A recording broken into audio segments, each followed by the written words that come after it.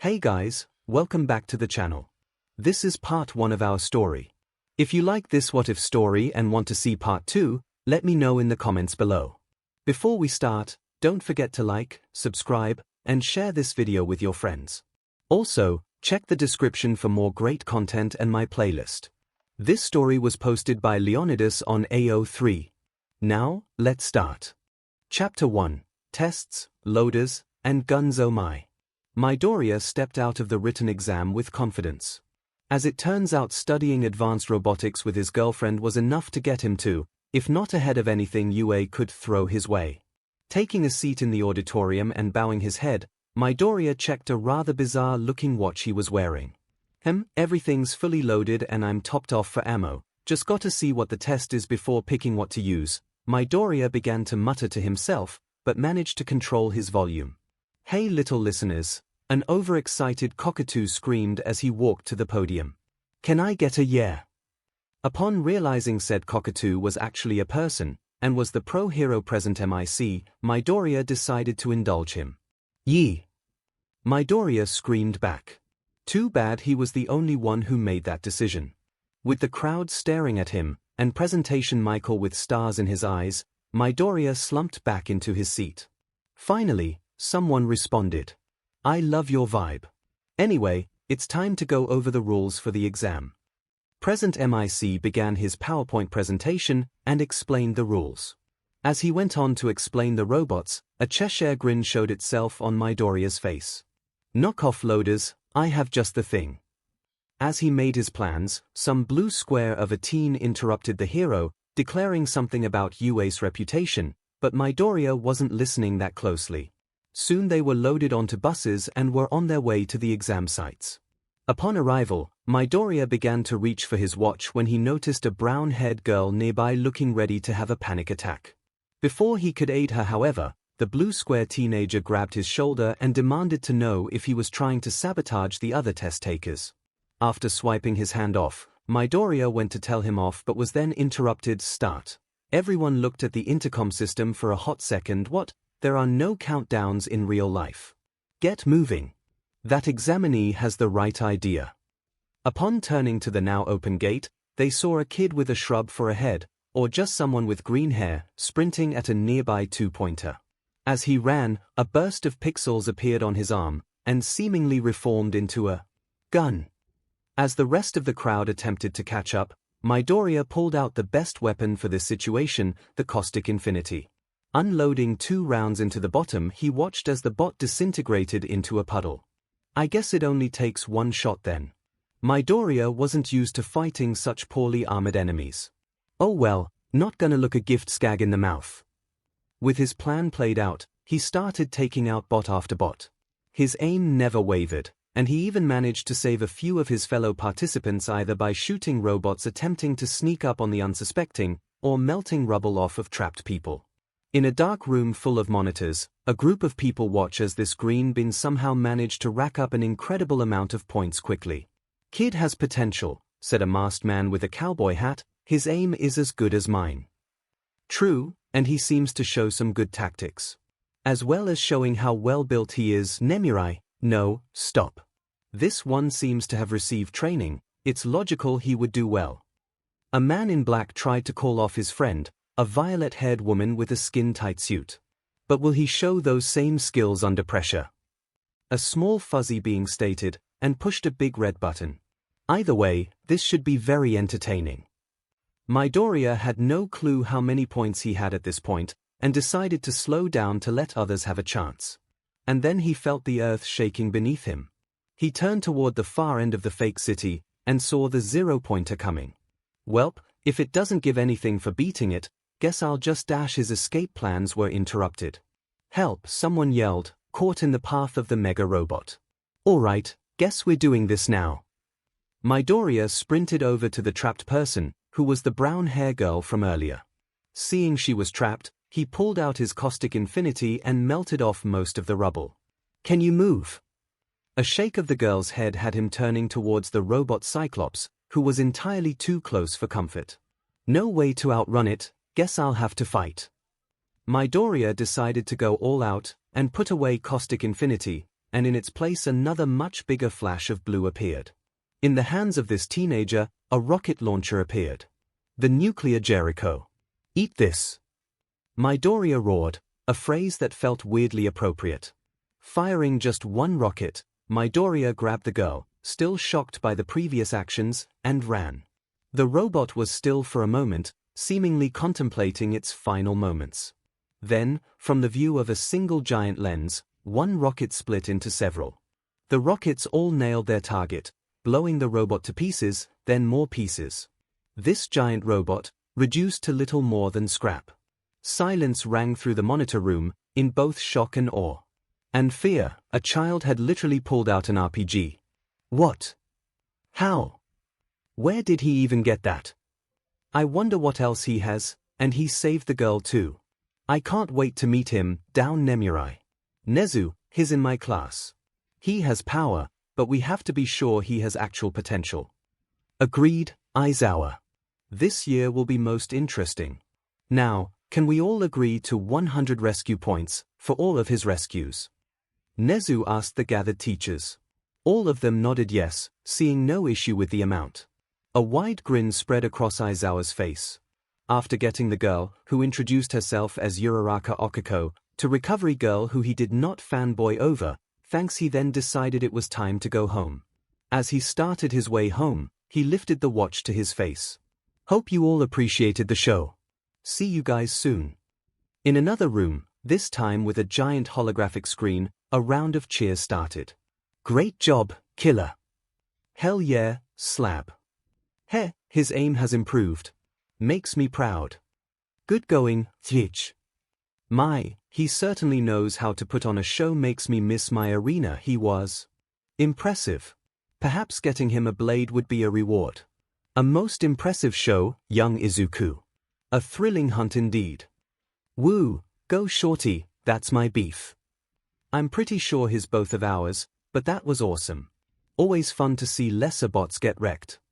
And then they saved the recording. There were quite a number of people who would want to see this. Midoriya made his way home. Along the way, his watch buzzed as several messages started coming through. All of them were ones of congratulations and declarations of how badass he was. There was also 2 messages came through. Shorty, that was a Mazballs. You gotta let me try. 8 ball, that was absolute anarchy.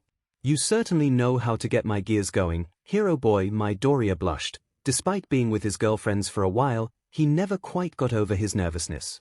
Looking at all the messages made him flash back to how all this started.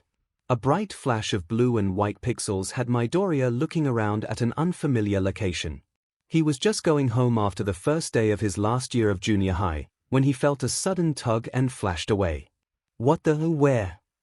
Midoriya couldn't even process what was happening. What the hell? You one of them fancy Hyperion android, thanks.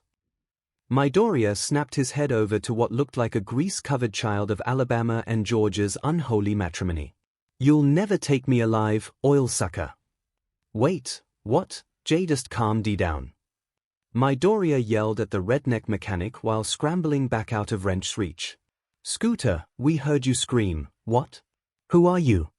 Midoriya was going to give himself whiplash snapping his head around like this, but for now he focuses on the tall man in the beret that just walked in. I'll ask you again, soldier, who are you? How did you get here? Now, this would be when most people would introduce themselves. However, that task requires the ability to understand each other. And Izuku just realized he may have missed that step. No, he did miss it. What? I don't understand. Midoriya asked in Japanese. And then the other 2 people in the room realized they had also missed said step. What? Do you not speak English? The beret man asked, rather pointlessly since it was true. Oh crp, man. I think some of them words sound familiar, though. I think it was from some of them old cartoon things we used to watch before we left the Hodunks. It would put the words at the bottom in English, but almost none of us could read, yeah, so it was more just like watching pretty colors and random noises. I think Mom might have paid more attention though. If anyone understands him, it's her. The room was silent for a moment. I have many questions, but for now, let's just get him to Moxie.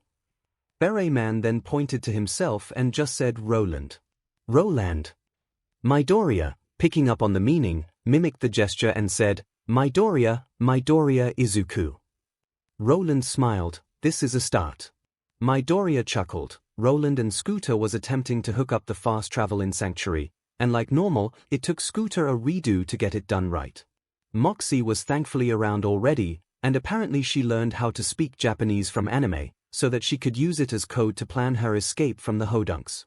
Apparently, he had been summoned by the fast travel station being incorrectly wired. And while it was scary at the time, he was glad to have someone who could understand him. He even began to learn Pandoran, which was just a slightly different English. Moxie took a shine to him as well, and became in essence a mother to him. To others, she was Mad Moxie, but when they were alone together, she was Mema Moxie. As they spent time together, Midoriya learned many things, most of it stuff he probably shouldn't have at his age. But hey, show him another teenager that can rig a slot machine, mix drinks, and can work on robotics and signal tracking, and he'll tell you to put down the mirror and go away. Mom, I'm home. Midoriya called out, stepping into the apartment. Honey, you're back. How was it? Did you get hurt? A short but lovely woman stepped out of the living room. His original mother, Inko, was always worried about him. After he disappeared for 6 months, only to show back up in the apartment wondering when he was, and why was he short again, she made sure to be around whenever he was supposed to get home. I'm fine, and it went well. I even got to see a hero, present MIC. Hugging her and telling her about his day, he remembers when he did the same with his mama. He also remembered when he managed to meet his other maternal figure. Roland, you got a moment? I need to, who's the kid? Midoriya looked over from the gun he was stripping and putting back together, and saw a dark red head staring at him. Roland, who was nearby watching, responded, Hey Lilith, I was just showing the rookie here how to field STRP his weapons. If he's going to join us, he needs to know how to survive. Lilith gave him a once-over, so, you're gonna be a killer here. Rather scrawny, but then again so is Mordecai. Has he been out there yet? Nope, haven't had time yet. Really? Him? Hey, mind if I borrow him for a bit? Okay, but why? Roland questioned, suspicious. Reasons, Roland. Anyway, killer, you got a gun. Midoriya nodded, and showed a Jacob's pistol. Alright, step over here for a second. Midoriya complied, and Lilith put her hand on his shoulder. Oh, and don't freak out. A flash of orange, and Roland was alone in the room. Lilith, better be careful, elsewhere, a flash of orange appeared in a cave. Midoriya jumped out, glancing around. What? What in the world? Was that a quirk? I told you not to freak out, kid. This is my place. Lilith rolled her eyes. What even is a quirk? I just used my siren powers. Siren powers? Jesus, has Roland not mentioned me at all? Guess introductions are in order. My name is Lilith, I'm supposed to be dead, and I'm a siren. And my name is Midoriya, Izuku Midoriya. What exactly did you need help with? Well, since I heard you was training, I figured you could use actual practice. Let's go, we gotta earn you that nickname, Killer. Midoriya chuckled, looking back on it, meeting Mama Lilith was one of his favorite moments. Then, of course, Jack happened. But, with the help of many people, they managed to survive both Jack and the Calypsos. They lost family along the way, namely Roland and Scooter, but it was expected. They had their time, and while it was too soon, his had time to mourn. Izuku was just glad he could save both Maya and Lilith. Turns out hiding nearby with a sniper and providing support to the Vault Hunters was more valuable than they initially thought though. It really was kinda comical, watching the boulders Tyrene was about to crush her corpse after getting nailed in the head from the side. The gifs made from that still get shown across the galaxy, apparently. But, now he's back. He isn't quite home, but it will be soon. Looking at the mostly completed machine in the corner of his room, this will be home soon. I'll open the gate, and get my family back. His eyes flashed a brilliant green, I promise. Midoriya started at the giant door in front of him, with 1A on the plaque next to it. After receiving his acceptance hologram of Eraserhead congratulating him on getting first place, he knew that this class was going to be interesting. He knew Bakugo most likely made it as well, and was not looking forward to seeing him again. All I can do is hope he learned his lesson last time. Midoriya finally opened the door to see a blue square teenager policing the room for dress code, and Bakugo, of course, in the seat in front of him. On the plus side, as soon as Bakugo saw Midoriya, he immediately crossed his legs with a squeak, avoiding eye contact. Apparently he did remember his lesson, Midoriya thought. Of course, bullets tend to send the message pretty well. Wonder if they managed to actually fix them. Midoriya pondered to himself in a mumble while taking his seat. No, whoops, apparently Bakugo heard him. Either that or the invisible girl moved closer without him noticing. Who knew a man's voice could hit that pitch? On default. Hey, it's you. Rocket Man, a voice called from the door. So that was her first impression of him. Not the worst thing he's been called. Yo, Gravity Girl. Glad to see you're better. But you might want to sit down. There appears to be something that wants in. The girl turned around as she walked to her seat, and spotted the majestic yellow caterpillar team. It then wiggled up to the front and stood up, revealing a face. A very tired face. It took you all 3 seconds to quiet down. Get better. Now put on these uniforms and meet me on Field Gamma. But what about Dash, did I stutter? You have 5 minutes to get there. You might want to go. The Keanu Reeves stunt double told them before leaving. It took most of you 5 minutes to get here. Speed that up next time. As for what we're doing here, you're doing a quirk test. Bakugo, what's your record for ball throw in your previous school? About 60 meters, replied a voice that was higher than half the girls here.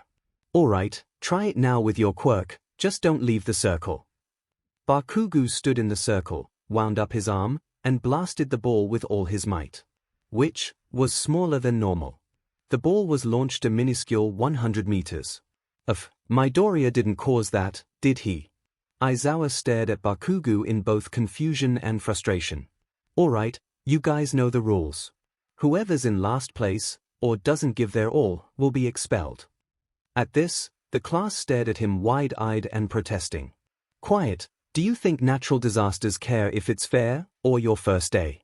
Heroes are not here to fight fair, we are here to capture and punish those who would take advantage of what's fair. And with that lovely reminder, the test began in earnest. Across most of the tests, Midoriya managed to do above average. The only ones he had any issue with was the flexibility test and long jump. And surprisingly he managed to place higher than Bakugo. In fact, most people did. Why? It was time for the ball throw, and Midoriya had a plan. His turn came, and he stepped into the circle. Reaching to his watch, he pulled out what could only be described as a bright yellow, black and white shotgun. Thank goodness Uncle Torg liked to gift him any spare shotguns they had laying around. Apparently he was blown away here by Midoriya's ability to spot where to blow something up to cause the most mayhem. So they started talking, and by the end Midoriya had a new self-proclaimed Funkle Torg, who would teach him all the ways to FKST up the Torg family way. After he pulled it out, he proceeded to slide the ball down into the barrel, into Midoriya's special ammo. Midoriya found a way to make Torg shotgun shells that could be used with grenades to make a duo explosion of explosive power and whatever element the grenade is. But, now that would simply be baseball element, here's to hoping the thing won't burn up in the blast. As his classmates watched in both awe and terror, Midoriya aimed out and up, and pulled the trigger. A roar was heard as the shell with the ball came flying out, traveling several hundred meters before exploding and launching the ragged ball even further. Aizawa stood there with a wide terrifying smile, but his eyes showed confusion. Why hadn't his quirk worked on Midoriya? He started before he even reached for the watch, so that wasn't an emitter or transformation quirk. Midoriya's file had him under quirkless, but that couldn't be true, could it? Midoriya, you got 2 kilometers. Next.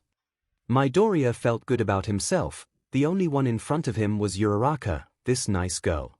Even Momo, because Izuku can't be bothered even thinking of her last name, who copied his idea with a cannon, couldn't beat it. Soon, the tests were over, and the scores were displayed. Izuku found his place at a fair third, following only Momo and Todoroki. And surprisingly, the last two spots were Bakugo and a grape that he was about to turn into a raisin if he didn't stop perving on the girls. Mineta, you have shown almost no creativity, but absolutely no respect to me or your classmates. Expelled. And such, the grape was dragged away crying about how he never even had a chance to touch any of them. Bakugo, your quirk records state you should be able to release bigger blasts with no difficulty. What happened? Well, Bakugo started, it turns out that a lot of bodily functions depend on hormones, and I don't produce those anymore, so my sweat has severely weakened in both power and amount. What do you mean, anymore? What happened? I lost them. What are you talking about? -mytstcs, I lost myfgtstcs, okay. Bakugo squealed, his voice now making much more sense. Everyone stood in shock again, even Midoriya. Holy skagball, did I do that? Izuku was asking himself in horror, crossing his legs on instinct. Along with all the other males in a 100-meter area. And some of the girls. Okay then. As sad as that is, as it stands you have no real potential with your quirk. Before, it may have been a somewhat okay combat quirk, but now it has almost no combat abilities and explosions never aid in rescue operations. As of now, you are in general education. Should you prove yourself in the sports festival, we can see about bringing you back. Until then, report to 1E and explain to MIC what's going on. How did you even lose them in the first place? Bakugo looked away suddenly, not making eye contact. Well, a few months ago, I was doing something I shouldn't have, and there was an accident. That was as far as he was willing to go into how he had bullied Midoriya, and what happened when he tried to continue it afterward. Apparently, incendiary ammo is enough to set off his sweat, and with it being summer back then, all it took was one stray spark to set it off. And the result is that the Bakugo bloodline ends with him. Yeah, I kinda owe Aunt Mitsuki grandchildren, don't I? Midoriya pondered to himself, silently watching as Bakugo left with a distant look in his eye. That's all for today. Syllabi are on your desks, now leave me alone. With that, Aizawa left, and soon so did the class. Along the way home Midoriya was joined by the Uraraka, who brought along another friend who wished to be called Zu. They talked, joked, and had fun back to their respective homes. And with that, the first day, and Midoriya's first impression as a madman to his class ended. Midoriya was sitting in class the next day, behind a now empty seat, and was wondering who was supposed to teach heroics. All the other teachers were heroes, so that trend should be a hint, but he had no clue. It was already weird that still active heroes were teaching them as opposed to retired ones, but hey, if they want to give up sleep at night, so be it. So who would be the poor sap they suckered into a teaching position? I am here, coming through the door like a normal person. All Might bust through the door, almost literally, screaming about how normal he is. And his class lost their minds, screaming about how excited they were and how he was wearing his Silver Age costume. And Midoriya? He was merely pleasantly surprised. It was hard to work up the same vitriolic excitement the others had, when you have been on the other side. Savior of Pandora and Slayer of the God Queen were screams he heard wherever he went. And it was only most of the time it was followed by a fight. With a following arguably greater than All Might's, Midoriya wasn't about to freak out in front of someone he respects. Oh, and apparently he just said something about costumes, and opened up the rack of cases. Midoriya noticed there was only 17 cases. So apparently the gear he requested was rejected, with no replacement available. Just how hard is it to infuse iridium into body armor? Oh well, it wasn't like he didn't expect it. Thankfully he already had an outfit, and his shield should be fine. In the locker room, Midoriya changed into his custom green hoodie with a rabbit surrounded by a gear on the front. It was a gift from his girlfriends, and he was proud to wear it. Plus, he already got all the bloodstains out. He slipped on his breathes and combat boots, with special jets on the sole to give him double jump capabilities from a spare ounce kit he keeps next to the shield on his hip. On the other side he kept his Echo, which was linked to his watch that acted like a much better, actually useful Fitbit. It allowed him to digistruct things on the fly. He got the idea from 𝐔𝐬𝐽, but didn't feel like cutting an arm off for it. Speaking of his watch, he activated the recording function so he could send it to the others later. Walking into the monitor room, Midoriya saw everyone in costume. They honestly didn't look bad, at least by Vault Hunter standards. Krieg showed more skin than both Momo and Kirishima combined, after all. All except for one. 𝐻𝐻𝐿, please tell me your costume is made out of your hair. Midoriya asked, dumbfounded at what he wasn't seeing. Wait, that's a thing. 𝐻𝐻𝐿 responded, confusion lacing her tone. I'll let you sort that out yourself. We got things to do here. Young Midoriya is correct, we have a heroics class to get to. Today, hero versus villains. All Might took control of the class and explained the rules. Teams of 2, one is heroes, other is villains. They were paired up randomly, and Midoriya found himself paired with Uraraka. So good so far. First teams to go are A as heroes, and D as villains. So it was him and Uraraka against Blue Square and Peppermint Popsicle. Oh, fantastic. All Might sent them off to their base to prepare. But Midoriya noticed something strange. Is it just me, or is All Might looking at me weird? Earlier that day, he's completely quirkless. Recovery Girl stated to the meeting. Everyone in the staff was gathered for an early meeting, with the main topic being Midoriya. How? He summons guns constantly. Present MIC was losing his mind. But even he had nothing on the energy pouring out of two people in particular. Eraserhead was cracking the widest smile ever seen on him, and All Might was panicking internally. How is it possible? Quirkless people shouldn't have access to that kind of power. It's true. Recovery Girl started explaining, Midoriya has absolutely no quirk factor that is shown by both the extra toe joint and BLD tests. What he does is most likely not a quirk. Of course, either he has revolutionary support tech, or it's an effect of somebody's quirk. Aizawa sat there, actually feeling excited for once. Finally, Aizawa thought, a hero hopeful that isn't just a show-off with a destructive quirk. He shows more and more potential. All Might had a very different thought process, however. There is no way he could ever be a hero quirkless, no matter what he can build. And not even Island has that kind of technology. If he was quirkless, but has one now, that can only mean, with his heart set, All Might opened his mouth and started speaking. I believe the best thing to do is expel him. He is clearly violent, with a dangerous power, and I believe we should conduct an investigation into his circumstances. And with that now out there, all eyes turned to him. But this time, instead of eyes filled with admiration and trust, he instead received ones of confusion, and 3 sets of eyes filled with disbelief and even some rage. Surprisingly, Aizawa, Nezu, and Power Loader were all staring at him with a negative aura around them. Are you stupid? Midoriya has shown he has great control over his weapons and remarkable planning skills. He has technology so advanced we thought it was a quirk. He has some of the most heroic potential out of his class. Why should he be expelled? Aizawa was livid. Despite his track record, he honestly cares about his students, especially those that earn his respect. Midoriya has gear so advanced, we should be keeping him here. If not a hero student, then as a support class student. Power Loader was not gonna let them get rid of Midoriya before getting the chance to examine his gear. Midoriya may not have allowed them to make him anything much, but he will beg if he has to for that tech. As for Nezu, All Might, I am disappointed. We are sitting on the world's first quirkless hero which can only help both the hero community and the quirkless of society, and you want to get rid of him. He took number 1 in both the written and the practical exams. And looking over his profile, he shows no more aggression than other students. On what grounds do you think we should expel him? All Might swallowed. He just knew the kid was villainous, with possible connections to him, but how could he convince the others without telling them of his greatest enemy? You see, we don't even know the items he uses are his.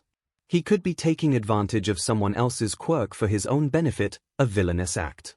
And he is clearly hiding secrets. He shouldn't feel the need to do that if he wants to become a hero. All Might tried to defend his point, but all he accomplished was having even more members of the meeting moods turn sour. Look, there's also no way for him to be a hero. It's too dangerous without a quirk. He'll be useless out there and die. All Might kept talking, trying to make the others understand his point. As even Recovery Girl started to glare at him, he knew. He FD up. Presentamisi, how All Might's poo. All Might thought his current plan was rather genius. He paired up the future villain with a non-combat quirk classmate, and put them against the strongest quirk users in class. When he loses, All Might could then expel him for having no potential. And the only way for him to win would be through villainous acts, and he could expel him then. Absolutely flawless. And then the exercise started. And as they say, plans never survive first contact with the enemy. Young Todoroki wrapped the building in ice, and All Might was about to call it when Midoriya pulled out a gun glowing orange. And then melted his way in. As they snuck through the halls looking for the bomb, All Might saw young Ida find them. Young Ida should surely stop them. But as it turns out, no. He couldn't. Midoriya pulled out another gun and fired at young Ida's feet, creating an ice block that trapped him. Then young Uraraka tapped him, removing his gravity. Young Ida is out. All Might didn't need to announce it, but he hoped young Todoroki would get the message and stop him. Soon the team found the bomb in a room completely blocked off by ice. As Midoriya melted an entrance, young Todoroki launched a wave of ice at him. It should have worked, but the ice seemed to curve around him. How is that not a quirk? Even young Todoroki was shocked, which allowed Midoriya to shoot his freeze gun at his feet, making him a block too. Instead of tagging him, however, young Uraraka ran and grabbed the bomb. The hero team wins. All Might was now absolutely enraged. How dare this child villain take out the children of two other heroes he respected, and with little effort. After thawing out both of the other contestants, both teams came back to the monitor room. According to his original plan, he was supposed to be expelling Midoriya. He couldn't do it now unless he convinced the class. All right, who was MVP? All Might assumed the class would call for young Todoroki. He was shocked once again. The MVP was Midoriya, sir. He created the plan and found a way to counter both of his opponent's abilities. Young Yorozu, how could you do this to him? But why not young Todoroki? Because he ultimately left his teammate alone, and didn't change his strategy when proven it didn't work. I am confused, however. Midoriya, what did you do to Todoroki's ice? Young Yorozu asked the major question. That. It was my shield, it's immune to cryo damage, which was what that whole attack was. I also have ones for other elements, so I'm protected from most emitter quirks. Midoriya was sitting on some sort of super armor apparently. All Might called bull on this. There's no way that wasn't a quirk. The rest of the day wore on, with All Might being unable to find any way to get rid of the brat. As the day closed, All Might was determined to prove to everyone that he was right. He'll make sure of it. Another day, another dead body, pretty normal on Pandora. Lilith walked by Sanctuary's control room and saw a flashing light on the console next to hers. That could only mean one thing, a message from Izuku. Would Moxie, Hammerlock, Wainwright, Tina, and any interested Vault Hunters please come to the control room? Lilith spoke into the speaker system. Hey, just because she could telepathically tell them, doesn't mean she would always do it. One by one, everyone showed up and saw the flashing screen on the desk. Alright, Shorty got US and Kick-Ass vid. Play it, play it, play it. Lilith loaded it up onto the hologram and pressed play. And here are some commentary from the assembled killers. Whoa, that dude is as big as Talk. Wonder if he also makes as big a mess as him. From what Hero Boy said, that was All Might. He said he was big, but I thought he was joking about being big enough to grapple a Bulimong. Absolutely fascinating. The next stage of evolution for humans is extraordinary. I must meet with some of the anthropologists there. Good show. Holy ST, the whole building is wrapped in ice. Not even my sniper rounds could pierce that unless Incendiary would melt through the entrapment. It's good he has won. Killer always tried to be prepped for anything. Saved us a few times, too. Man, that armor dude got wrecked. Put him on ice, 𝐼𝐴𝐴𝐷. Little Sugar sure does know how to keep his cool. Is it just me, or is the Torg knockoff looking at Hero Boy weird? He totally is, wonder why. Ah, was that the end? I was hoping to see that big bomb baby blow. End of commentary. The kid did good, and according to his report, he is almost done with his fast travel station. Can't wait to see the planet killer grew up on. Lilith told the gathering crowd gathering around her. How much longer? I haven't seen my best beef in forever. Tina asked while jumping around like a stalker on steroids. Should only be a day or two according to him. So knowing him, he should finish it and get it updating sometime later tonight. The rest of the gathering smiled, whether to themselves or each other. They were going to see their long-distance family member once again. Back with our MC, Izuku was walking to school the next day with a spring in his step. He had finished the fast travel station last night, so all that was needed now was to update it and connect it to the system. Man, who knew traveling the multiverse was so difficult. He was also excited for one other thing, however. Unknown to the crew, Midoriya added an extra point to the fast travel by using his watch. Sure, he can't leave with it, but he could bring them to him and help them go back through the watch. It should go online with the regular fast travel back at the apartment. Time skip cause why not? Today you'll be picking a class representative and vice. Don't bother me and figure it out yourselves. The very tired caterpillar told his class, like they aren't a class of problem children. And true to their nature as problem children, the shouting began instantly. I wanna be class rep, vote for me. I promise more lax dress code if you vote for me. I'll make class 1A better again. It's time for change, vote for your first alien class rep. Enough. Let's settle this with a vote. Ida managed to scream out over the crowd, and thus, democracy won out. Midoriya was debating with himself about who to vote for, before finally writing a name and submitting his vote.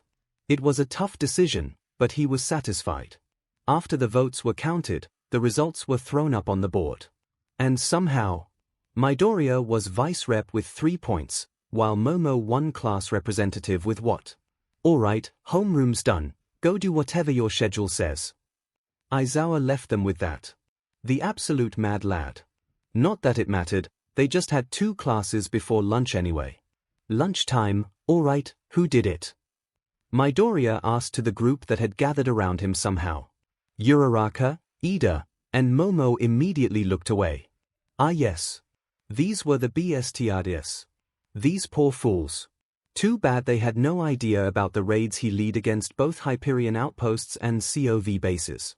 The raiders under him still can't look him in the eye. Well, I hope you all are ready for absolute he was interrupted by sirens going off. The lunch hall quickly began to panic. In their rush, they somehow conveniently managed to shove Midoriya into the window, where he saw who caused it. I gotta get the crowd's attention, Midoriya mumbled as he reached for his watch. He had an idea, and pulled out the gun he got from killing the DJ that worked for the Calypsos. Nothing like some dubstep to get the crowd's attention. Midoriya opened the window, pointed the gun to the sky, and pulled the trigger. A resounding WB washed over the crowd, as they stopped to see what made that sound that for some reason made them think of, it's just a bunch of reporters, calm down and stop panicking. The crowd, upon confirming that he was right, began to slowly and shamefully leave the cafeteria. On his way to the designated waiting area, however, Midoriya noticed a flicker of purple in an adjacent hallway. Deciding to check for lost students, he walked his way down to the room it was in front of. Instead of finding a student, however. Come on, where's the intel? Gotta get back to base. A blue-haired man-child was going through one of the teacher's desks. Quickly pulling out a gun from his favorites, Midoriya took aim at the man who needs chapstick, and shouted, "Hey, get down on the ground, now." Chappie whipped to the sound, and actually relaxed when he saw a student. That was his second mistake for the day. Get out of here, kid, unless you want to make me blow my cover just to silence you. Besides, you're a hero brat. You won't kill me. And with those words out of his mouth, Midoriya pulled the trigger. Aiming for his left hand, Midoriya shot, the thunder of the gun going off resounded throughout the school. Or at least this side of it. Gah, I'll kill you, brat. Krogiri, I got what we need, get me out of here. Before Midoriya could fire another shot, Chappie sunk into a purple cloud and disappeared. Looking at the gun he pulled out, Midoriya had to stop himself from laughing. Suddenly, Eraserhead bolted into the room. What the hell? problem child. What are you doing? Stopping a villain from digging through that desk, the one with the copious amount of BLD around it. Although, he said he got what he was looking for. Midoriya answered, trying to hold back the snark he would normally throw into mission reports. There is a time and place for everything, but not now. Upon seeing the BLD, Aizawa immediately checked over the overly armed child and saw no wounds. You didn't kill him, did you? Aizawa was already done with the situation. Probably not, sir, as long as he's careful when it goes off. When what goes off, you gun gremlin? Well, we call it the Duke. In an evil bar base, Shigaraki stumbled through the portal, his left hand bleeding heavily. Kurogiri immediately got the doctor and the first aid kit, and the television lit up. What happened? A voice echoed through the room. A hero brat shot me. I'm gonna kill him. First All Might, then him. Shigaraki threw a fit as the doctor tried to get him to stop moving. Wait, is that something flashing in your hand? The doctor asked. Shigaraki immediately brought his hand up to see a flashing light buried in his hand. Boom. Arc. Shigaraki gripped at his face with his right hand, as a small explosion burned most of it and his left eye. Meanwhile, his left hand. Forget All Might, I'm killing that brat first. Shigaraki thought to himself before passing out. They got the info, but at a heavy loss. Later that day, in a teacher and detective meeting, as it turns out, a villain used the media to sneak in and attempt to steal something from All Might's desk. Thankfully, Midoriya's watch passively records up to 30 minutes in case of emergency, so we have video evidence.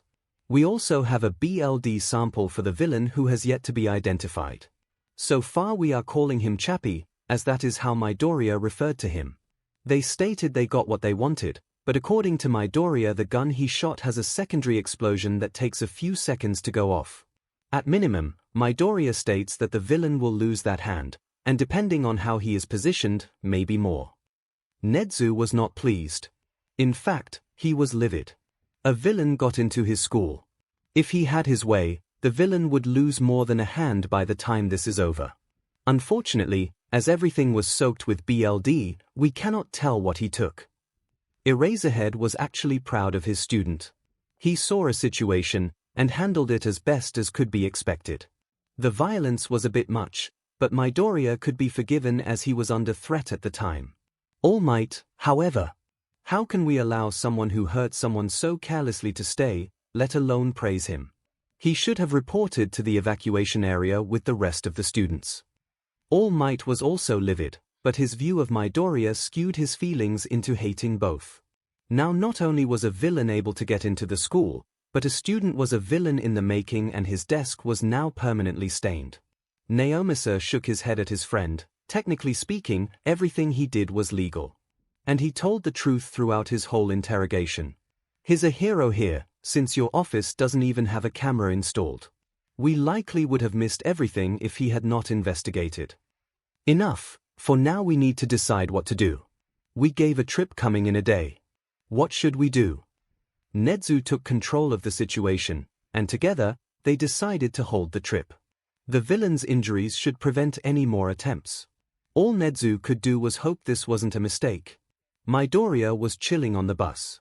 Apparently, they were having a field trip today, and despite the incident a day ago, Midoriya was hyped. Not particularly because of the trip, but because the fast travel should be done by the time he got home. He was excited to finally see his non-BLD related but BLD covered family. Hey, Midoriya. Kermit the Frog, Tsuyu, got his attention. What happened yesterday? You wandered away and we just heard a big bang. Almost caused another stampede. Midoriya knew that the school wanted to keep the infiltration a secret, so he had to make up something, fast. That's actually pretty common with me around. It's actually weird if something doesn't blow around me. Okay, a pretty obvious deflection, if also a bit true. Given who his bully was before finding his other family, and part of said family being Uncle Torg, explosions was practically a daily occurrence. Aizawa seemed to relax in his seat, apparently he had been paying attention to that conversation. Alright, that's actually freaking manly. Kirishima, declared over the noise of the bus, thankfully removing the attention from Midoriya. Midoriya played along, shifting the conversation to quirks and who would likely be popular. They soon arrived at their destination. A giant dome, with a sign at the front with only 3 letters on it. USJ, how maddeningly vague and unhelpful. The class unloaded from the bus and walked inside, where they were not with a new hero. It's 13. She's an amazing rescue hero. Midoriya turned his head, surprised he wasn't the one freaking out first. Instead, it seemed that honor belonged to Uraraka. 13 gave a small wave, and started talking about how much damage quirks can do if not carefully controlled. As entertaining as that is to Midoriya, a buzz at his wrist caught his attention. The words, "Fast Travel Unlocked," flashed across it, and a grin split Midoriya's face. He immediately sent a message to Sanctuary, as well as set up a live feed of his lesson. Hopefully they wouldn't decide to make use of the fast travel yet, especially in his watch. It would be awkward to explain to either his mother or teachers where these lunatics armed to the teeth came from. But of course, that's when the trip went downhill. The lights started to flicker, and a sound came from Aizawa's phone, telling him the signal to the school was cut. As all this happened, a familiar wisp of violet appeared swirling in the center of the plaza. "Sensei!" Midoriya yelled and pointed at the plaza, which now held a growing number of villains. "Everyone, get outside, now.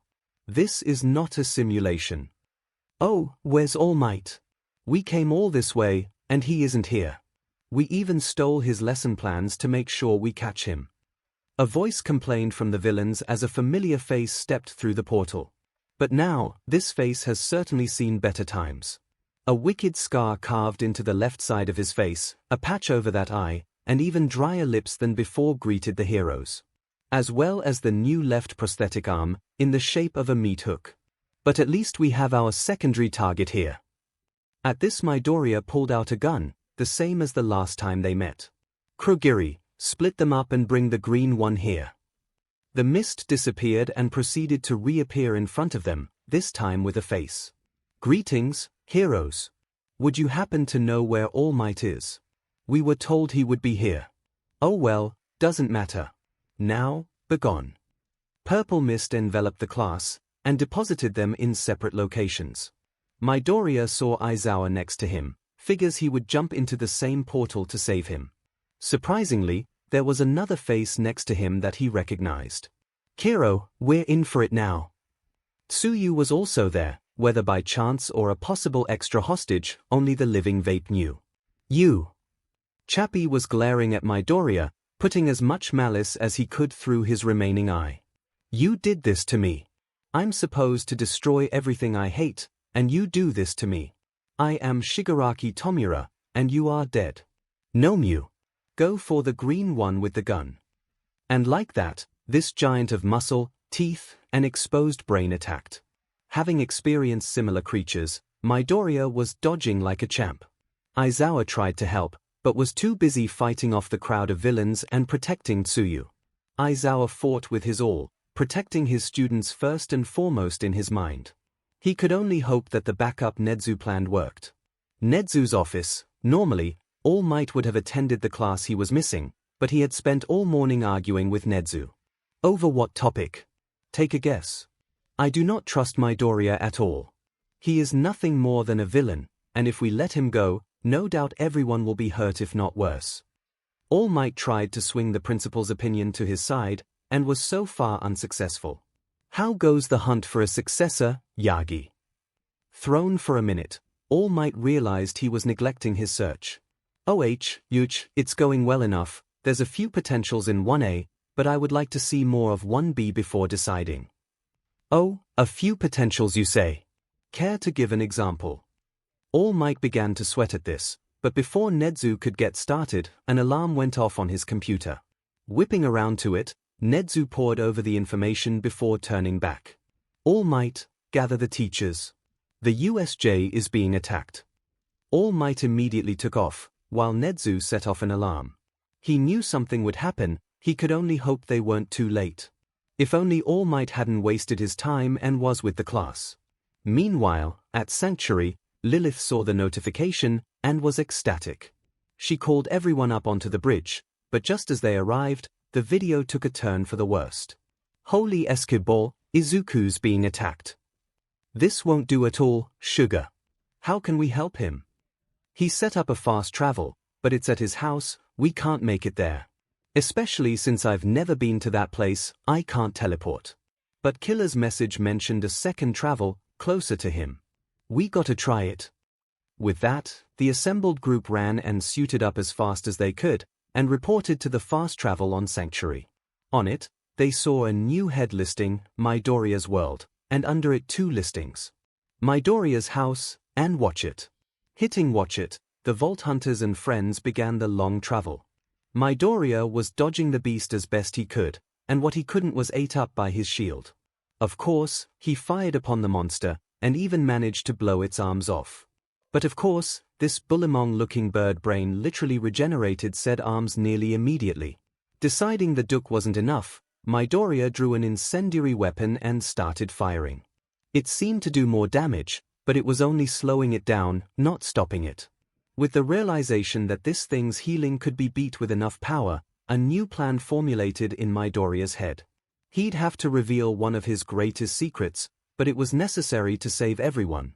Okay, not really, but it's been a while, and the fireworks are gonna be so pretty. And with that, Midoriya's eyes glowed an electric green. Aizawa's POV, Aizawa was losing his mind. Between fighting the villains and protecting his froggy student, Aizawa was forced to let Midoriya handle the big monster. Although, it seemed Midoriya was doing just fine. Other than a few punches that should have landed that would have killed anyone else, a flash of light seemed to stop it from actually hitting him. But even though he could dodge and dive like the best of underground heroes, Midoriya wasn't able to damage the thing.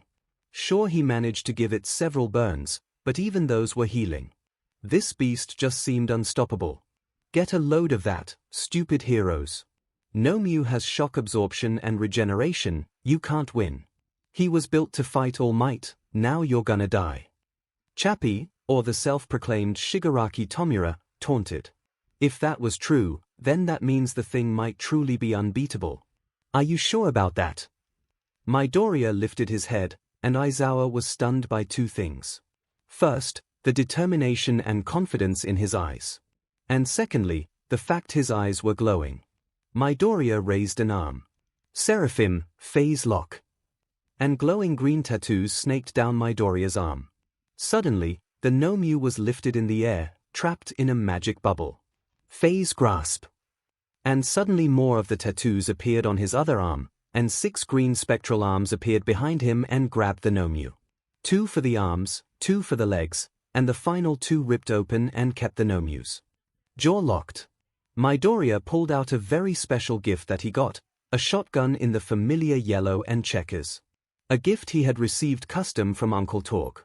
Shoving the barrel into the monster's maw, Midoriya looked dead at Shigaraki. Let's see him heal from this, motherflacker. And he pulled the trigger and leapt back. The 𝐿𝐵 was still locked in place, when suddenly, its body bulged outward. Then it did it again. And again. And again. Soon, the 𝐿𝐵 was little more than a constantly swelling sack of meat, with the popping inside growing louder each time, before finally, boom, an explosion the size of a multi-story house replaced the 𝐿𝐵, with small chunks of charred meat and bone being left behind. Midoriya just looked up at the scarred villain, smirked, and said, looks like he couldn't. Care to see if you might do better, Chappie? Midoriya killed the unkillable. POV back to normal. Midoriya stood there in the remains of the monster, smiling at the power of the blast. Back at the crater, Midoriya got his hands on one of his favorite shotguns available, the casual flakka.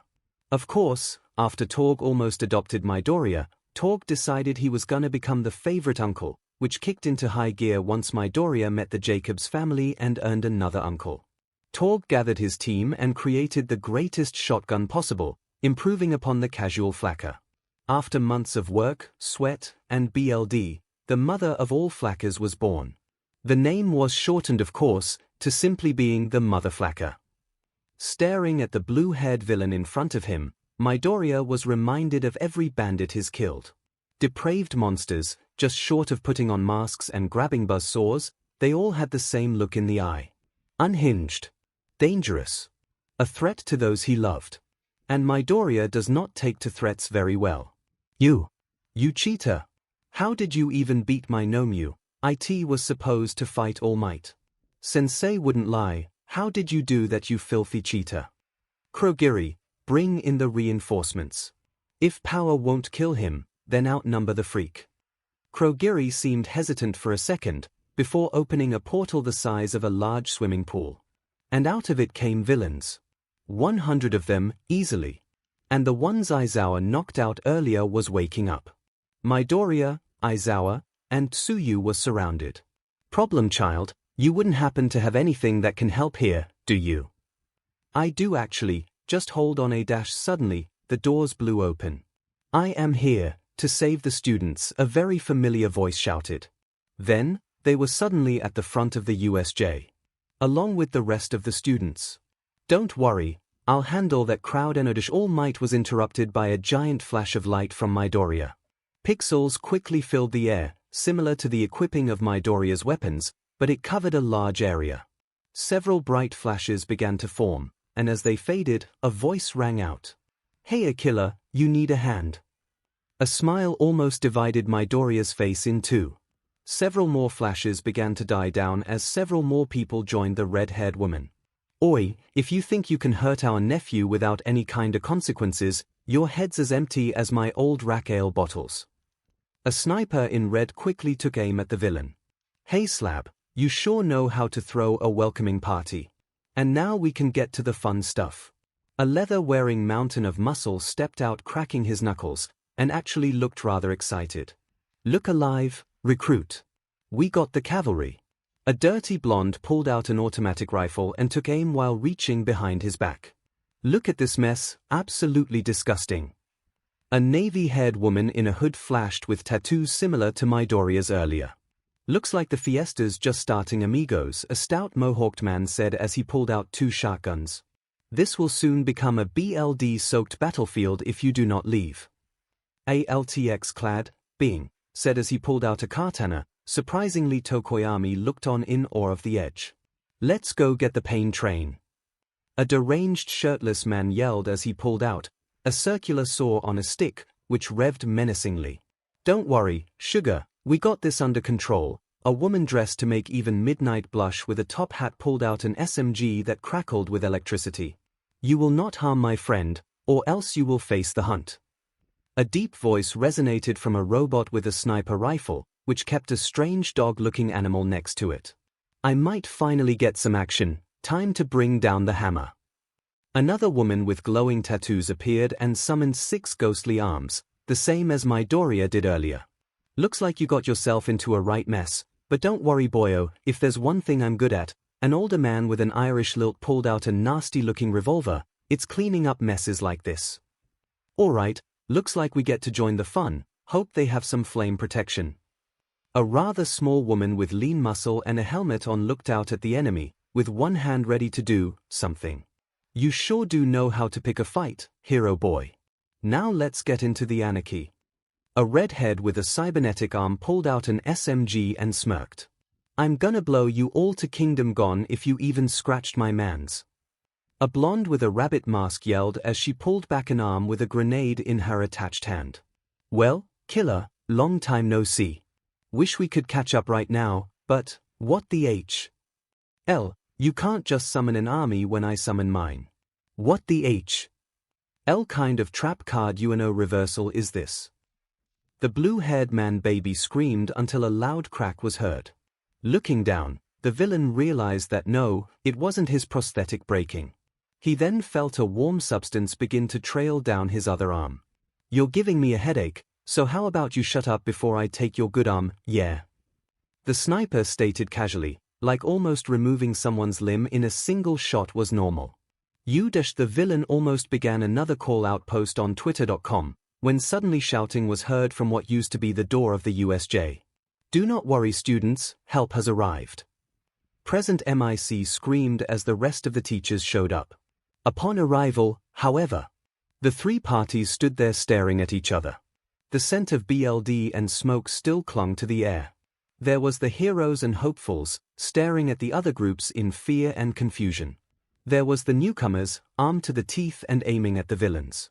And there was the villains. Despite being in the largest group, they knew they were in the most danger. This has become a very, very awkward situation. Suddenly, a portal appeared and swallowed Chappie, and disappeared. Apparently Kurogiri decided to escape with his charge while he could. And not a second later, All Might took a swing at the gathered villains, sending all of them flying through the air. And then there were two groups. Midoriya stepped in between, tattoos still glowing. I can explain. Wait, does this mean we missed the punching people part? Notes, you there, reader, didn't you read the summary? There are only notes here now. I had to with flack, especially after plugging the bloodstained hero. I decided to add a new gun in the mix, and I'm adding all my favorites in here. And if you think being friends with the company owners wouldn't get you great stuff, you're wrong. You know they would take every opportunity to spoil Midoriya into making them his favorite uncle. As for the Seraphim bit, the next chapter is gonna be fun to write. Midoriya was sat in the auditorium, on stage. The reason? He had managed to summon most of his family. In front of his teachers. And now, he was being questioned by the principal, Aizawa, and some detective that was supposedly called for by All Might. In fact, the whole staff was there besides All Might. Where he went in such a hurry, Midoriya had no clue. And on the opposite side of the heroes, was his family. At least, the majority. They looked to be standing around casually, but if you took a closer look, you would see how their hands never left their weapons, and that Lilith, Maya, and Amora's eyes never stopped glowing. They were ready to fight at the nanosecond something happened. And knowing some of them, they might start something anyway. Better handle this, fast. So, who starts the interrogation? Let me guess, Aizawa is bad cop, detective is nice cop, and the principal is the even worse cop. Okay, maybe not that fast. Years of talking back on Pandora and other planets made snark his default response to most things. So of course, it would happen now. Actually, I will be starting the questioning. My name is Tsukochi, and I will be able to tell if you're lying or not. The detective introduced himself as he walked over to the table set up in front of Midoriya.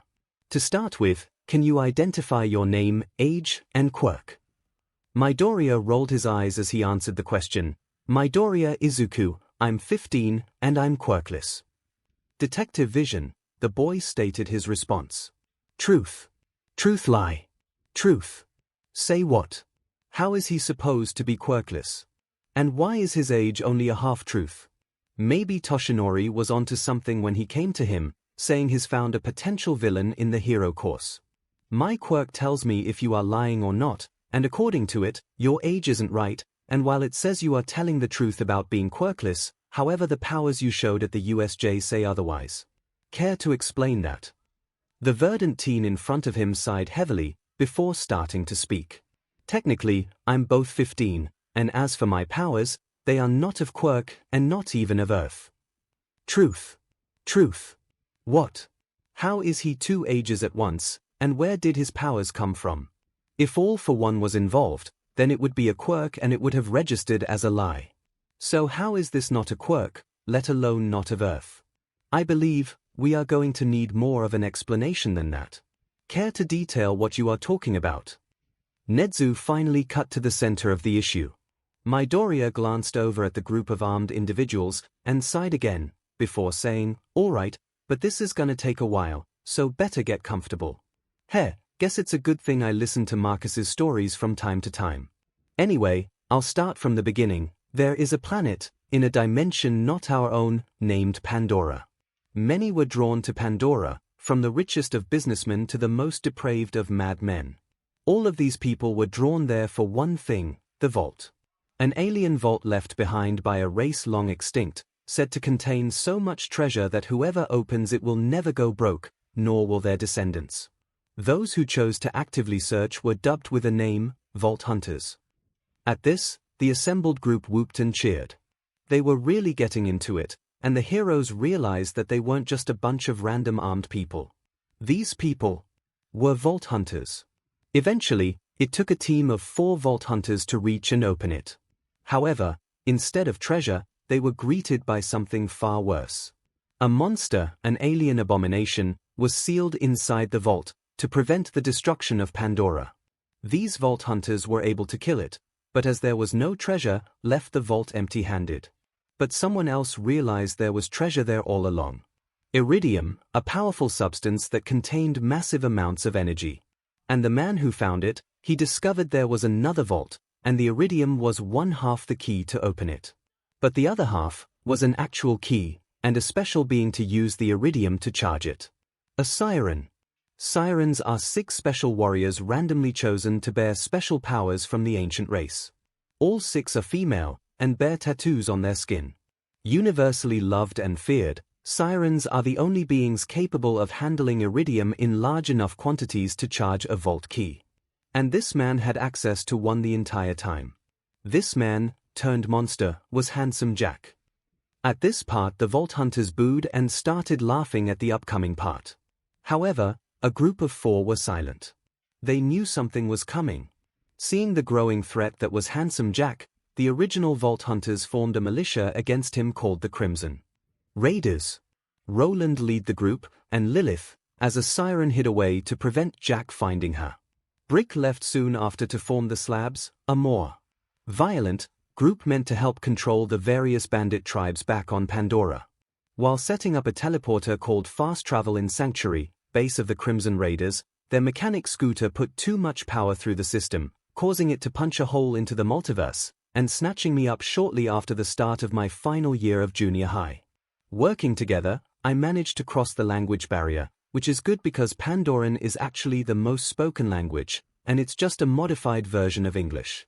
After finding out both their problem and inability to send me back while they were effectively at war, I decided to help. Figured it was the only way I could become a hero. Couldn't do it here quirkless, but on Pandora. I took lessons from the Vault Hunters and became one myself. After I arrived, a few months later we were joined by 6 new hunters, and together, we brought down Handsome Jack. But we didn't do it without consequences. I was able to save Bloodwing, Mordecai's bird, from dying due to experimentation by Handsome Jack with iridium. She may be fine now, but the scars won't leave. And we lost one of our own. Roland was shot in the back by that cowardly, no-good, murderous, madman Jack. That absolute jackhole. The Vault Hunters were silent now. Even they knew to respect their fallen comrades. The heroes were shocked at Midoriya's anger.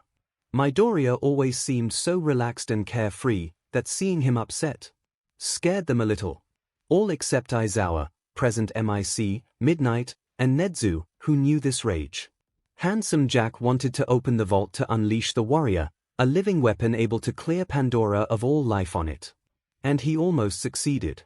If it wasn't that the warrior was still powering up when we arrived, we wouldn't be here right now. But we killed the warrior and Handsome Jack. And we found the treasure this time. A map that showed the locations of every vault within the galaxy. We thought we had finally gotten peace. Or at least as close as it comes on Pandora, but we were wrong. We were attacked shortly after by Hector, an ex-commander who unleashed a bioweapon. It killed many of our men and women, and we even lost Scooter, someone I felt was like a brother to me. So, after making a vaccine to make us immune to the spores of the weapon, we traveled back to Sanctuary, and we blew that BSTRD sky high along with the rest of Sanctuary. We lost the map in the blast, but everything was fine. We had to rebuild the raiders and get ready. Because peace never lasts long on Pandora. And we were right. A few years later, we had a new threat. A force that united every bandit clan, and even teamed with Maliwan weapons manufacturer. All to open the Great Vault. And inside that vault was the Destroyer. A being able to erase planets, and the one behind this force was 2 sirens. Normally, only females can become sirens, but the Calypso twins proved there is a loophole to that. Twins that are born conjoined can both be a siren, and when separated the 2 have the same powers. Troy Calypso is the only instance of a male siren ever. And they could drain the energy and powers of other sirens. Which they did to Lilith, and attempted to do to Maya before I interfered. They even came close, but in the end, we managed to kill them before they could charge the Great Vault Key, which was Pandora's moon. And Pandora the planet was the Great Vault. We found that out after going to the last known home of the ancient race, 𝐿𝐴, and meeting the Vault Hunter who started it all. With peace relatively here, it was a few years later that we found a way to open a way back for me. But I'm not going to abandon my family. So I found a way to keep communications open, and put together my own fast travel. And when I came back, it was like only a month disappeared here. And I reverted back to the age I was at when I left. Truth somehow. That entire story rang as the truth with his quirk. That explained most of their questions, except for one. That doesn't explain your powers problem, child. Aizawa stated dryly, not having the patience to go into that story just yet. There's time for that later. Maybe over a bottle of sake. I'm getting there, hold on. There's an art to storytelling, you know. Anyway, after killing the Calypsos, I started looking into the ancient race, and thanks to a translator that we found in a vault, I studied ancient engravings on stone, which detailed 6 challenges the ancients used to test their might. I also found their locations, and found a being there claiming to have been built by them to act as a guide to the challenges. The other Vault Hunters went through first as a group, and then I went after them, clearing them alone. After clearing all 6 challenges, the being stopped me and asked me to go with it. Teleporting to another location, it stated as I cleared the challenges alone, and showed off my skills in combat, it said I was worthy. Apparently there was supposed to be a checks and balances to the sirens. A being able to mimic their power, if not outright take them from them. And I was chosen to become that being. I agreed, and was quickly surrounded by alien energy, which I could feel pouring into my body. I was changed that day. And I was given a gift. The power of the Calypsos, which was being held onto by that being due to the trouble it caused. I quickly learned that to mimic a siren, I simply need to borrow some of their power and feel it, then I can return it without losing the mimic. I am the one the sirens are meant to both love and fear. I have become the seraphim. Truth. Again. The heroes were staring at me expectantly. Whether to confirm their doubts of the student's sanity or not, I do not know. I had to tell them. The kid hasn't lied once. And silence rang through the room. All Might POV, standing behind the door, Yagi was listening in. He thought for sure that this kid was lying through his teeth. No way any of that was true. Then Naomisa said it was true. How? How? Had a random quirkless brat get powers and high-tech gear? Did he find a way to trick Naomisa's quirk? Perhaps another power from All for One to make him undetectable. That had to be it, and All Might was not going to let this go. He will make sure that All for One and anyone working for him is destroyed. Back to basics POV, the heroes were stunned. If that story was true, then that confirms several things. Like multiverse theory, and the existence of extraterrestrial life. And now, they had opportunity for information on both. The possible advances in technology. In interstellar travel. Quirks may have stopped the race for interplanetary travel, but now it's back and better than ever. I think, Nedzu started, we can reach a mutually beneficial agreement. Nedzu smiled. And the teachers shivered. Midoriya sat in class once the 3-day weekend passed, and was both excited and terrified. In return for information on their technology and tips for combat classes, the Vault Hunters was allowed to come and go into our dimension as they please. As long as they follow the laws of the land they are in, they can do anything a normal civilian could do. Now all they need is to learn Japanese, and they may be able to live in this world if they wished. Time with his family would always be great, but this does leave some worries for Midoriya.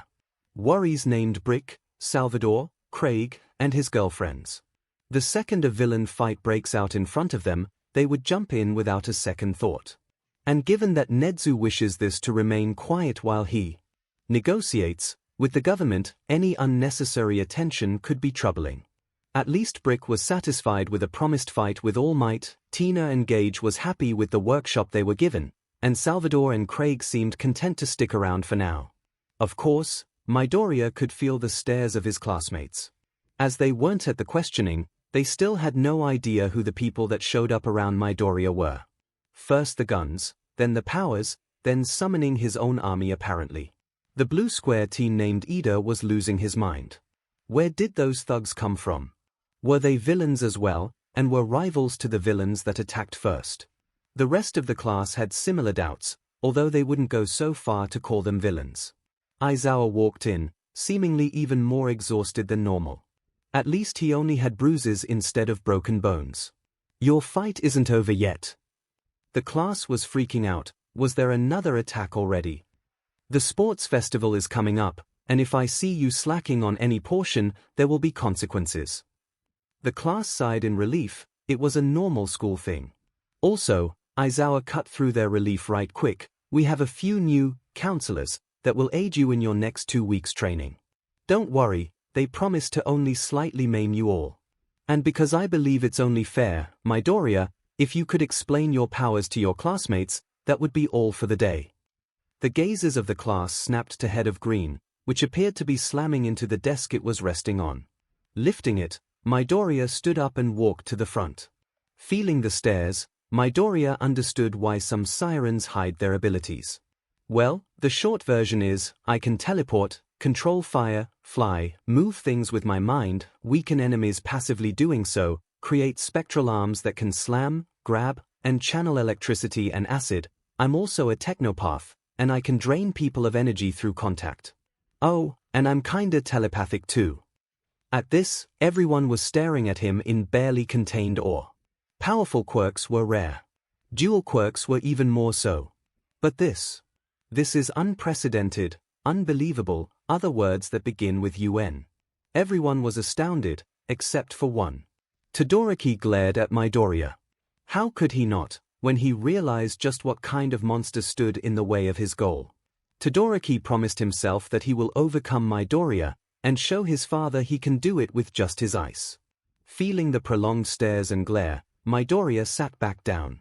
Sure, the secret was out, but hey, at least this couldn't get any open. "Oh dear Lord, no. See, I told you I knew where the classroom was." A yellow cycloptic robot stood in the doorway it just fought to open. And behind him was a very familiar face. "AWW, yeah, thanks Shorty, never believed in you for a second. Now, where, oh where, underwear LL could my boy be?" A young woman just slightly older than them was at the door, with a rabbit mask covering one side of her head, and covered in what looked to be burns, patches, and the smell of smoke. "Izuku, my beef, there you are. I have been waiting forever for you to come see me, so I came instead." The overly energetic woman ran over to Midoriya, before capturing his lips with her own. It was sudden. It was hot. It was now awkward, as the entire class was staring again. As was his hobo teacher, who looked like he welcomed death at any moment. Pulling back, Midoriya looked one half of his girlfriends in the eye. And the only thing he could say was, "Why?" "Because Shorty, I am awesome." "Oh, are these your classmates? They look so adorables." "Hey, that guy looks like Bloodwing and Talon. And a ninja, just like those shows Moxie tried to hide." And Midoriya threw his hands up, cutting her off, and said, "And why would you have Claptrap bring you here? You know how he is." Midoriya long ago decided that he would rather keep things professional with the short robot. And now he was here. Fantastic. Actually, I never asked him." "Wait, then who I did, slab." Suddenly, a guy who looked to be the same size as All Might with 1000% more biker gang in him walked into the room. The students jumped at the shout, and had their laser focus set on the man. "I wanted to come over here and take a look at the fresh meat. And now that I look at him, holy escaball, that dude looks like Bloodwing. Knew I should have made Mordecai come with us." And just like that, the situation has gone from bad to worse. At least Mordecai would have kept those two in check. The walking mountain of leather walked over to the currently dying inside Midoriya, and lifted him up and sat him on his shoulder. "Ooh, me too, please, please, please." And as such, the woman was added to the other shoulder. At this action, the blue teenager in glasses jumped up. "Excuse me, but who are you to come in here and make fun of our classmates and interrupt our lesson? And Midoriya, how could you allow yourself to let this happen? If you are trying to disrupt this institution, can I punch this one?" The screaming teen froze mid-chop at the question aimed at the green teenager on his shoulder. "He reminds me of my old teachers, never knew when to shut up. Can I help him learn?" Aizawa stood up, ready to intervene, But Midoriya spoke up, "No, unfortunately it's something he has to learn himself." Ida wanted to be offended, but at the same time he was just glad to avoid major bodily harm. "Oh man, oh well Slab, let's get some food. I heard they got some kind of food hero, and I want to see if they can keep up. Maybe I can teach him how to make brickadoodles." With that, the man turned to exit, with the cargo still on his shoulder, when he opened the door. And was met with an entire hallway of people half his size and a fourth of his weight. The crowd looked up and saw the heavily scarred biker and the two on his shoulders, and the smart majority of them stepped back and out of the way. Which left 3 people in front of them. Manly, King of Manly. A Kirishima palette swap was absolutely glowing with excitement. And Kirishima agreed. Big surprise. Is this the preferential treatment given to the entitled 1A? Even though 1B is so much better. A blonde guy with an ego higher than his IQ tried to pick a fight as soon as he saw the uniform on Midoriya, still on the man's shoulder. Sue Midoriya, the shoulder was surprisingly comfy. Is this what passes for Hero Corps students? If so, how they selected people like you over me is stupid. An Aizawa clone with gravity-defying violet hair stood there, judging them through Gucci eye bags. And now these 3 stood in their way. The man seemed to chuckle at the silver-haired boy screaming manly, but scowled at the other, and a scowling brick was a brick about to break. "Why-oh, Screamo, snob and sir needs an app, get out the way." The woman yelled from her perch. The snob snapped his head towards her with anger in his eyes. Upon seeing a lack of an uniform, the blonde immediately tried to call her out.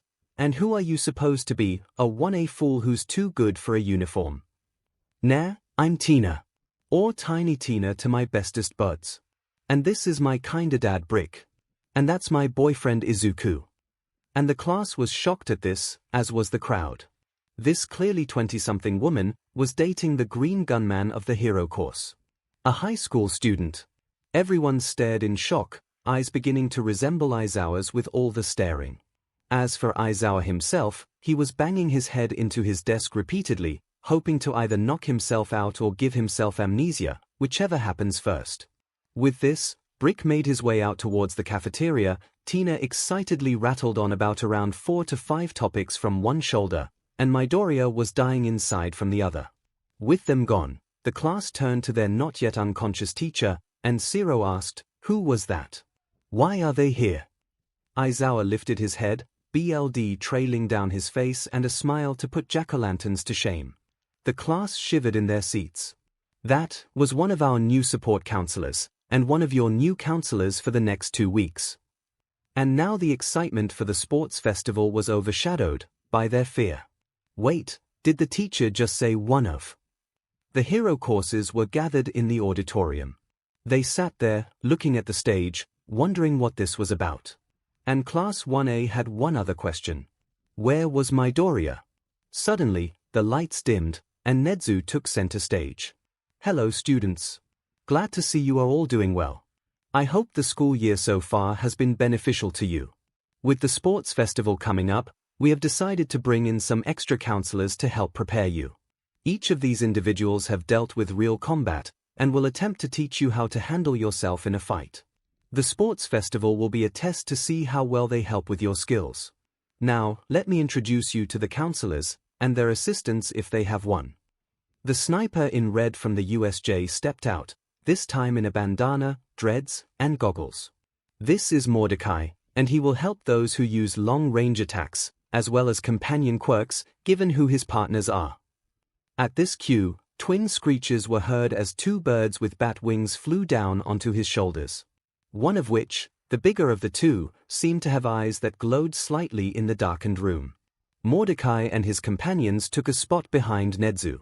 The mountain of a man himself stepped up onto the stage, and stared at them in a judging gaze, and seemed ready to fight at any second. Next, we have Brick. He will be helping those with close-range quirks, as well as anyone who wants to practice close-range fighting. He will be Mordecai's assistant. Brick looked out at the terrified students, and let a smirk slip onto his face. He turned around and joined Mordecai, slapping an arm on his shoulder and almost bowling him over. A woman with red hair and blue markings strutted out, and scanned the crowd before saying sup. And this is the leader of the group, Lilith. She will aid those with elemental quirks, namely fire, as well as helping you all develop leadership skills and proper teamwork. Lilith then joined the other two, currently laughing between themselves. Next, a group of 3 stepped out. A sandy blonde, a short mohawked man, and a ninja person stepped up. Next, we have Axton, Salvador, and Zero. They will be helping as a team, and will help you all strategize for diverse groups with separate strengths. And no, not even I know what Zero is. He doesn't even have 5 fingers like a human. With that, the 3 joined the others. Next, we have a special group. Nedzu announced as a blue-haired hooded figure stepped up while a just as ripped as brick but taller and lankier man lumbered behind her. Maya and her assistant Craig will be looking more into everyone's mental health, as both have become adept at it due to unfortunate circumstances. If they approach you, resistance is futile. With that, Maya took Craig's hand and lead him to the others. With that, one final group stepped out, a small woman in an army helmet, another woman with similar markings to Lilith, an older man with a swagger or stumble in his step, and a robot with one eye stepped out. This last group are the all-arounders. They will help anyone who wants a taste of everything. Meet Mose, Amora, Zane Flint, and Flack. They each took a bow before joining the others. And lastly, a redhead with goggles covered in skull decals and motor oil stepped on stage. We have... Wait, why are you here? You aren't a counselor or an assistant to the hero courses, 𝐤𝐻. The woman now identified as 𝐤𝐻 started flapping her hands around, seemingly embarrassed. Well, you see, about your final counselor, I may have aged him. Silence fell over the room. What do you mean, aged? Well, you see, since there was a huge difference in the amount of time spent on our world versus here, I thought it would be best to try and sync him to his actual age. Only, a green-haired young man stepped onto stage, in clothes entirely too small for him. I may have just balanced his age, and forgot to get him bigger clothes. Everyone stared at the young man on stage. They saw the hair, the eyes, the freckles. Midoriya, the room screamed in shock. Yup, I guess this is more comfy than the tiny 15-year-old body. Indeed, it seemed Midoriya has become a 20-year-old with some serious lean muscle, only accentuated by the tight clothes. But, I'll be your last counselor, as well as a student. I will help with getting used to unforeseen circumstances, and will help with your analysis. Treat me well. And with that, Midoriya joined the group, who now included 𝐤𝐻 while she was taking peeks at the greenette. Nedzu seemed shocked for a moment before recovering, and that is all. I hope you all prepare well for the sports festival. And with that, the assembly was over. And training began. 1 week later, come on, Granny Brick hit harder than you. Are you supposed to be heroes, or walking punching bags? Brick tore into his opponents, namely Kirishima, Tetsu, Kendo, and Ojiro. Not just verbally for the poor students, either. Each would be sporting many bruises by the end of the day. But they were improving. And not just how to take a punch. Remember, aim where they are going to be, not where they are. That's what makes long-range shooting difficult. But if you can MSTR it, 3 shots rang out, and 3 targets were decimated. No bad guy is out of your reach. Seeing the shots and taking notes, several students were listening and attempting to mimic Mordecai. The most surprising one being Yorozu, who Midoriya had dragged over and made Mordecai her counselor. Momo, who had wanted to be with Axton and his group, started to excuse herself, but then Midoriya pointed out something very important. Remember, your ability is limited only to your imagination. With your ability to create anything, you could easily be the most terrifying sniper, never running out of ammo. And with that, Momo was slowly becoming a much more competent markswoman, and was even developing some confidence. Alright hero kids, remember, as cool as your power is, it could also kill just as easily as a weapon. Unless you're okay with that, then hey, no judgment here, but I hear it's frowned upon here. Lilith was working with a relatively small group, with Mina, Kaminari, and Shiozaki. The first 2 were there because they needed very precise control over their powers to avoid them being lethal, and Shiozaki wanted to become more assertive and take the lead from time to time. The training was going well for most, except for 2 students. So tell me kid, why don't you use your fire? You hold back to the point of hurting yourself, and do nothing about it, why? Todoroki glared at her. For the last week, Maya had been attempting to get him to open up, but had made no progress. As for the other student, look kid, you need to be able to work with everyone, no matter what class they are from or whatever. And why should I work with those 1A brats? We are better anyway, so why bother? Despite being forced into the group focused on teamwork, somehow Monoma still managed to do nothing but show off the size of his ego. As for Midoriya, he was bouncing between all of them, trying to help where he can. Sure, this led to some embarrassing moments with his family, but he was always trying. Along with a new wardrobe for his now-grown body, Midoriya was showing excellent leadership skills as well as analysis of his classmates. Nezu was honestly impressed, and considered taking him as a personal student. And if he did, he would have to fight Aizawa for him. All Might, on the other hand, he has somehow convinced the principal to allow more villains not only in the school, but to work with our students. One of them already said they want to fight me, and the others openly admit to killing before. How could he believe they are from another universe? Perhaps another quirk was given to Midoriya, to make him more convincing to people. That, along with weapons creation, an aim quirk, and the tattoo powers, it's the only way. All Might was spiraling. Despite the mounting evidence contrary, All Might was convinced he was a villain, and associated with the worst villain of all time. And now he knew he couldn't convince the others, he would have to take action himself. The upcoming sports festival was going to be very, very interesting. The day has come. The sports festival was set to start today, and the students were preparing themselves. After the rigorous training, they still felt worry at how they would perform, and were trying to hype themselves for the upcoming challenge. They may have questioned whether or not they were enough during their training, but now was the time for action. Midoriya was sat in the waiting area, going over his list of non-lethal weaponry to ensure no mistakes happen. Or, at least as non-lethal as any weapon from Pandora could be. But, he would make sure to protect his class, as well as the other students. They worked hard to get here, and he would not leave them hanging. While he was preparing, one of his classmates walked up to him. Midoriya, you may have your weapons and powers, but I believe I'm still stronger than you. Todoroki was confronting Midoriya. Furthermore, your actions and allies have shown to be rather villainous. I will beat you, and surpass my father as well, only using my ice. And like that, Todoroki declared war against the green boy turned man. I mean, that didn't work last time, but go off I guess. Too bad Midoriya couldn't care less. The class had a laugh at Todoroki's embarrassment, who only narrowed his eyes and walked away. Wonder what that was about. Midoriya pondered to himself. 2 days ago, young Todoroki, would you please step into my office? All Might gestured, more like shoved Todoroki into his office after another failed counseling session. Young Todoroki, so far it seems you are one of the few who resist these new people. Todoroki, who thought this was another attempt by a teacher to get him to cooperate with the counselor, replied, I don't trust these new people. They showed up out of nowhere, show off all this tech and power, and now get to do as they please. When Aizawa heard this, he had tried to convince Todoroki to give them a shot, but failed to convince him. All Might, on the other hand, smiled to himself. Perfect. I'm glad you think that way, young Todoroki. I have had my doubts of them from the first time I saw them. Todoroki stared, eyes wide. Was he actually being listened to? By All Might. I believe they have far less heroic intentions than they let on, and young Midoriya is included.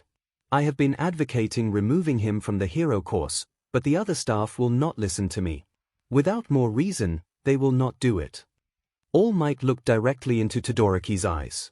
And that is where you come in, young man. Todoroki stared at him in confusion. If a heroic student performs poorly, or is caught cheating, they are automatically removed from the course. I want you to take him out as early as possible, or force him to cheat. If you do that, I can help you become much, much stronger than your father could ever dream of. Todoroki knew what he had to do. If it meant proving himself better than Endeavor, and getting to show everyone he was right, he would do it in a heartbeat. I'll do it. If I focus him early and rally the class against him, he should be no problem. All Might laughed and replied, an immediate answer, as I had hoped. Now, let us work together to save everyone. Present day, Present MIC began to call out the classes to the field, and 1A made their way out at the announcement. As the other classes followed, they knew it was time to prove themselves at last. As for your announcers today, we have me, Present MIC. Joining me is my co-host, 𝐒𝐬𝐽, and a special guest that's out of this world. It's Mad Moxie. Thank you for the introduction, Sugar. Due to previous experience with events like this, I decided to extend the offer to help flesh out the experience. As the crowd wondered who let her into the booth, Midnight walked out and announced herself to be the referee, leaving more questions than answers.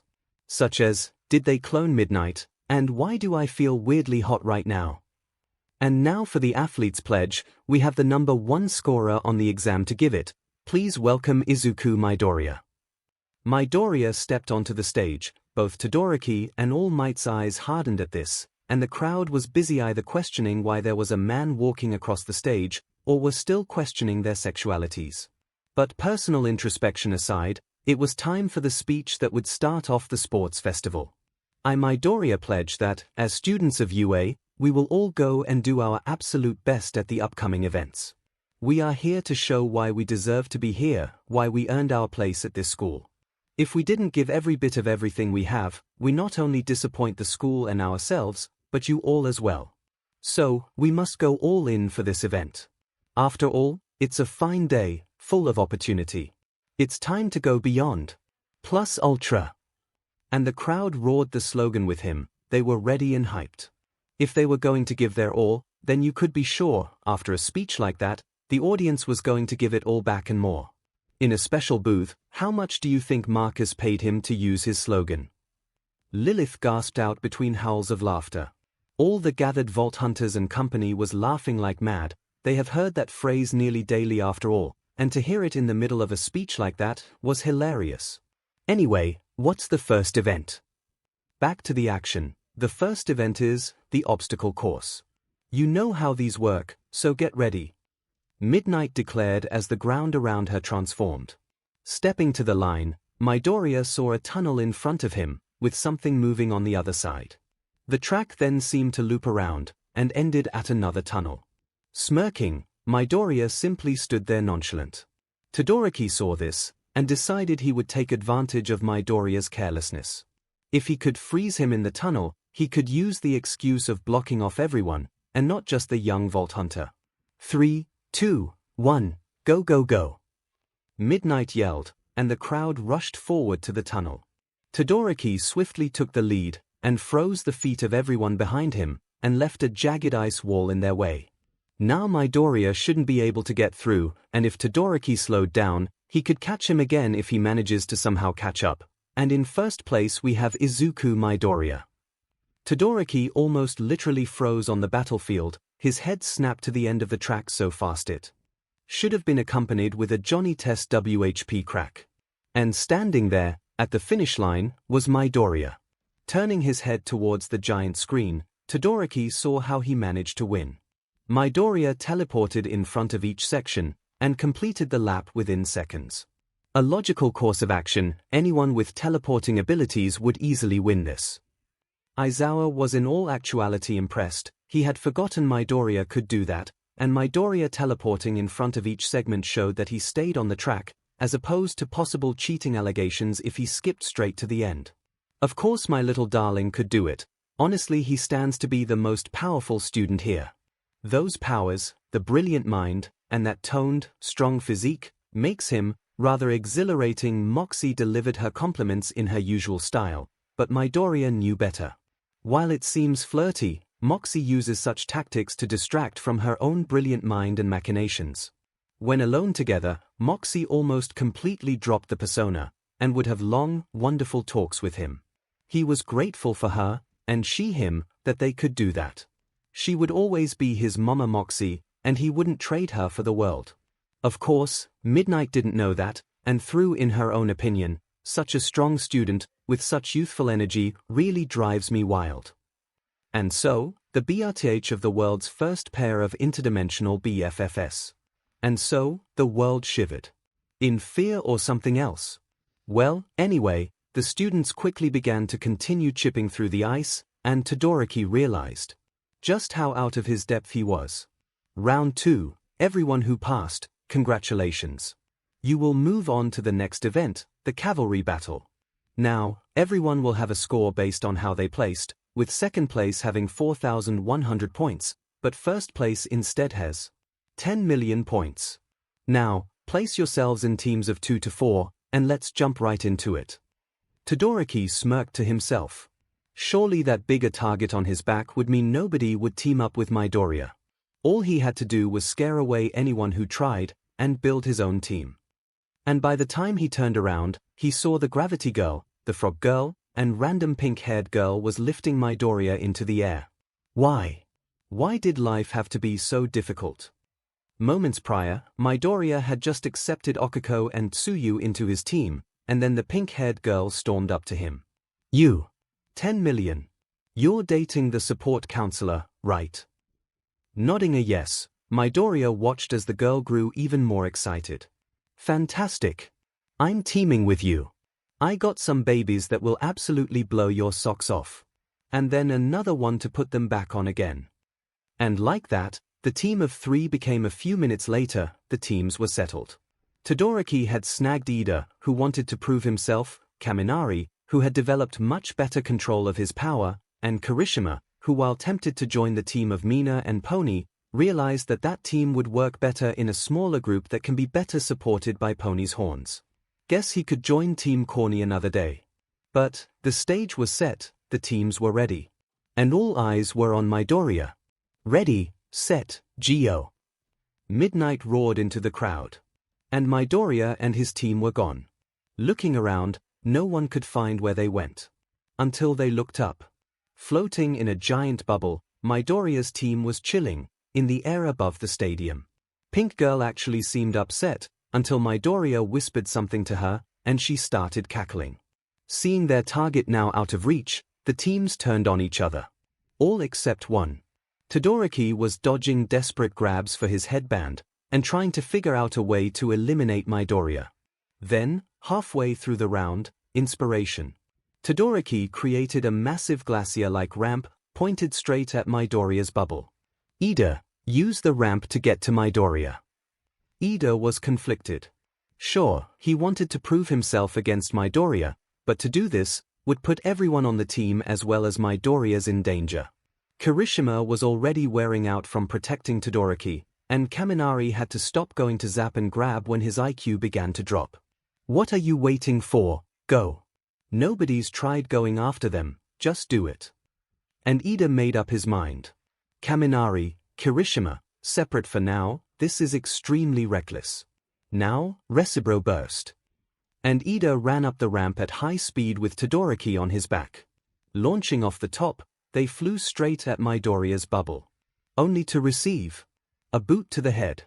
And then the boot released a blast of air that knocked them back onto the ramp. Tumbling down like a certain mistake of a website, the two slid down, gaining more speed as they went. Luckily for Todoroki, Kirishima stopped him from sliding onto the ground. Picking him up, Kirishima went over and helped Ida back up. And Kaminari stood there, and just realized that Todoroki made the glacier to be a ramp. He overused his quirk a little, okay. Looking up, Todoroki was about to tell Ida to try again, when time. It's time to count the points. And of course, Midoriya took first. Again. After break was called to repair the field, the students went to lunch. Toshinori sat there, fuming. Of course the villain had too many quirks to be beaten with just ice. The brat started to look more and more like All for One with all those stolen powers. Todoroki couldn't beat him. At least, not with the power he has now. Buffing up, All Might found and pulled Todoroki aside into a spare waiting room, and said, "Young Todoroki, you fought valiantly. However, it appears you cannot beat him yet." Todoroki hung his head in shame. "However, I have an offer that should level the playing field." 1 hour later, in a dark abyss. Toshi, you absolute dumber. All right, everybody. It's time for the final round of the sports festival, and you already know what it is. It's time for the one-on-one tournament. The audience was roaring at this point. They were excited to see what the classes could do. They certainly stood out more than previous years have, and now it was time for the event that defined the sports festival. That's right. Now, let us announce the matches for the first tourney. The giant screen lit up and showed who was going to be facing who.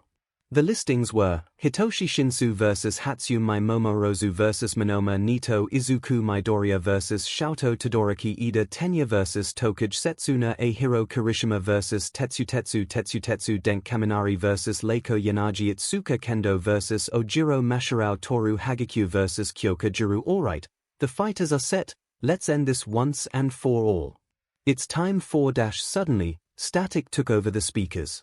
The audience put their hands over their ears as presently screaming MIC tried to fix it. Then, the reason for the static revealed itself.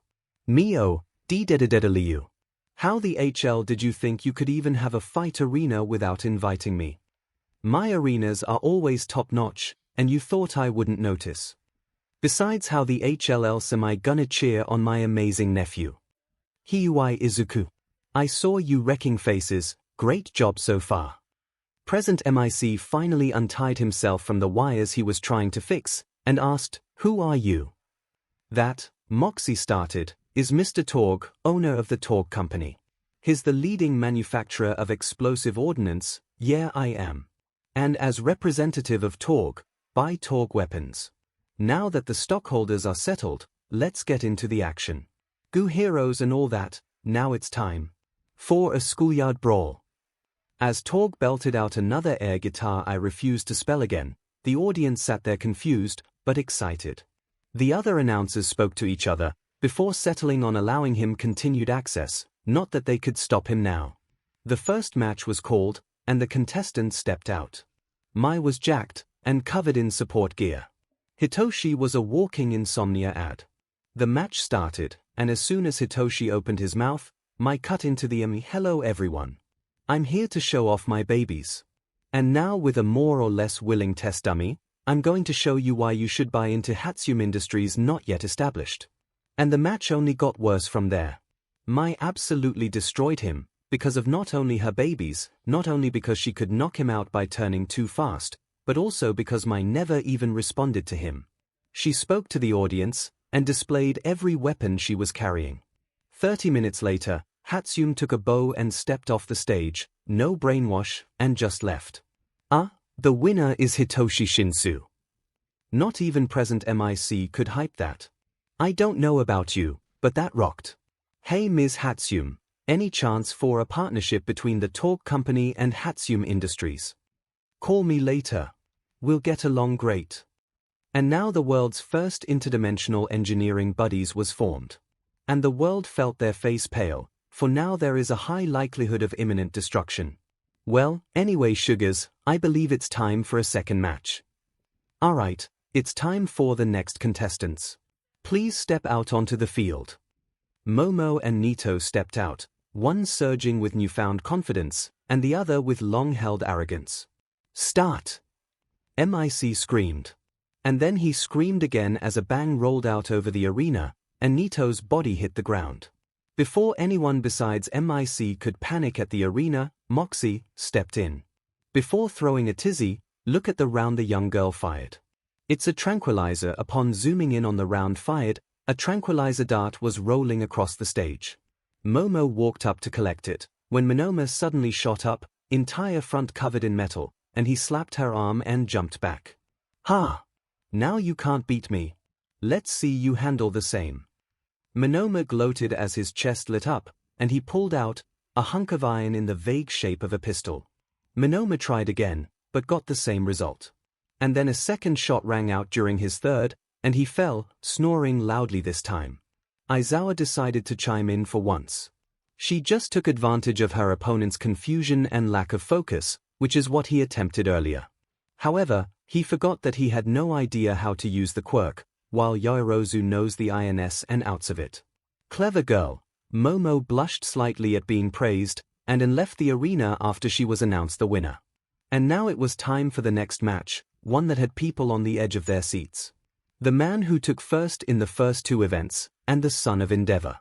The two have shown incredible strength so far, but now that they were going head-to-head, this is where the action really begins. 1 hour earlier, young Todoroki, eat this. Todoroki stared at All Might in shock. He had just been told that his favorite hero, the one he aspired to be like as opposed to Endeavor, could pass on his strength willingly. And was giving it to him. Without hesitation, Todoroki swallowed the offered hair. Remember, young Todoroki, this is a secret. With this, you should be able to beat that villain brat and send a message. We will not allow villains to stand in our way. I'll ensure you get to fight him in the first round, and not first, to ensure you have time to receive it. The future is up to you now. Todoroki nodded, and thought to himself, as long as he uses all his strength and ice, he should win. For All Might. At the same time in a black void, Toshi, you are an absolute dumber. And this is who you chose to give the sacred torch to. Were you speaking of Toshinori, or Nana? Both. Both. Both is good. Look, the voices fell into a hushed silence, as a voice that sounded much older spoke. We can torment 7 later, right now, we need to judge the boy. If he does something stupid, we will have to activate that ability. But, if we do that, we'll lose a lot of our strength. It'll take generations to rebuild ourselves. Not if we use the power of the current holder to do it. Normally they wouldn't survive such an ordeal, but with the strength in our new holder, he may make it out mostly fine. And how fine is considered mostly? Back to present, Midoriya stepped up, relaxed as could be, holding an orange glowing SMG. Midoriya looked at Todoroki, who seemed to be glaring at him even harder. He seemed to be warming up, or perhaps the better term twould be cooling off, as steam was seen exiting his ice half. Midoriya was confident he had this, however. A hand start. And the world turned white. And not the metaphorical world mentioned earlier either. Todoroki stood there, staring at the massive glacier he just created. He smirked internally, the size of that glacier, no way Midoriya made it out. Holy Eskiball. Oh no, the audience. Whipping around, Todoroki saw Midoriya, with scorch marks around his feet, flaming wings spread. Todoroki prepared another glacier, but suddenly felt his quirk vanish. Glancing to the announcement booth, Todoroki felt Aizawa's glare from the arena. But why? Why would then Midoriya's words hit him? Turning back, Todoroki realized why. The entire audience was frozen solid, and didn't have much time. But, how could he melt this fast enough? Endeavor's quirk was too wild for this. Lilith. Midoriya roared loud enough to be heard even in the back row. Lilith appeared next to him, wings out. Use your Firehawk power to melt the majority, I'll help Thor closer to the people. Lilith began her task, quickly managing a quarter of her section, as Midoriya started to help the edges. Turning away, Todoroki saw one of his classmates, Asui, banging on the ice and screaming. Help! My family's in there. We can't handle cold. Save them. Asui kept trying, even as others pulled her away. Terror showed itself on the usually blank face. But, if he used Endeavor's quirk, suddenly a splitting migraine shot across his head. It felt like his body was splitting in two. As he collapsed, a voice sounded in his head. You are not worthy. We will find one who is. Unknown to the youngest Todoroki, the world watched as his hair turned completely white. Then he was carried away by the Medibots on the scene. Back with Midoriya, he had heard his friend Tsuyu's pleads for help, and immediately got to work even harder. Pulsing so much heat without actual flames was putting a strain on him, but he continued to push himself. Lilith finally melted a large chunk of ice and was able to safely break off the majority, allowing her access to the trapped civilians. She joined Midoriya, and together they managed to melt out everyone, with only minor frostbite for most, and Tsuyu's family required more heat than the others, due to almost going into hibernation. Once they had freed the civilians, Midoriya finally allowed himself to drop to his knees with a groan, and the world fell away as he slipped from consciousness. All Might POV. This is an unmitigated disaster. Not only did young Todoroki fail to beat Midoriya, but he had actively harmed hundreds of festival attendees. And footage showed he was about to do it again. Thankfully Aizawa stopped the proceedings, stopped young Todoroki from harming hundreds more. Young Todoroki also seemed to freeze when he saw the damage he caused, and even hesitated when he should have been helping. Then he collapsed. Recovery Girl immediately examined him, but couldn't explain the hair color change nor the collapse. Then there was Midoriya. If Midoriya was a spy from All for One, why would he help so many people?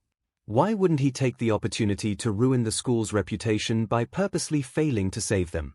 No one died because of the actions of Midoriya and Lilith. They were the heroes today. Midoriya even collapsed, having pushed himself too far to save everyone. In the eyes of the school and the public, Midoriya is practically already a hero. So why? Why does he feel doubt, despite all his evidence otherwise? Why was he questioning his stance? He was the symbol of peace, he was supposed to eliminate All for One. So why? Why does it feel like he's lost something very important? 𝐒𝐭𝐻, after seeing Midoriya save Zoo's family and the resulting crying fest afterwards, 𝐒𝐭𝐻 was about to run out there to check on Midoriya when suddenly a massive headache stopped her in her tracks. She froze, and it felt like something was pushing into her mind. 7 voices called out to her in her mind. We have looked into your heart and deem you worthy. Accept this gift, and you may help as many people as possible. And then a female voice called out, separate from the others. Oh yeah, and try not to set the world on fire, okay? Needless to say, after freeing the trapped audience, the rest of the sports festival was cancelled. UA had attempted to cut off the cameras when they realized what happened, but that didn't stop everyone recording it and posting from their phones. Not even Nezu could keep up with the negative press. And to be honest, he felt like it was deserved somewhat. Civilians were endangered because of the actions of not just any student, a recommended student. Sure, recommended by Endeavor, but still. Reporters were crawling all over the recorded videos, picking it apart for anything they could use to make an expose. Everything was being discussed, from the initial attack, to the attempted follow-up, to the lack of action during, and then Todoroki's collapse and hair change.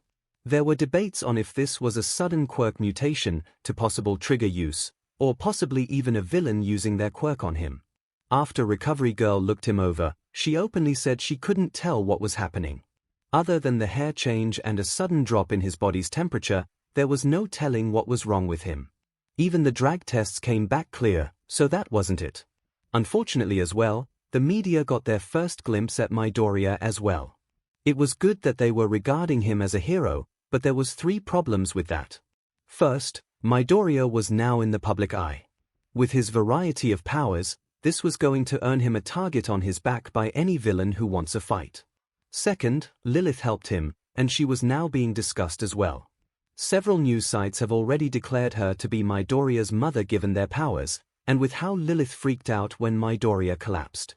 And lastly, while completely unintentional, Midoriya's actions made Todoroki's problem much worse, because it displayed how much Todoroki hesitated. If both had worked together to save the civilians, it wouldn't have gotten this bad. But Todoroki hesitated, and then passed out, so Midoriya's heroics made Todoroki look much less heroic. And now Midoriya was resting in the infirmary, his family constantly coming and going. And now, All Might just revealed to him that his time has cut down to less than an hour. Things were going from bad to worse, and it only seemed to be accelerating. As for 𝐒𝐭𝐻, she felt like her body was heating up, and she could feel a massive whirlpool of energy in her. After the headache eased, she went to the infirmary to check on Midoriya. Upon arrival and seeing him fine, 𝐒𝐭𝐻 sat down to take a breather, and fell asleep. And then she saw 7 people sitting around in a room that seemed to morph the more she tried to focus on it. So anyway, there I was, barbecue sauce on mayo, hello. All eyes turned towards her, and she began to sweat. And then a woman with white gloves, a cape, and her dark hair tied up started laughing. Really, guys? This is how you choose to greet our new wielder? Hey kid, the name's Nana, and this is your brand spanking new quirk. Please, remember my advice from last time. So, I get you have questions. 𝐒𝐭𝐻 nodded, not trusting herself to speak to these random people. And what the heck are they talking about, new quirk? That was about as explanatory as just a hello, Nana. Here, Uraraka, we are a part of a quirk that stockpiles power and passes it along. Normally the last user would search for a successor, but due to certain circumstances, we took it upon ourselves. And when we found you, we went through your mind. Seeing your reasoning to be a hero, your general need to help, and a drive to be a rescue hero, not just a combat hero, that is why we chose you to bear this sacred torch. The oldest of the group explained, and Okiko's eyes were blasted wide open. So, apparently a quirk decided it didn't like something to do with the old possessor, and downloaded itself into her body. Normally the last user would train the successor as well, but due to circumstances, that's not possible. So, right now, we are going to be overseeing your training. And, you'll have access to our quirks as well. The name of your new quirk is Stock, due to its stockpiling nature. That is all you need to know for now. The dream is collapsing. You're waking up. Nana jumped back in, so wake up, girl. Wake up and smell the ashes. And Okiko awoke, laying on the floor as the chair she was seated on was floating. And on fire. Oh no, fire, chairs on freaking fire, Todoroki P. For the first time in his life, Todoroki woke up feeling cold. Normally nobody would give that a second thought, but with his quirk balancing his temperature when not in use. Unless he was using his ice, he never normally felt cold. So why? Todoroki's thoughts were interrupted by a little old lady came up to his bed. Ah, you're finally awake. Got caught in that imperial ambush, same as us. Wait, what? Never mind, how are you feeling, dear? It's been a few hours since you passed out. Todoroki looked outside and confirmed, as the sun was starting to set. I feel fine, just cold. What happened? Recovery girl's face fell. You injured a lot of people, young man. There was nearly 150 people directly caught by your attack, and another 100 with frostbite just from being near it. Thankfully the Midoriya boy pulled through and aided them. Do you remember anything else? Todoroki hesitated, before answering honestly. I heard a voice. Or maybe voices. All I can remember is that they said something about not being worthy. Recovery girl began to sweat. Either a jealous villain attempted to sabotage him, or... Todoroki, did you perchance speak to All Might earlier today? Todoroki gaped at her for a not-so-hot second before stating that he did see All Might earlier. And did he mention anything about power? And duty? Recovery girl was paling at an alarmingly fast pace. Todoroki sat for a moment, trying to tell if Recovery girl knew the secret or not. Deciding to come up with an excuse later, Todoroki just said yes. Recovery girl stared at him, and confusingly enough, his hair. Then she whipped around and power walked her way out, simply stating she needed to meet with Nezu and All Might. Midoriya awoke in a semi-comfy bed, surrounded by Lilith, Moxie, Gage, Tina, and surprisingly enough Brick and Mordecai. What time is it, and what was the number on that train that hit me? It's only around 7, killer. You were out for a few hours. Lilith embraced him, and Moxie joined her on his other side. I swear, Sugar, you and your heroic tendencies are gonna get seriously hurt one of these days. Please try to be more careful, darling. That was awesome, FWTY. You kicked butt out there. You did great, hero boy, glad to see you awake again. You did good, kid, especially that teleporting. Pretty sure that's a new record. That was great, Slab. Too bad none of them got to get into any good fights, but that second event came close. Midoriya smiled, happy as his family was. He hugged Lilith and Moxie back, and then Tina and Gage joined in. Brick ruffled Midoriya's hair, other arm thrown over Mordecai's shoulder. They were together. They were happy. Izuku. I saw the last event and couldn't get here faster. Are you okay? Inko burst into the room, expecting to see her son heavily injured, or at least unconscious. Not being hugged by practically 6 people. Izuku, who are these people? Hey mom, do you remember when I said we had a makeshift family over there when I disappeared? Well, this is part of it. Inko distinctly remembers that discussion. Shortly after he showed up again, Midoriya had tried to tell her some of the nicer details of what happened. Namely, his family. Which made 𝐭𝐽 nervous. Was she not enough for Izuku? When his father left, she tried to fill in the gap as most she could. But now, his other family is here. I see, thank you for taking care of my son, it must have been rough, but you have my extreme gratitude. 𝐭𝐽 bowed to them. She may feel inadequate, but her son was alive and healthy. It's no problem, Killer here is a great kid. Indeed, honey just works his way into your heart with that selflessness. I honestly feel like he's one of my own. Oh my lord, you're shortism. Excuses me, I'm Tina. I am one of Izuku's many girlfriends. 𝐭𝐽 practically stood ramrod straight, eyes wide. Many? Hey, there's only 2 of us. He's not dating anyone else. Hello, by the way, I'm 𝐔𝐻. I'm the only other person dating Hero Boy over there. Well, one problem has been solved, but another arises. Izuku, how did you manage to get 2 girlfriends? You didn't cheat on one of them, did you? What? No. I'd never do that to them. Midoriya hastily responded. It's true, he was a gentleman the entire time. He's not even the one who suggested it, we were. Especially Tina. 𝐔𝐻 coolly responded. She had given thought as to how to explain this to his mother at some point. We met when Axton and his group started searching for the second vault.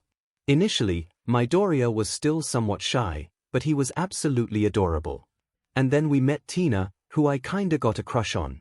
We worked together a few years, and Midoriya picked up on my crush. He helped me admit my feelings, and when I confessed to her, I confessed to him as well. I've always been poly, and I had a feeling Tina was too. So, Tina and I agreed immediately to start going out, then we invited Izuku into the mix. He was cautious for a bit, but he agreed, and we've been happily together since. The other vault hunters in the room already knew this story, but owed at it anyway. 𝐭𝐽, on the other hand, was ecstatic. Not only was Izuku finally dating, but he had somehow gotten into an honest relationship with 2 adorable women. It may have taken a few days for her to get used to him suddenly being older, but this was more than she could have asked for. Suddenly, the door was slammed open again. All right, everyone except the patient and parents out. I have an examination to do, and I will not allow anyone here to contaminate any samples. A woman in a red coat walked in, arms wrapped up, but still had that unmistakable glow in her eyes. Hey Dr. Tannis. Midoriya greeted. Ever since she had taken over the position as medic for the team from Z, Tannis was very eccentric, but effective. It also helped that Midoriya actually called her doctor, and not just Tannis like the others. Hello Midoriya, now, everyone but Lilith and Moxie out. Tannis started to hurry people out of the room, when 𝐭𝐽 stood up. Hey, I'm his mother. I should stay too. Tannis looked her over. All right, but only because you look similar enough. The rest of you, leave. As soon as the others left, Tannis gave Izuku an examination, saw no lasting injuries, prescribed iridium and bed rest, and left him with his 3 mothers. Izuku was glad to see his mother get along with his family. He had been scared of her attempting to separate them, but all was going well. And then 𝐭𝐽 pulled out her phone and said something about baby pictures that had both Lilith and Moxie jumping up, excited. Oh no. Meanwhile, in the principal's office, All Might was heavily sweating under the glare of Recovery Girl and the curious gaze of Nezu. Recovery Girl had called them in, saying it had something to do with that. He suspected she had figured it out, but he wasn't going to incriminate himself here. Perhaps she simply found someone she thought was a good suck. Toshinori, you absolute idiot. And so, the beating of All Might with Recovery Girl's cane began. What? What did I do? All Might sputtered out between whacks. Imagine my surprise when I asked Todoroki what he remembered, and he said he was hearing voices talking about worthiness, and he said he talked to you earlier today. He said you was talking about power and a duty, before he clammed up. So, did you give it to him? All Might paled, as both Recovery Girl and Nezu glared into his soul. I did give it to him. I thought he was the best candidate, and showed promise. So I decided to give it to him. This has earned him another whack. You mean to tell me you gave your quirk to someone who showed serious reservations about the quirk he already had during a competition aired internationally and who had been pushed to his limit during the previous rounds? With no instructions and no time to test it before a fight with another student. Nezu, for once, wasn't smiling. And that terrified All Might more than anything. Yes. And as the third round against Recovery Girls 𝐭 started, Nezu sighed. At least we know now what happened. The problem is now trying to explain this to the public. Alongside needing to ease the public's fears, we'll also need to train Todoroki, else this happens again. Actually, Recovery Girl interrupted his line of thought. When Todoroki awoke, he said he was cold. Normally I would say it was quirk overuse, but my healing should have eliminated any physical symptoms. When I took his temperature, it was significantly lower as well. His quirk should be regulating his temperature, but it isn't.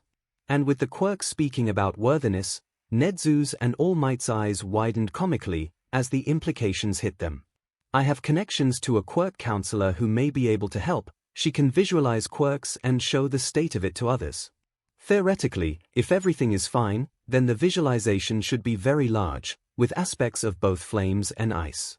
But if not, we have a massive problem. And this doesn't even touch the matter with the boy's father. All Might turned back to the small mammal, even more confused. Endeavor has been very public with his demands to see his son, as well as extremely publicly bashing both Midoriya and Lilith. He has been saying that they should not have interrupted Hiro's work, and that the only reason he didn't save the crowd was because he was blocked by the panicking audience, and that Lilith and Midoriya were in his way. Despite this, the public has openly rallied behind the two, as they see their actions as ultimately heroic. How are we supposed to tell him that his son's quirk may have been irreversibly damaged?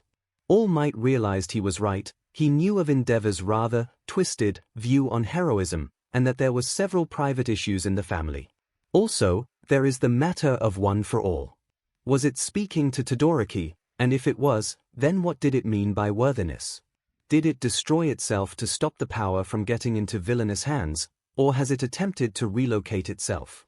Was Todoroki's quirk damaged by it leaving, or was that purposeful? How sentient is one for all? His head was starting to hurt. These questions were just too much for the simple man. One for all. Sentient. Was that possible? The only way to find out was to wait for the quirk specialist to get in. The quirk specialist was soon called in. Thankfully they were expecting a call like this after the spectacle. They arrived that afternoon, and was swiftly brought to Todoroki's bedside. Unfortunately, due to his power and influence, Endeavor was also attending. Why are we wasting time on this? Xiaoto's quirk is fine. He's just being rebellious, he'll get over it. Endeavor growled at the principal upon Nezu walking in. Unfortunately, we cannot take the chance if it is or not. Having a sudden quirk change that's reflected by his hair in the middle of a worldwide broadcasted event has made the public very suspicious of both of you. The drag tests didn't pick up on anything, but even with that the public has doubts. If we can find out if his quirk is damaged or not, that will help us find out what happened. Nezu remained calm, despite his dislike of the hero in front of him. He knew they needed something to tell the press, otherwise the school could be thrown into hot water. I'm ready to begin. The androgynous voice monotoned. The quirk specialist took their place next to the student. Who even is this quack? Endeavor was getting angrier and angrier. I am Ori-chan, don't worry, I'll be done and gone soon. With that out of the way, Ori lifted their hands over Xiaoto and closed his eyes. Suddenly, the room darkened as what looked to be an iceberg appeared. Or rather, half of an iceberg. The other half seemed to be empty space, nothing to be seen besides the caved-in and broken side of the iceberg. Cracks ran across the surface, with what looked to be mist still coming off of it. What is this? Endeavor looked on, impressed by the ice, but confused. Where was his fire? Perhaps buried in the ice. Nezu took pictures at various angles, to reference later, and spoke. This is young Todoroki's quirk. Or rather, what's left of it. Endeavor whipped around, flames crackling. What? What do you mean what's left? Simple, 𝐻𝐻𝐻 started, young Todoroki's quirk has split, and seems to have gotten rid of the fire half of his quirk. 𝐻𝐻𝐻 chose this moment to start setting up their cover story. My hypothesis is that his quirk was at war with itself. Fire and ice never truly mix into something new, they neutralize each other. But as quirks are a part of us, it's likely that the human part, young Todoroki, was ultimately the deciding factor. Given how often he relied solely on his ice, it probably caused that part to grow stronger while the fire part dwindled, until the quirk finally corrected itself. As he launched that final attack, it's likely he finally snuffed out the last of the flame, causing his attack to be so much stronger since it was no longer divided between its use and fighting itself. 𝐻𝐻𝐻 paced, trying to rationalize the next part. He was aided by looking at the illusion again, and noticed something new. Not all hope is lost, however. Look at the broken side. Everyone looked, and saw nothing. It's freezing over. They suddenly noticed the cracks in the ice slowly filling itself, and ice beginning to reach out towards his other half. What this could mean is that since Todoroki is no longer held back by his fire, his ice half can finally start growing on its own. While yes, he will have to deal with all the weaknesses ice users have, at least he can still be a fairly good hero. He won't be as effective in winter, but depending upon how much control he has over his ice, he could become a fantastic rescue hero for fires and capture. 𝐻𝐻𝐻 was trying to put as positive spin on this, but as the specialist let the illusion fade, Endeavor became absolutely livid. You mean to tell me that the quirk I worked so hard to make has broken? He was supposed to be stronger than All Might, to surpass him. The words poured out of his mouth, as hot and vitriolic as his beard, and the gathered adults were in shock. Rather than comfort his son, or fret about his health, Endeavor was mourning his quirk. And you, he rounded on 𝐿𝐿, if you hadn't been so rebellious, you would still have the quirk I gave you. But you did nothing with it, and now you've become as useless as your mother. 𝐿𝐿 was floored by this. As was the adults, for different reasons. 𝐿𝐿 was confused. He wanted to be like his mother, ever since his quirk came in. He should have been happy, but why does it feel like he lost a part of himself? And the adults had alarm bells blaring through their heads. These words had some very bad connotations. Created. Surpass. Useless. You know what, I'm done. You wasted everything I worked so hard for, and I will not stand for this anymore. If you want something done, do it yourself. Do whatever, brat. I don't care anymore. And with that, Endeavor left the room. 𝐿𝐿 sat there, somehow feeling both happy and sad at the same time. He finally got away from Endeavor, he won. But he also feels loss. Loss of the last shred of the fake care his father held for him. And now, other than his siblings, he was alone. Titular press conference.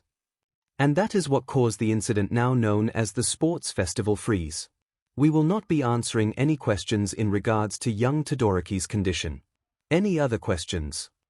The reporters stuttered for a moment, most of their questions revolving around what happened to him and his hair. Then one reporter finally stood up. Excuse me, but what is going to happen to the young man's placement in the hero course?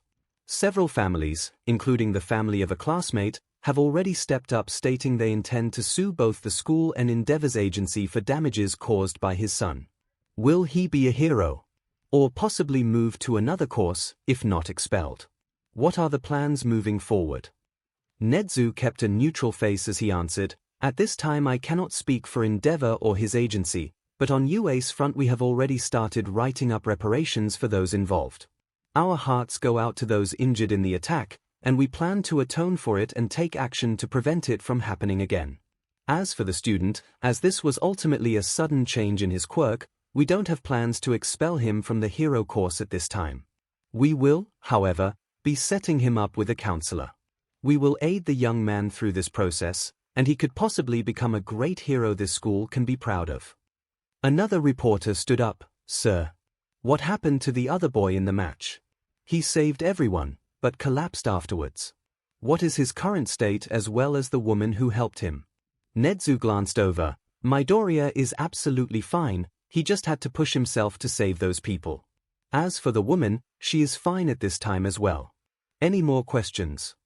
The reporters began to jump up, speaking over each other, trying to find out the identity of the woman, and if she was Midoriya's mother. Nezu shook his head and sighed. He always hated the press. Elsewhere, staring into the void, "Come on, gravity girl, you can float. Just focus on my energy core." Okiko was sweating in her room as she attempted to meditate. She was told doing so would help her meet with the voices and get her trained to use the powers said quirk contained. She hovered above the ground, for once not using her zero gravity, and was concentrating hard. Apparently the way the quirk worked was that each voice had an energy core that contained a facet of power, and focusing on that allowed her access to the abilities of each voice. The only issue was that one voice didn't have an energy core, and the firepower core had no voice. As such, the voice without took over her instruction with that power, with others chipping in from time to time. Only problem with that was Jones barbecue and foot massage. Jones barbecue and foot massage. The voices never shut up. They said they were doing this to get her used to distractions while using her new abilities. You know, like a liar. Okiko was 100% convinced they were just meme lords with the power to invade minds. They didn't even have any new memes either. What the heck even is free 𝐲𝐸 and 𝐔𝐬𝐸? Great, Okiko has a bunch of degenerates in her head. At least she was improving her control, especially with the fire. After the chair incident that everyone at the school was too distracted to notice, she realized she had to get a handle on that, fast. Suddenly, a thought hit her head, which made her lose focus and drop back to the floor. How in the world were internships going to work? Elsewhere again, Midoriya was chilling in Sanctuary. He had decided to take his extra day off as a day to spend with the family he made. As Tina, Gage, and he chilled in Mox's bar, the girls looked at each other, holding a silent conversation between themselves. Midoriya could have peeked into their minds, but he doesn't want to invade their privacy. Plus, the one time Tina asked him to look in her head, he couldn't stop blushing for a week. Suddenly, the girls turned to him, with mischievous laughter in their eyes. He gulped. "Say, Izuku," Gage started. Midoriya was about to reply, when suddenly, "You shorty beef, wanna add some more GIFs into this?" Tina, who spelled subtlety with capital TNT, piped in. And Midoriya's brain clocked out. "What? Izuku, you understand that this is a poly relationship, correct? As long as we're honest with each other and all agree, we can possibly bring in more people." Midoriya nodded, but was still confused as to where this is coming from. "Listen, my sweet not little Izu babe, there are times where your eye will wander. Ours do as well. And we noticed quite a few of your classmates' eyes wander over to YA. And the reason we noticed is because our eyes were wandering. Absolutely wonderful. But we wanted to see if any of your classmates would like to join in on our fantastic little tea party. So what you say, SWTY, what you say?" Looking at the excited girls in front of him, Midoriya was shook. Were they seriously okay with more girls joining the relationship?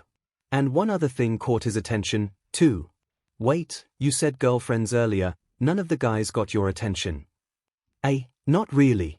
They are just a bit immature, and why would we settle for anything other than the number one man in our hearts?" Gage said, somehow being completely serious while also saying the cheesiest line ever. "And don't worry too much about us, we like a good cuddle party." Midoriya thought about the girls in his class for a moment, before coming to a decision. "I say, we, elsewhere. Endeavor stood in his training room, absolutely furious. The woman he bought for her quirk turned out to be completely useless in the end. Not only that, he wasted years training her spawn, and it amounted to nothing. He hurled fire around in blind rage, having built this room to train his brat's quirk in. Now it seems the only flames it'll only see would be from him." Taking a moment to cool off, Endeavor also thought about his sinking popularity. He could manipulate and bribe almost anyone, but the public's view on him was getting harder to cover. The internet was demanding he be taken down a few pegs, just because of that waste of time. His popularity was sinking so low, the Hero Commission was speaking about lowering him 3 ranks. There was no way he would allow them to put him behind not only the blonde oaf, but a pigeon, stupid rabbit, and the denim man. He had to find a way to not only save his reputation, but also surpass all might. Thinking, nay, plotting, 𝐿𝐴 slowly felt a wicked smile appear. If fire and ice doesn't work, then how about upping the fire power? That woman from the festival showed incredible control over her flames, enough to form wings and fly. And her kid out there showed he was incredibly strong. She also looked to be the type no one would really ask questions about if she disappeared. He had the start of a plan, he just needed to eliminate some loose ends. Starting with the Ice Woman. 𝐿𝐴 decided that he was going to start his plan that weekend. He prepared by making sure that only the people under his thumb would be doing rounds that day, and paid them off to stay away from Ray's room. Deciding to kidnap her back to his house, he could make up the story that she snapped and escaped to murder her family. 𝐿𝐴 would of course be the hero and defend his family from her. Perhaps with a bit of excessive force. Sure, he might take a bit of backlash, but murder to defend his family could be easily justified. All he had to do was remain in control. Walking into the hospital, 𝐿𝐴 saw how all the orderlies looked away from his gaze. Good, they feared him, as they should.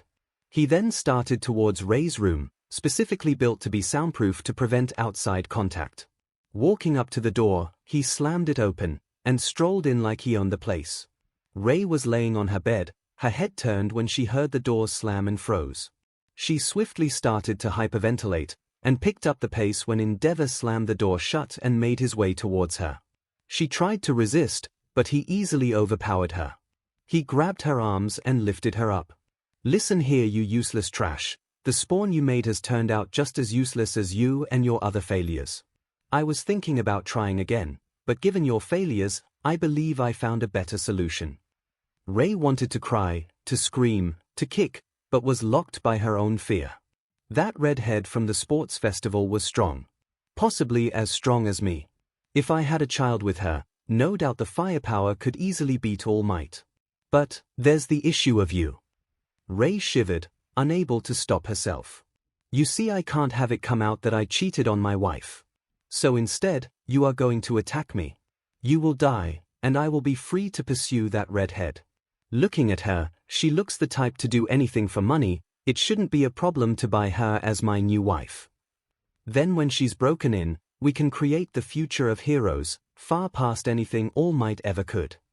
𝐿𝐴 was about to stand up when behind him he heard a woman's voice. Who knew Izuku was right about me being able to sense people with my powers? Anyway, I suggest you put her down. Now. 𝐿𝐴 whipped around and stuck his gaze onto a blue-haired tattooed woman in a hood, who seemed to be holding up what looked like a high-tech Game Boy. Who are you, and why are you here? 𝐿𝐴 growled. Name's Maya, and I was here with my friend trying to get more info on how this place treats mental illness when we heard doors slamming. Who even slams doors in a mental health center? Anyway, I'm afraid I can't let you go through with that plan. 𝐿𝐴 began to subtly charge up a flame attack. And you think you can stop me? I'm the most powerful hero. And you will be nothing more than ashes. 𝐿𝐴 launched his assault, looking to bring down a flaming punch into the woman's skull. She was faster, however, and dodged backwards into the hall. 𝐿𝐴 jumped around the corner and blasted with fire, trying to eliminate her. As he blasted, however, he failed to notice what he was blasting. Then when he stopped, he was shocked to see a giant near 8-foot-tall man, shirtless, and on fire. The man then began to walk forward. You see, my friend Krieg here hates two things. People who hurt their loved ones. Krieg continued walking towards 𝐿𝐴 as he attempted another fire blast. That only seemed to make the gleam in Krieg's eye that much sharper. And people who try to hurt me. Krieg lifted 𝐿𝐴 by his shirt as if he was a sack of potatoes, and tossed him into an adjacent room. He pointed to Ray's room and said, "Take. Leave. Now." Then the door was shut. Maya walked back over to Ray's room where she found her huddled into herself. Maya's heart broke at the sight of her struggling to breathe through her fear. It's okay, everything's all right. I'm gonna get you out of here, okay? Maya spoke softly, trying to be as gentle as possible. Ray whipped her head up, surprised at the fact the woman was still there. Ray looked around for 𝐿𝐴, but couldn't see him anywhere. Slowly, she stood up, and took Maya's hand. Don't worry, I got you. Maya smiled at Ray as she led her through the door and into the hallways. The only thing heard was the very, very faint sound of a revving buzz axe. Outside, Maya slowly led Ray away from the hospital. Surprisingly, the nurses and doctors ignored them leaving. Not going to look a gift skag in the mouth, Maya took her time escaping. "Where are we going?" a tiny voice asked, not used to talking to others. Maya looked over reassuringly and said, "We're going to meet some of my friends and getting this evidence to the police." Maya held up the Game Boy, showing a new recording. "Izuku also thought to upgrade our echoes to record video and not just audio. Thought it'd be important, glad to see he's right again." Ray was floored. This random woman was helping her. But what about him? He would hurt them, kill them. "Listen, thank you, but he will come for you if you dash." Suddenly, a crash and screaming was heard. Looking back, they witnessed a flaming, screaming man hit the ground from the third floor legs first. And Krieg, standing in the window, covered in burns and blood. Krieg swiftly jumped down and started running towards them as Endeavor rolled on the ground, legs broken and with large gashes in his body, including over his left eye. As Krieg caught up, he picked up both women and started running. The only words out of his mouth were, "He'll live." Later, at UA. Nezu just finished watching the impromptu attempted murder, puzzle pieces finally clicking in place. No wonder young Todoroki hated his fire and father, if the way he had been conflicted after the recent events meant anything. He knew what had to be done. "Maya, Krieg, thank you for bringing this to my attention. I will make sure that, no matter what he tries, Endeavor will be prisoned at least in Tartarus, nothing less." Lilith was also nearby, as they called her in when she was mentioned. "That absolutely disgusting jackhole. If it weren't such a problem here in this world, I would gladly show him how my flames outclass him." Lilith was livid. To be included in a murder plot and seeing what he planned for her made her want to take up the Firehawk mantle again just to kill him. Ray sat nearby, in barely hidden disbelief. She was shocked at everyone willing to help her. She sat there in shock as the police were called in and presented with the evidence. Upon viewing it, they immediately went out to the hospital, where Endeavor was stuck in bed with 2 broken legs and gashes that, while they seemed random, was actually targeting his tendons and connecting muscle. Until he healed for a few months at least, he was bedridden. And strangely enough, any evidence of the attack on hospital cameras didn't exist, neither did anyone there even report seeing Endeavor or Ray. With the arrest coming soon, the news was going to have a field day with this. And now they had the problem of what to do with Ray. She needed somewhere with support so she can heal, but also safety, as Endeavor had apparently a lot of connections. Until his trial, Ray needed to be protected. "Hey, I got an idea," Lilith said as she turned to Ray. "How would you like to stay in Sanctuary? We got room." Ochigogo Power Rangers. Okiko was sad to admit it, but she caved.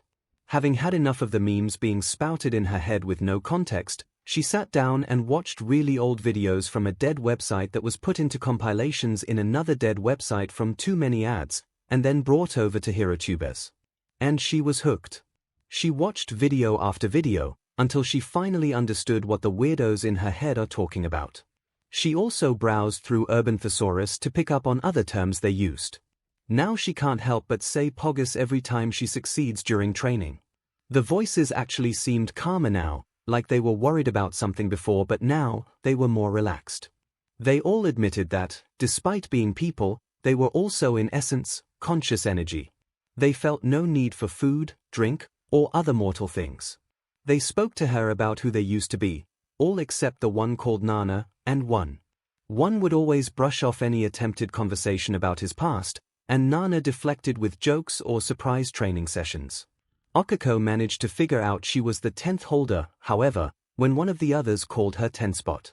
Everyone froze, as much as disembodied voices can, and tried to play it off. But she got the truth out of them. Okiko always gets the truth. She was also worried about the internships, and how she would have to reveal her new powers. She was trying to figure out how to reveal to her friends and family her powers, without coming off as crazy. Wait, doesn't Midoriya have a bunch of powers too? I bet I could ask for his help. With that thought, Okiko went to sleep, plans formulated in her head. I didn't get no sleep 𝐂𝐻𝐲 if y'all ain't gonna sleep 𝐂𝐻𝐲. Shorty, you ever feel like you're missing something, but you got everything, but it's still just not there? Tina, you know what happens when you drink. You get all existential. Enough about that thought, we got a HM to plan. So, you down, hero boy? Alright, but on certain conditions, more jump cuts than a ninja anime, a masked figure sat on a roof. Covered in blades, this man was rejoicing. Not only had he put Ingenium down for good, but Endeavor, his biggest target, had been brutally attacked and arrested earlier that day. He had even come close to killing the scarred man-child in the league who threatened All Might. Today was going great. Deciding to continue his hunt in Hosu, the masked man leapt away. Completely unaware of the single glowing green eye, and metallic helmet shining in the moonlight watching him. Inside a hospital room, what do you mean, you were there just to check on your wife? Tsukochi stood there, trying to find out just what happened in that room after the recording stopped. Endeavor knew he was caught, but tried to fight his hardest to make it seem like he was the hero. However, the detective was having none of it. Endeavor attempted to lie about what happened despite the video evidence, and once he found out about the detective's quirk, he then tried to subtly hint that he was willing to pay a large sum if the detective just said his story was true and make the evidence disappear, but that only made the detective angrier than he already was. Listen here, you are placed under arrest for quirk marriage, attempted murder, and for bribing and blackmail. Any other charges you want to add on there? Tsukochi had hit his limit with this disgrace to everything his best friend has built. You can't arrest me, don't you know who I am? I'm the only hero that could beat All Might. I have the best villain arrest record in Japan. You can't arrest me by the word of some pathetic thugs. Yes I can, and I am. Evidence against you is too high to leave any doubt in my mind. And my quirk makes everything you say admissible in court. It's over, Todoroki. Tsukochi watched as the man began to rant and rage against the restraints attached to the bed. You can't seriously do this, there will be consequences. Villains will rise, and you will be letting me back just to deal with them. They are nothing. They're a bunch of thugs, and I am the GN hero. But no matter how he tried, these binds would not let him escape. Not that he would get far with his legs tore up. The pain, the feeling of loss finally hit him, and he passed out. Before he did so, he couldn't help but remember. The one who put him in here. Flashback sound effect, Endeavor slammed onto his back. He quickly stood back as the flaming giant stepped into the room. He could feel the heat burning into his skin, he was pushing his own resistance, but the man in front of him seemed to radiate a burning rage more effective than anything Endeavor could do. Realizing his fire wouldn't work, Endeavor tried to take a swing, but had his flaming fist caught by a scarred hand. The man lifted him up by his arm, and slammed him onto the ceiling, then the floor. The man then yanked on the arm, dislocating his shoulder, before stomping on his leg, shattering the knee. Endeavor howled in pain, but he wouldn't be heard. He had made sure of the soundproofing himself. As Endeavor blasted the man's head, trying to escape, he saw something that chilled him to the core. The man reached over to his side, and pulled out a circular saw on a handle. Then he revved it. Endeavor tried to scramble backwards but felt his back hit the wall. The man then raised the weapon. And swung again. And again. Endeavor could feel the saw tear into his flesh, not deep enough to kill, but he could feel the flames cauterize his wounds as they were made. Then, the man aimed for his face. The scream tore through his throat, leaving it raw as he realized he couldn't see. Had he lost that eye? Would he die here? The man wasn't quite content yet, however. Lifting Endeavor by the back of his suit, he walked over to the window. By the time Endeavor realized his intent, he was already in the air above the ground. A final scream left his lungs as he tried to land, only to feel the bones in his leg give. He hit the ground, glass digging into his wounds, and he slowly passed out from the pain. The last thing he saw before fading into unconsciousness was the man running, hooded woman under one arm, and the useless hag under the other. Graphic scenes of defenestration done. As Endeavor slept, however, he already had a backup plan going. He had already ordered his lackeys in his agency, as well as the police, to eliminate anyone who tried to reveal his crimes. It was only a matter of time until he was a free man. Matter of time later, what do you mean you can't find her? One of Endeavor's sidekicks was absolutely livid. The police officers in front of him trembled in fear. Look, we can't find her. She's not in any of our safe houses, and the only way to get to her in her file said to talk to the rat principal. If she's at UA, we can't touch her. The sidekick glared at the officer, despite knowing it's true. If both their target and Ray were with the rat on campus, there's no way to get them. Too bad, they didn't even know that their targets were more out of reach than they could ever imagine. In a galaxy, far, far into the Disney copyright vault, Ray was staring out of the window, in serene amazement of what she saw. After being invited to a place called Sanctuary, Ray was given an echo, and brought to an apartment where an Izuku Midoriya lived. Upon arriving, and meeting the lovely Inko Midoriya, who said that they would find her boy already at Sanctuary, Ray was led to a young man's bedroom, and a strange machine in the corner. Now, this is a little dizzying the first time you do this, but you'll get used to it. Maya warned, before hitting a holographic button with the word Sanctuary on it. Suddenly she was engulfed in a burst of light, and saw a long blue and violet tunnel of light, before suddenly finding herself standing in front of a similar machine. But now, everything was different around machine.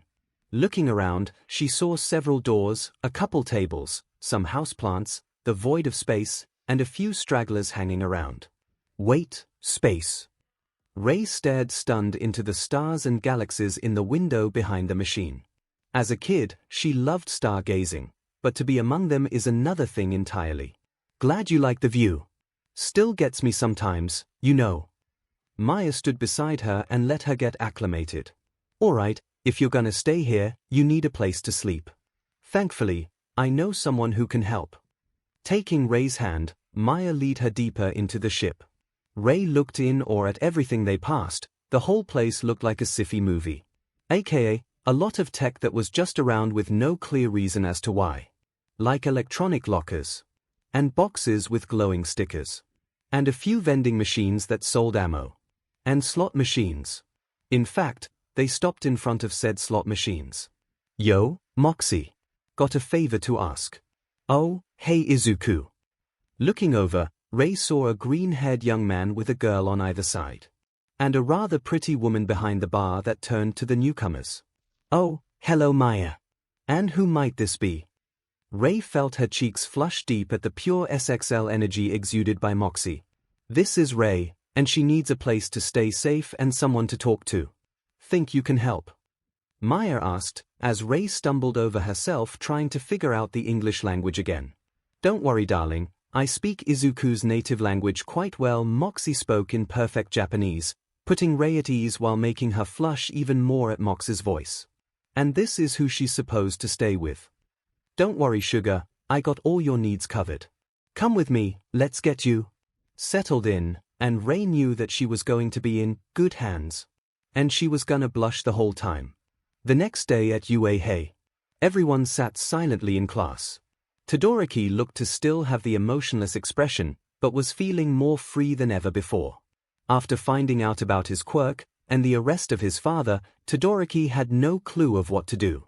Even though he has started seeing the school counselor, he knew his circumstances were different than most. And now he had to learn his quirk all over again. Okako was waiting for class to start, and more to the point lunch, because not only food mood, but she also needed to get a chance to speak to Midoriya. She still needed a way to reveal her new powers, which included a tentacle WHP now. Which left no end of jokes from her personal peanut gallery. About a certain type of show that even her own newfound meme skills refused to acknowledge. Either way, she had to get advice soon, and Midoriya was likely going to be her best bet. Ida sat in silence. At some point during the sports festival his brother was attacked. The hero killer let him live, but he could never be Ingenium again. And when Tensai tried to pass the name on to Tenya, Tenya couldn't help but feel it was undeserved. He was no hero, and Ingenium is supposed to be a hero that helps inspire everyone. If he was going to take the Ingenium name, it had to be earned. And then a dark plan began to form. And a certain frog girl was also waiting for Midoriya, but for different reasons. Reasons she then got to act on once he stepped into the room. Bolting from her desk, Tsuyu ran to the other greenette and hugged him tightly, while croaking out a thank you repeatedly. Tsuyu had spent the weekend with her family, and after what happened, she felt he deserved every ounce of gratitude in her heart. She wrapped up her emotional moment, and sat back down, leaving Midoriya in shock, as well as reminding him of the conversation he had had with his girlfriends. Midoriya sat down just before Aizawa walked in. Alright, normally this is when you all would be getting a list of heroes who put in request for you to do your work study with them. However, due to recent events, we have gone and selected a hero for each of you to do your work study with. We selected them for you based on things we believe you could work on that they specialize in. Today will only be a half day, as we are sending you home to make sure you pack. Now, look over your heroes and decide what you need to bring. Ida, pass out these envelopes. I'm going to take a nap after dealing with you guys for too long today. If you wake me up, detention will be the least of your worries. Aizawa then proceeded to duck under his desk and climbed into his sleeping bag. Looking at who was paired with what hero, there were a few ones that raised people's eyebrows. Here's a few of them: Okiko and Gunhead Todoroki and Eraserhead Momo and Snipe Ida and Presentamic Midoriya and Miruko. Suddenly, Midnight burst through the door. There'll be... Seriously, Shota. We talked about doing an intro here. Did you even pay attention, you greasy cat man? Looking at the sea of confused looks, Midnight turned back to the desk. You didn't even tell them they're picking hero names today. You must be extra done today. Anyway kids, today you will be picking your hero names today, and be careful, you might get called this your whole career. So pick cautiously. There'll be... It was ruined the first time, just pick your name. Most of those present had some good ideas. Froppy was adorable, Blizzard made sense, and Alien Queen may sound scary, but with Midoriya's origin, it seemed more okay. The only real change was Can't Stop Twinkling, as his original was a full sentence. Oh well, it'll still be funny later when people start calling him the TWK hero. Hey, Midnight was only there to prevent naming disasters, not judge poor taste or predict the public's way of calling them. Then Midoriya stepped up with his whiteboard. I thought about several options. At first I thought of using Deku as a nod to my experiences growing up, but that felt too on the nose and insulting to myself. I also thought about being the God Queen Slayer, but that only works back in Pandora. So, I went with what I am, and what I'm proud to call myself. The Seraphim Hero, Vault Hunter. And, of course, it was a half day, so Okiko's plan fell through once they left after a quick lunch. Oh well, there's always after internships. Principal's office. Lilith sat there waiting for anything to happen. But the mouse in front of her was sipping tea. And has been for 5 minutes. Just as she began to wonder how deep that cup is, Nezu finally spoke. So, the world knows about you now. Normally, this wouldn't be a problem, but legally, you don't exist here. So now, we have someone considered an illegal alien under public scrutiny. Normally, I would choose something less drastic, but circumstances leave me no choice. I have devised a way for you to continue living here. Lilith sat there, waiting for whatever punishment he will deliver. You are now the hero Firehawk, congratulations. And Lilith had to be hearing things now. What? The... Fudash, normally you would be forced to train at a school and take the exams, but the power you showed as well as the ability to use teamwork makes you a star candidate. As such, I used a few favors to register you as Midoriya's stepmother, and to get you that license to help quench the public's thirst. Please, don't make me regret this. No killing unless it saves civilians. Sweet. Does this mean I can team up with Izuku in public? Yes. In fact, we plan to have you work with him after the work studies. Until then, however, Nezu dropped a stack of books taller than himself. You have serious catching up to do. So I will be your tutor for the next week. And for yet another moment in her life, Lilith felt true fear. Train Midoriya stood at the train station, confused. He had always heard Miruko was against the idea of teamwork, and never took anyone as an intern. The only employees she keeps were all office workers, but never another hero. So why did she decide he would be the first? Ida also had him concerned. Midoriya had heard of the teen's brother, and could feel the rage inside of him. The hero killer left him paralyzed, and while he could be healed, if he was and became a hero again, Stain might not be nearly as merciful next time. So it was a race against time, for as long as Stain continues his rampage, the more the chances of Ingenium never even walking again. And the rage inside Ida seemed to flare even higher when he learned he was being forced to intern with present MIC. The man may be a friend of his brother, but now Ida could not get away to begin his vengeance. Midoriya had figured out the reasoning for the pick, though. Ida didn't need help with power. Sure, his turning needed work, but that isn't the main problem he has. It was his tunnel vision. Ida's one-track mind was his most dangerous weakness. It's honestly why Midoriya didn't vote for him to be class rep. After saying goodbye to his friends and reminding Ida that he's always willing to talk, Midoriya and his classmates went their separate ways. Midoriya rode the train down to the next town over, Hosu, where Miruko set up one of her offices. Midoriya thought it was a smart choice. Any dangerous villain looking to hunt and fight heroes tended to attack their headquarters, which even under the best of circumstances, the hero was unable to continue work for a week at least repairing the building and upping security. Miruko eliminated that by having multiple offices scattered in the surrounding towns that she could go to if she was needed in that area. Midoriya eventually made it to a simplistic 4-story building that will be his base for the next week. Not exactly impressive looking, but hey, neither was the town sanctuary. As he walked in, he saw an older man with sunglasses sat behind the desk. "Excuse me, I'm here for the work study." The man, whose nameplate said Stan, looked the boy over from behind his sunglasses. After appraising him, Stan finally spoke. "I had heard someone was doing their work study with Miruko, but I didn't know anyone was crazy enough to accept. However, after seeing all you did at the sports festival, I should have guessed. Excelsior, hero." The older man pointed towards a door on the left. "3rd floor, she's in her office. And if you need anything, don't hesitate to ask. I'm here to help with anything a hero needs."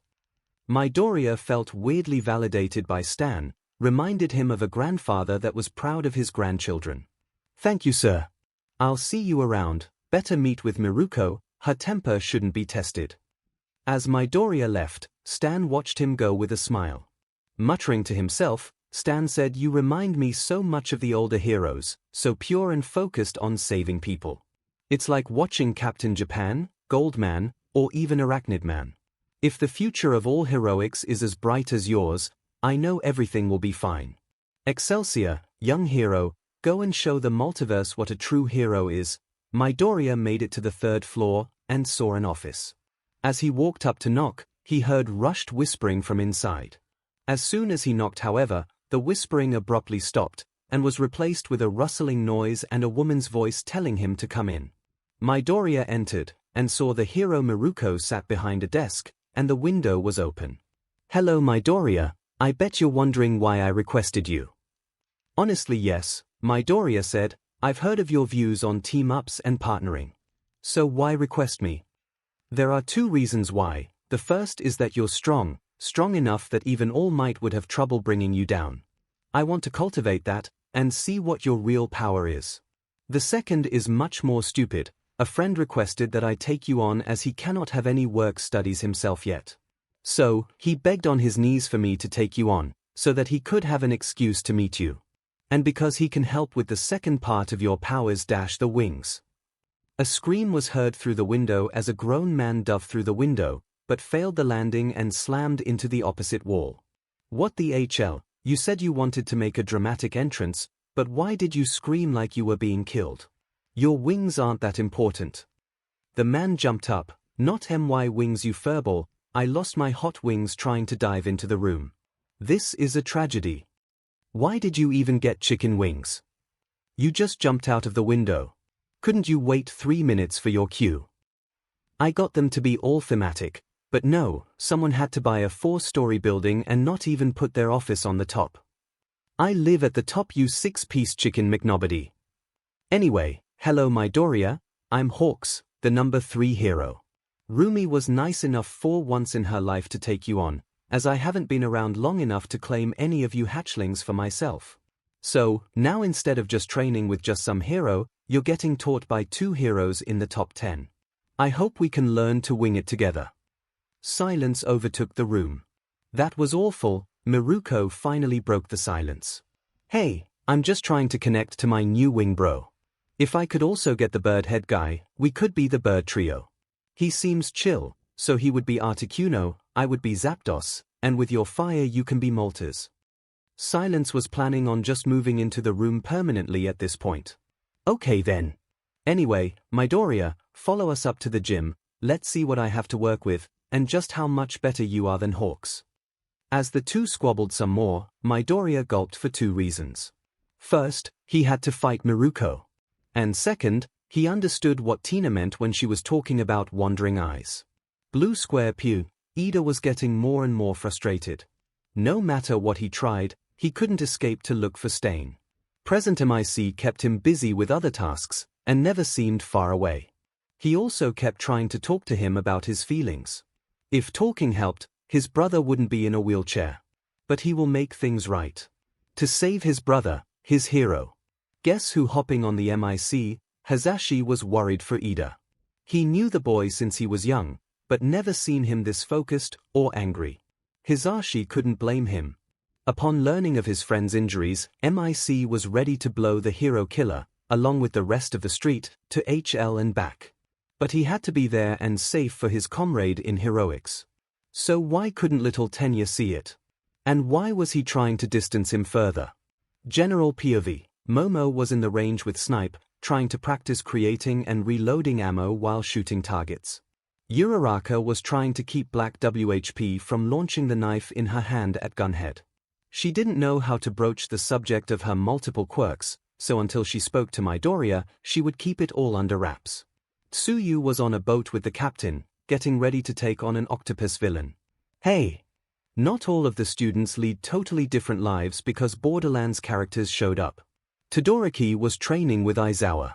He found that thanks to his fire quirk leaving, he would feel the cold faster. But it also left his ice more solid and colder. Together they worked on mastering his new power, trying to tame it as quickly as possible. And lastly, a certain hero killer just received confirmation that another of his targets, the brash and aggressive Miruko, was in town. She was hard to track, but he found her.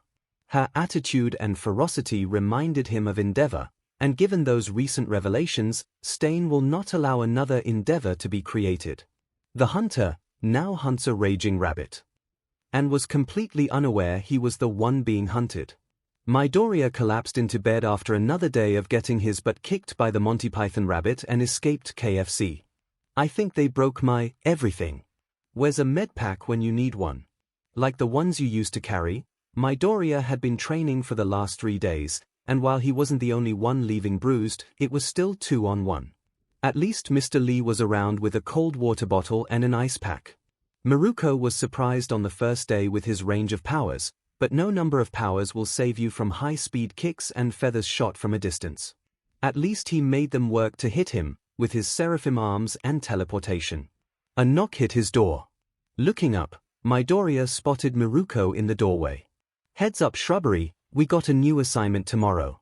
Apparently Hosu has had sightings of the hero killer lately, and I feel like hunting him down.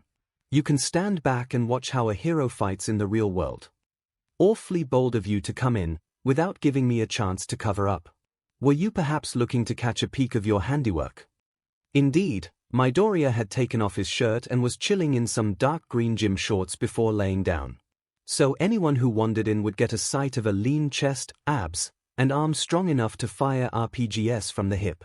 This, along with his seraphim tattoos, gave him a bad boy look, while still looking somewhat ethereal with the glow.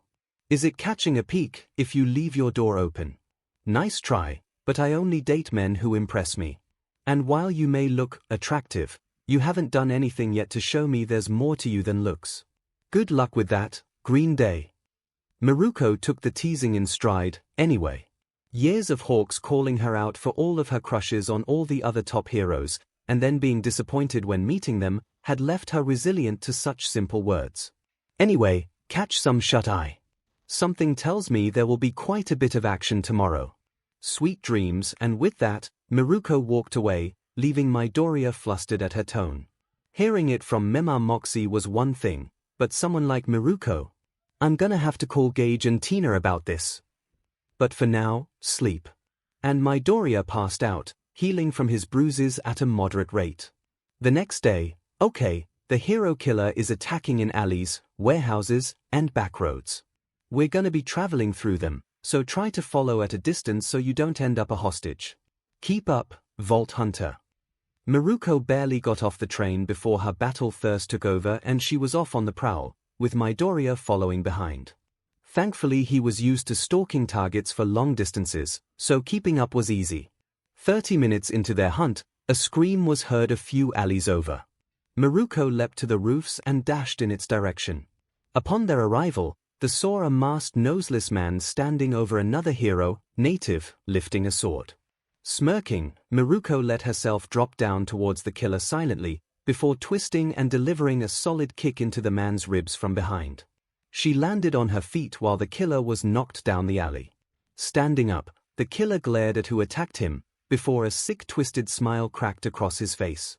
Well then, this simplifies my search. Didn't think I'd get a 2-for-1, but I'm certainly not turning it down. So you've been looking for me too. And for some reason, I don't think it's because you're a fan. You would be right, you fake. You're no hero, just a fight-obsessed jackrabbit that twisted everything All Might has built to serve your addiction. You are a fake hero, absolutely abhorrent to All Might's legacy. And I will cleanse and your ilk from society. And thus, the fight started. Stain was swinging his sword left and right, dashing in for a quick kill, but Miruko wasn't considered one of the fastest heroes for no reason. For every swing, Miruko either had the perfect juke or jive to avoid it. Miruko also started laying on her own attacks in between Stain's wild swings. It actually seemed like Miruko was going to win. And then she wasn't. Suddenly, Stain whipped around with a throwing knife and managed to nick Miruko's arm, before tugging on a wire attached to said knife and reeling it back to him. Miruko had jumped back to figure out his new strategy, but she suddenly felt her legs turn to jelly under her, and she collapsed. She felt her whole body relax against her will. Looking over, she saw Stain remove his tongue from the small blade. I'll admit, you can fight like a true hero. Stain started walking towards her blade drawn, but that's all you can do. Not once did you try to get the other fake out of here, you focused solely on fighting me. And for that, you must die. Stain started lifting the sword over his head, ready to end the rabbit. Just as he swung, bang! The blade shattered and started to corrode. Stain whipped around and leapt away from where he was standing, and saw a green-haired man stood where Native once was. Actually, if you had paid attention, she was leading you away from Native so I could retrieve him. Glad I dropped him off and got back in time. Now, surrender, or you're about to find out what this can do on something fleshier than a sword. Stain felt intimidated for once.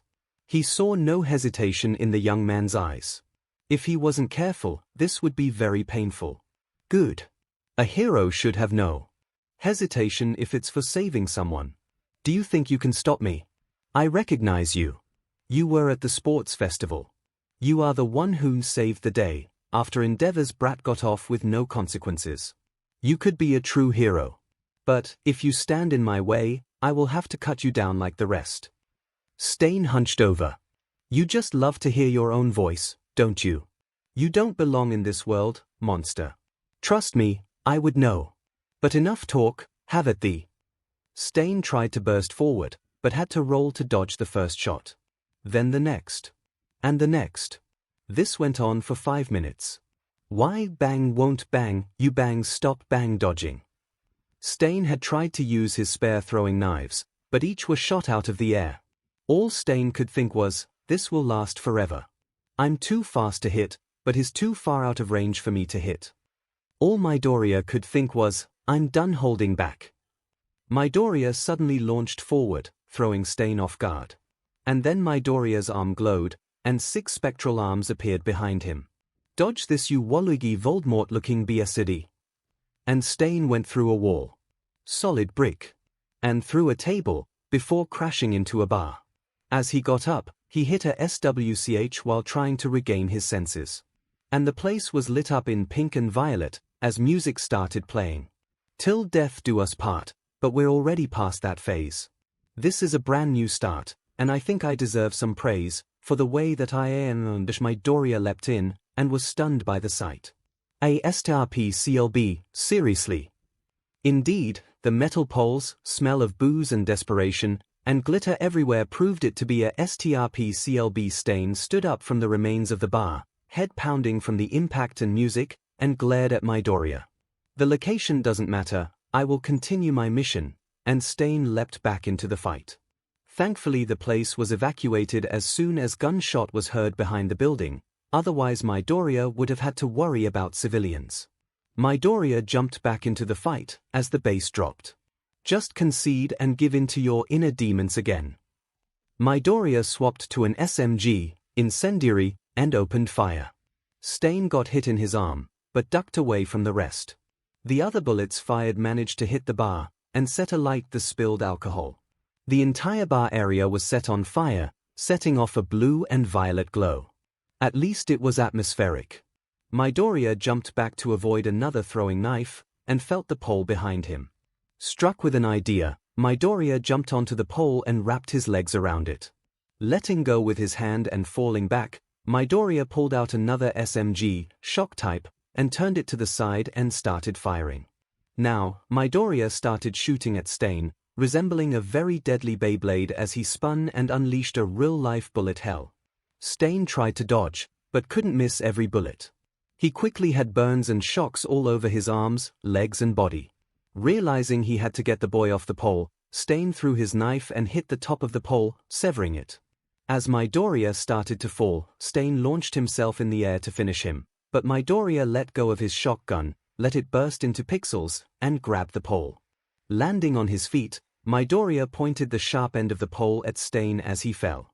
Stain twisted like a pretzel, but still had his arm impaled on the impromptu spear. A scream tore from his throat as he severed the tip with his knife and leapt back. BLD dripped down his arm, but he wasn't going to back down. Stain prepared to continue, when suddenly woof. Stain was tackled by the ugliest but goodest boy this side of the galaxy. Mr. Chu. Midoriya cheered. Indeed, the skag on top of the killer was Mr. Chu, the companion of Midoriya. Are you okay? There's an unnecessary amount of fire in here. FL4K, the robot hunter, stepped through the hole. No need to worry about the rabbit, Zero already got her to safety. Now, any scratches? Suddenly, Stain got his feet on the skag's stomach and launched it back. Jumping up, Stain dashed and desperately stabbed his knife into FL4K's abdomen. Stain immediately ripped it back out and tried to like it, but as soon as it hit his tongue, he recoiled. I believe you'll find I have no BLD. FL4K then lifted the killer by his shirt. Therefore, I shall take yours. FL4K threw the hero killer backwards, into the flaming bar. Normally, someone would have a little bit of time to put themselves out, but if one were to say, be covered in alcohol, that time would disappear. Which is why Stain immediately burst into flame. Thinking quickly, Midoriya pulled out a Creo assault rifle and put him out. But the damage was done. Stain, covered in burns, electrical shocks, and his own BLD for once, collapsed. Midoriya immediately checked on the killer, and was relieved to find him still breathing. Getting up, Midoriya looked over to FL4K and Mr. Chu, who seemed to be patching up their wounds. You okay? Yes, my friend. The knife barely got past my shell. We should probably get him to the police, while Miruko and the other hero gets medical attention. Speaking of strange, where did Zero go? He should have been back by now. With that, the duo started dragging Stain to the authorities. Nearby roof. Now, I can finally have vengeance against both the hero worshipper and the gun brat. Chappie, or Shigaraki, started gesturing wildly with his prosthetic arm, and turned to the shadow man next to him. Now, Kurogiri, released the node. Suddenly, Shigaraki noticed a sudden change in his balance. Looking over, he watched as his hook fell onto the street. And that it was cut off from his stump. What? How? Turning around, they noticed a man stood there. A man who wore a full helmet, wielded a sword, and had only 4 fingers. You continue to threaten my family, so back off or get cut. Before the situation could worsen with Shigaraki running his mouth, Kurogiri yanked him into a portal to the bar before disappearing. Neno, my vengeance! Back on the roof, Zero turned towards the group he saw leaving the STRP-CLB. I will have to make the rat aware of this new development, yes. And so, he joined his friends, letting them know Miruko was already at a hospital, being looked over alongside the other hero. And with that, the hero killer was defeated. Tenya point of view, while working with present MIC was annoying, at least he was training with a full-fledged hero. Tenya worked heavily on his speed and fighting techniques, making sure to reference any known information on how the hero killer fights so once he finds him, he can tear him apart. Present MIC had tried to make him loosen up, but he only partially paid attention, just enough to get him off his back. Tenya knew Yamada was reporting back to Tensai, so he had to keep a low profile. He would be patient. He would train. So, in the near future, when the time is right, Tenya will, this just iron, the hero killer has been captured. Tenya twisted, glaring in disbelief at the TV that was always playing in present MIC's office. What? Who did it? Who stole my chance to avenge my brother? Earlier today, the hero killer was engaged by the pro-hero Miruko, alongside her new work study from UA. Both made it out with little injury, and the hero killer has been captured. In the pictures posted on social media, it would appear Miruko tasked bringing the hero killer to the authorities to her in turn, who we have confirmed to be the newly dubbed Seraphim hero in training, Vault Hunter, UA student Midoriya Izuku. Pictures of Midoriya dragging the hero killer behind him flashed on screen, the hero killer's burns and bullet wounds apparent.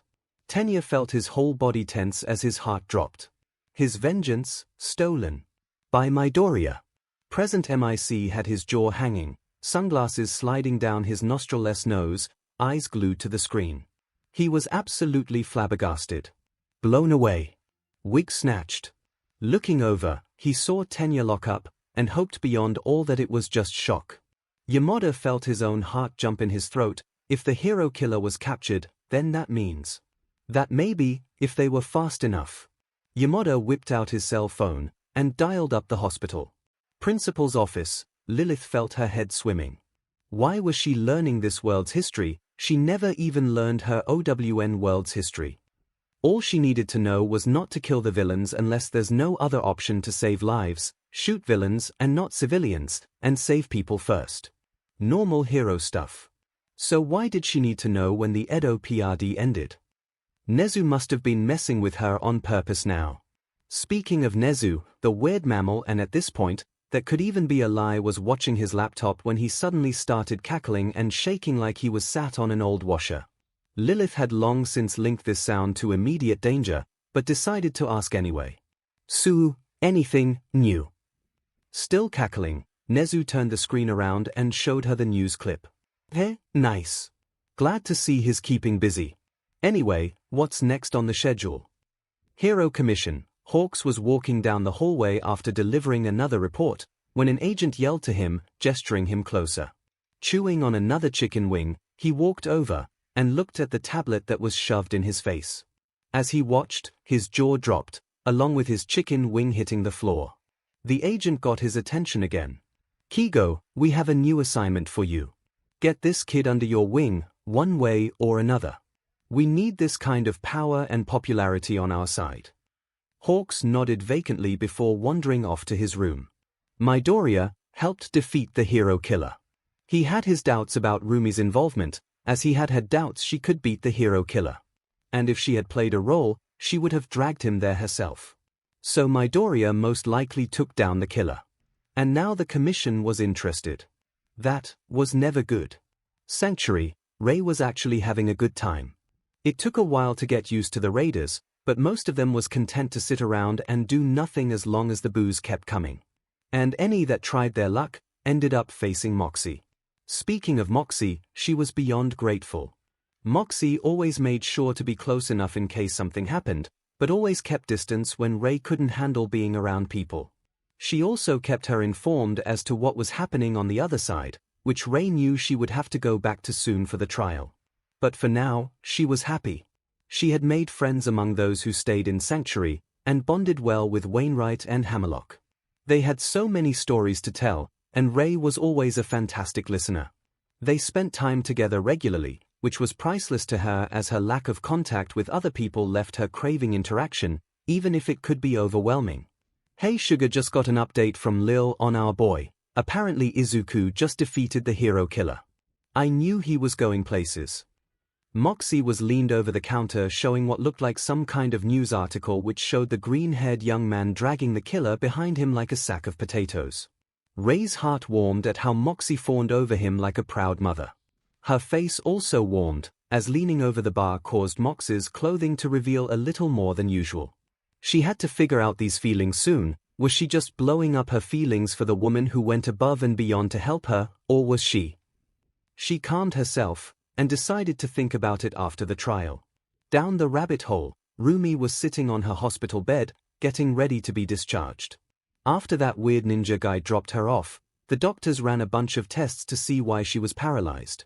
It was determined to be related to her BLD, and a few minutes later it wore off anyway. The doctors told her she was lucky that it wasn't a permanent quirk. But right now, there was a different matter running through her head. Midoriya, namely. She had always admired strength, which she tried to reflect through her hero work. Thing is, this admiration had also led to a few, small, crushes on those who showed said strength, and had the heroic attitude to back it up. It's the reason her celebrity crushes were all top heroes. The only ones she had never had a crush on were Endeavor, whom she had felt had the furthest interest in heroics, and Hawks, who felt more like a brother than a possible romantic interest. But, in those cases, all it took was meeting said heroes to eliminate those crushes. Between how old All Might was getting, to Best Jeanist's insistence on correcting her public image, she learned to look past her strength obsession, and instead look deeper. With Midoriya, however, she had spent days fighting him. She could barely call it training, as he was giving her just as much of a fight as she did him. Beyond that, she also saw how he interacted with others, with nothing less than kindness and a smile. She had already felt herself falling into her old habits. Then Stain happened. If Midoriya hadn't jumped in, she would have been dead. She would have been another casualty, and his biggest kill to date, if it wasn't for Midoriya. He leapt into action, actively leading the killer away from her, and saving her. And he won. The news claimed they had worked together, but that couldn't be further from the truth. Midoriya had beat the opponent she couldn't. He saved the victim she couldn't. He saved her life, she couldn't. She felt herself fall harder for the young man, her tail flickering behind her as her ears laid back on her head. Between the casual flirting, the training, and now this, she knew. Rumi had fallen in love. But now, what does she do? She had to figure out how to approach this. She didn't want to ruin any chance she had, with the person who best fit her. Hey, Miruko, how are you holding up? Rumi lifted her head and saw the man of the hour at her door. She kept her gaze locked on him as she replied, Rumi. You earned that right at least, after saving me. Midoriya scratched the back of his head in embarrassment, and walked over to the side of her bed. Thanks. Now, apparently the news heard we worked together to beat Stain, so let's roll with that story if someone asks. 'Cause what I just did was massively illegal, I think, and it's going to be hard enough to deal with the arson charge that's most likely going to come. Seeing Midoriya so nervous and adorable, made Rumi decide to throw caution to the wind. Rumi reached out, grabbed the front of Midoriya's hoodie, and kissed him on the lips. Hard. Midoriya froze for a second, before wrapping his arms around her and returning the favor. After keeping their lips locked long enough to lose oxygen, they finally split, breathing heavy. I mean Izuku, I don't fall easy. And today, I fell twice. First to the hero killer, and now, into my love for you. I hate partnerships, but if it's with you, I feel like I could fight anyone. So, we're dating now. Midoriya felt his heart soar at the declaration, as well as a chuckle escape his throat at her assertiveness.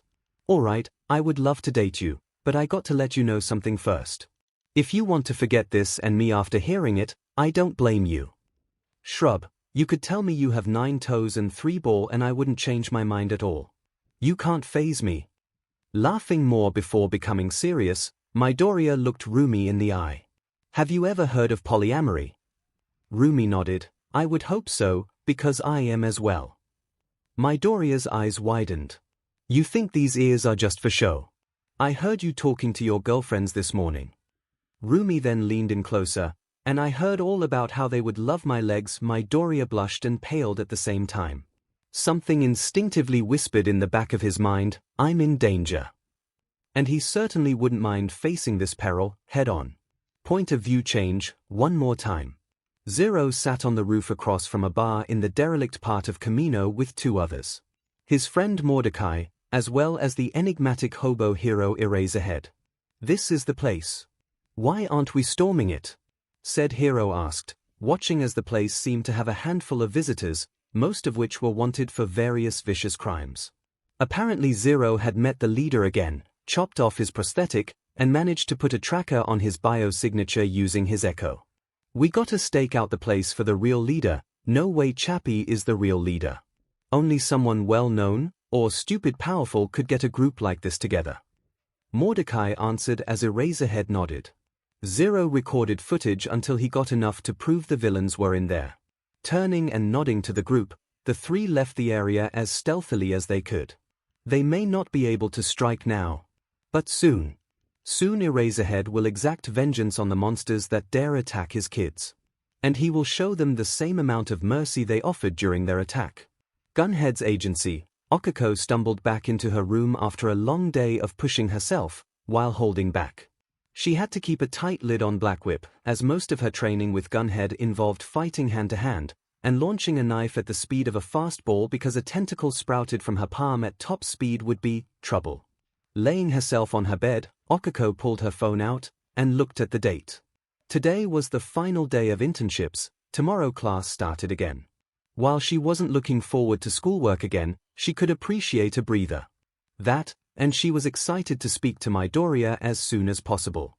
She needs a plan on how to reveal her new powers, and surely Midoriya had an idea how, given the myriad of powers he has.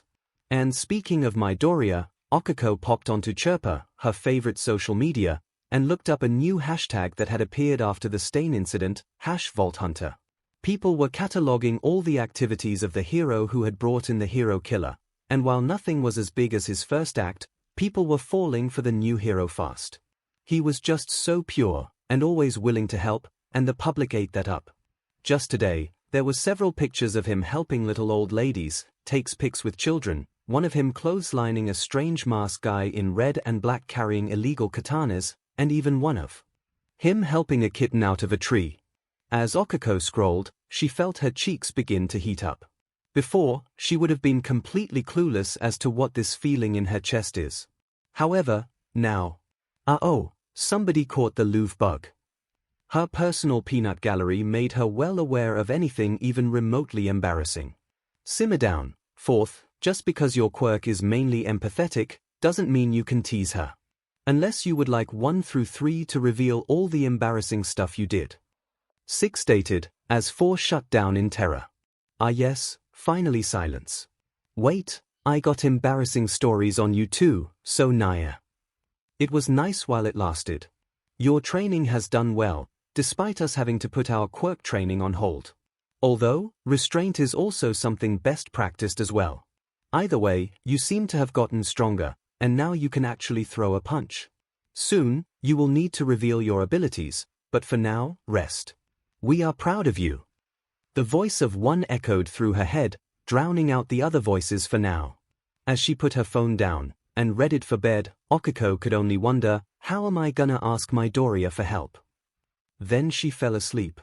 The next day, 𝐒𝐿 ground her teeth. She had wanted to approach Midoriya during lunch, but was unable to separate him from everyone else. Midoriya was flanked by Tina, the redhead named 𝐒𝐩𝐽, Lilith, Tsuyu, and strangely enough Momo, and Todoroki. She was forced to let the others take all of his time. But she had to speak to him, she can't keep lying like this. But for now, she was stuck at her desk, waiting for I am here, to take you all to GYM Delta. Get in your costumes and let's go get bread, you queens and kings. Silence took the room, sheer awe at what the HL just came out of his mouth. Is this not how to motivate you young people? Where's your YOLO swag? Get going, zygotes. And with that, everyone rushed out, got dressed, and reported to Delta. Along the way, 𝐒𝐿𝐴 snuck looks at Midoriya, and noticed him inserting purple crystals into some strange braces on his forearms. What in the world is that? Today, you will be racing in groups of 5. You will receive the location of an injured civilian on your communicators. First to reach the civilian wins. Midoriya, no teleporting or flight. What? Why was All Might calling out Midoriya? That's completely unfair. She could feel the disappointment of the other holders inside her, all directed at All Might. And a slight bit of regret. Just as she was about to argue, Midoriya nodded. Sounds fair. Wouldn't gain much from just winning within seconds. Besides, I get to try out some new tricks. All Might nodded at this, and declared the groups. Midoriya's group was going to go first, followed by 𝐒𝐴's, then the others. Looking over, she saw Ida was part of Midoriya's group. However, upon looking at him, she caught Ida glaring at Midoriya before schooling his face to look neutral. 𝐒𝐴 became concerned. What happened to Ida for him to glare like that? The racers went to the starting point, each prepping in their own way. 𝐒𝐿𝐴 stretched his arms, Mina wiggled to loosen her joints, Ida entered a sprinter's starting stance, Ojiro was pulling his tail around, and Midoriya double-checked his braces. Suddenly, their communicators went off. Go 𝐔𝐬𝐽, and they went. 𝐒𝐿𝐴 immediately shot his tape out and started swinging. Mina started skating on her acid. Ojiro had his tail between his legs and was rolling. Armadillo style. Maybe he actually has some personality. Ida sprinting, taking off ahead of the other 3. And Midoriya. He glowed as he sprouted his other arms, created an energy bubble around himself, and made his arms slam into it, sending him flying across town. Everyone watched in awe as Midoriya bounced past all the competition, and was treated like a volleyball when he had to make a turn. It was within a minute that the hands caught his bubble, depositing him in front of the finish line. Midoriya walked across the line and over to All Might. So, how was that? All Might's smile became strained for a second before giving a thumbs up. Good job.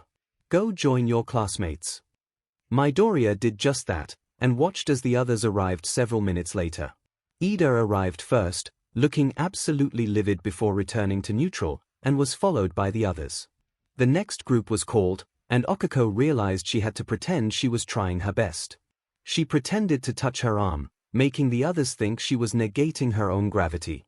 When the go was given, she made use of her float powers to fly straight towards the point her communicator indicated.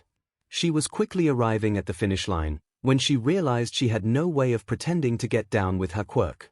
She thought quick before touching her fingertips and quickly slapping her arm, allowing gravity to pull her down slowly. When she reached the platform, she crossed the finish line, before pretending to be nauseous. All Might congratulated her, and she went to the class. Everyone congratulated her, but as she settled in the back to settle her stomach, Midoriya came up to her. Listen, I believe we need to talk later. Meet me after class. 𝐒𝐴 sat stunned before becoming flushed. She saw several possibilities running through her head. But then, she realized this is exactly what she wanted. Little did she know, someone was listening. And they were not going to let this go. Later that day, class had just ended, and 𝐒𝐴 was nervous. She had no idea why Midoriya wanted to speak to her, but if it was what she thought, she wasn't sure her heart could take it. She saw Midoriya gesturing her to follow him, before leading her to an empty classroom. 𝐒𝐴 felt herself blush at this extremely cliché scenario. 𝐒𝐴, Midoriya started, causing her to look at him as best she could. Why yes. 𝐒𝐴 nervously replied. I know you have the power to fly. 𝐒𝐴 stood shocked, after Midoriya dropped that bomb on her. WWW what? 𝐒𝐴 stammered. I was watching you. The others may have missed it, but I saw you slowly drift downward before reaching the end. You started drooping in the middle, like you had to focus on maintaining your altitude. Given I can fly, I understand the trouble first-time flyers have. You didn't use your zero gravity, you flew there. How? 𝐒𝐴 was stunned. Had it been that obvious? 𝐒𝐭𝐚𝐲 decided to tell the truth. I'll admit, after the sports festival, suddenly I had these new powers in my.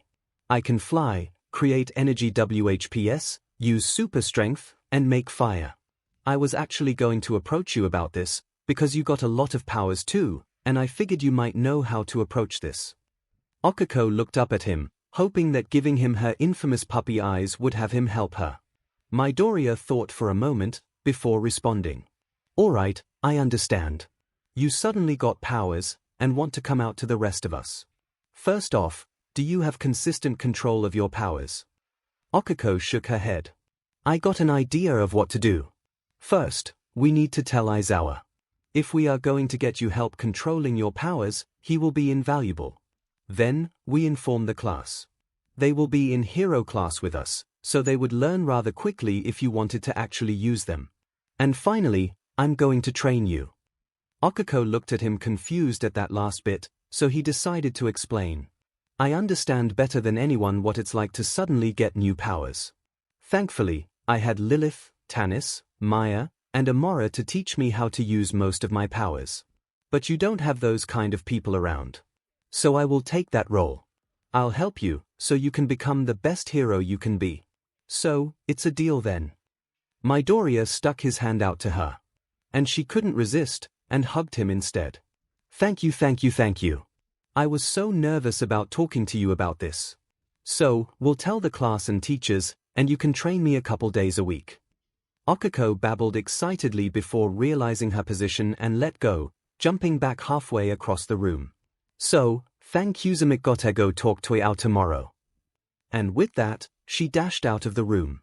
Izuku began to leave as well, when suddenly he was stopped by two people walking in and shutting the door. Hello Midoriya, Kiro. Hello Midoriya, glad to see you are alright. Zu, Momo, what are you doing here?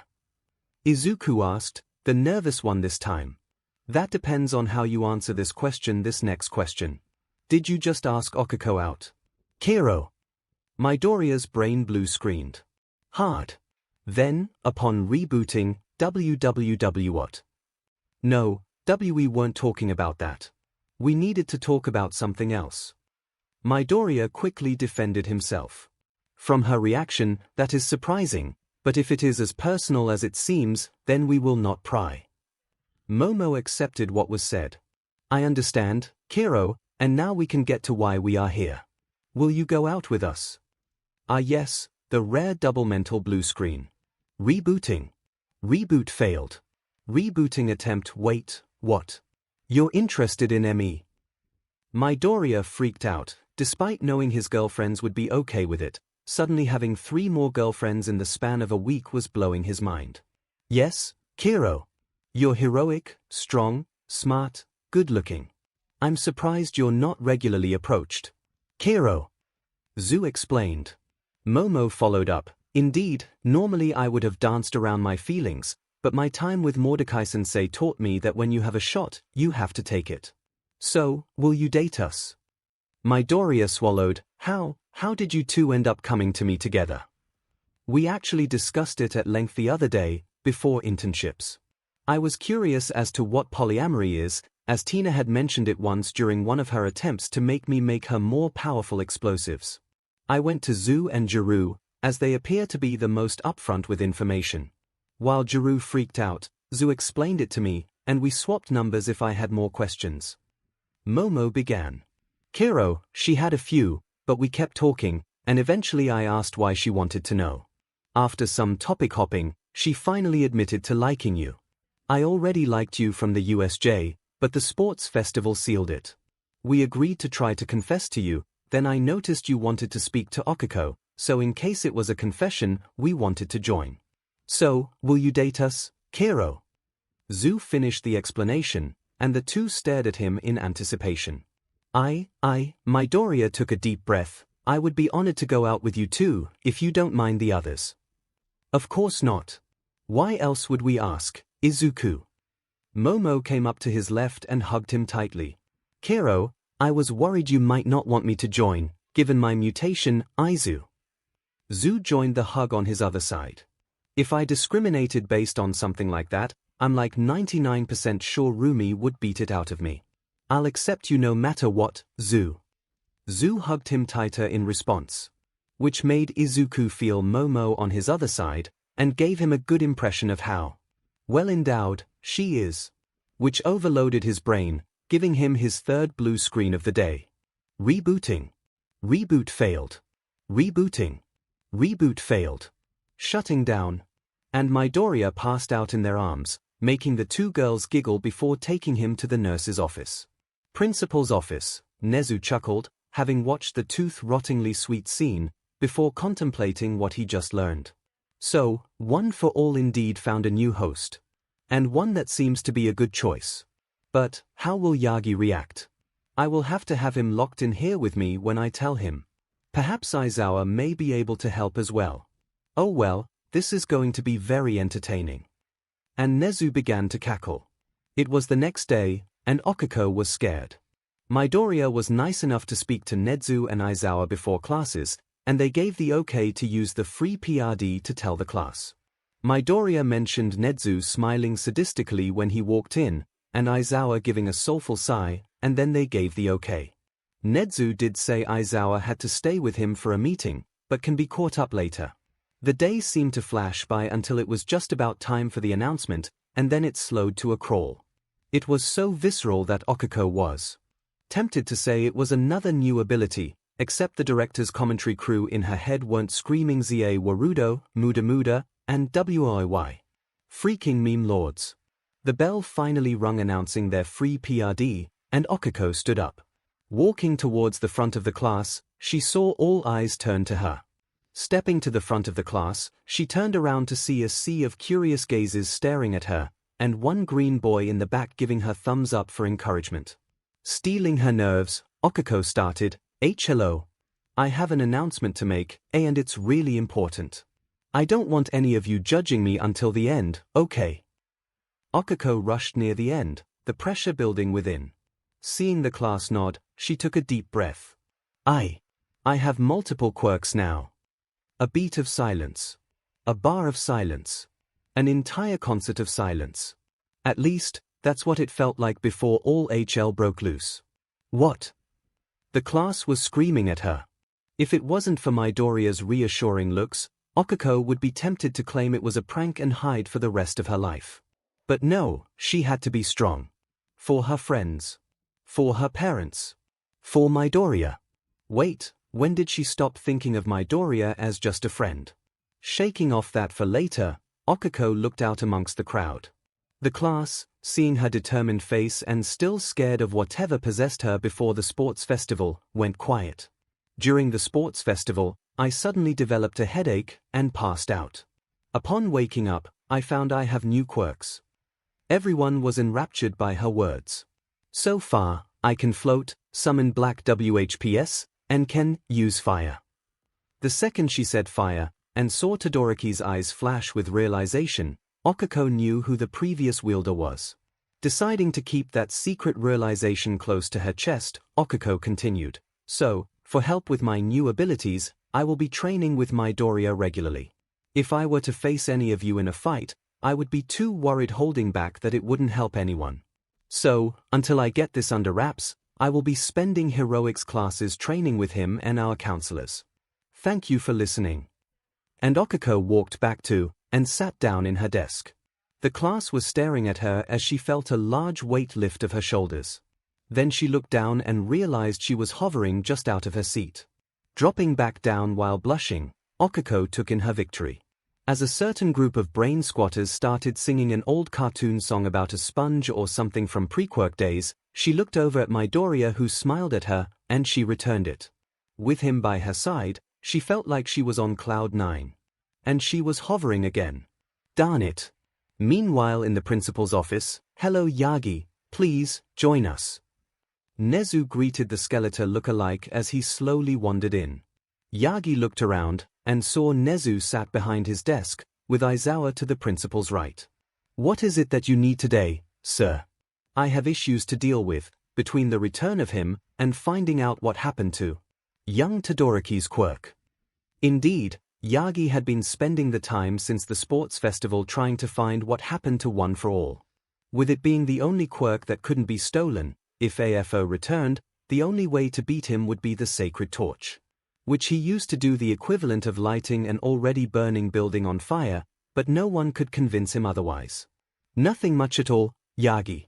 Please come over and observe. 𝐒𝐻𝐻 cheerily smiled, as 𝐼𝐺𝐻 stepped around to look at his monitor, and saw a recording of Class 1A. About to question what they were doing, 𝐼𝐺𝐻 was interrupted by 𝐒𝐻𝐻 pressing play. Hello. I have an announcement to make. 𝐼𝐺𝐻 saw one of the girls in the class, young Urarara or something, at the front of the class. Figuring this might be what 𝐒𝐻𝐻 wants him to see, 𝐼𝐺𝐻 tuned back in. I have multiple quirks now. A spurt of BLD shot from 𝐼𝐺𝐻's mouth as he shot Ramrod straight, eyes staring in terror at the young girl. What? What? How? Forcing himself to focus again, he caught the next bit. I can float, summon black WHPS, and can use fire. 𝐼𝐺𝐻 stared at her power set, trying to piece together why it sounds so familiar. Then it began to click. Floating. Fire. Even the WHPS were vaguely familiar from the stories Nana would tell. Stories of past wielders. Seeing 𝐒𝐻𝐻 end the recording, 𝐼𝐺𝐻 immediately puffed up and darted towards the door. He had to get to her, had to get her to give it BA dash. 𝐼𝐺𝐻 felt himself suddenly deflate, slamming into 𝐒𝐻𝐻's reinforced door face first, and hearing a loud crack.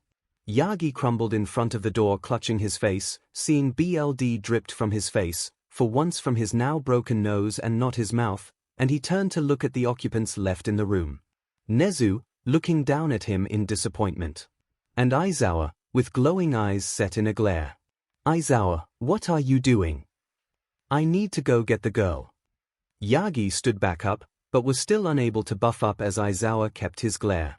Turning towards the only being that could save him, 𝐼𝐺𝐻 looked towards the frowning principal. Please sir, you have to let me go. You know as well as I do what this means dash. No 𝐼𝐺𝐻, I know this means. It appears, you do not. You never even thought of any other alternatives. Just jumped up to take a swing at the perceived villain. 𝐒𝐻𝐻 cut him off with a grimace. I'm going to let you in on a little secret. 𝐼𝐵 knows. 𝐼𝐺𝐻's eyes widened as he stared into the eyes of his fellow teacher. He approached me about the sudden change in his student's quirk, and with him being Todoroki's new trainer, I decided he was trustworthy enough to be let in. And it would appear, you forgot about the words the quirk left behind. Todoroki was unworthy, so it would only make sense that the quirk that can be transferred would be able to transfer itself in case of emergency. The quirk chooses its wielder, not the other way around. It's obvious, the quirk deemed Uraraka as someone worthy. Now, we can either all help her learn her new abilities, or 𝐼𝐵 and I allow Midoriya to teach her while we keep an eye on you. Take your pick, and stay away. You're dismissed for now.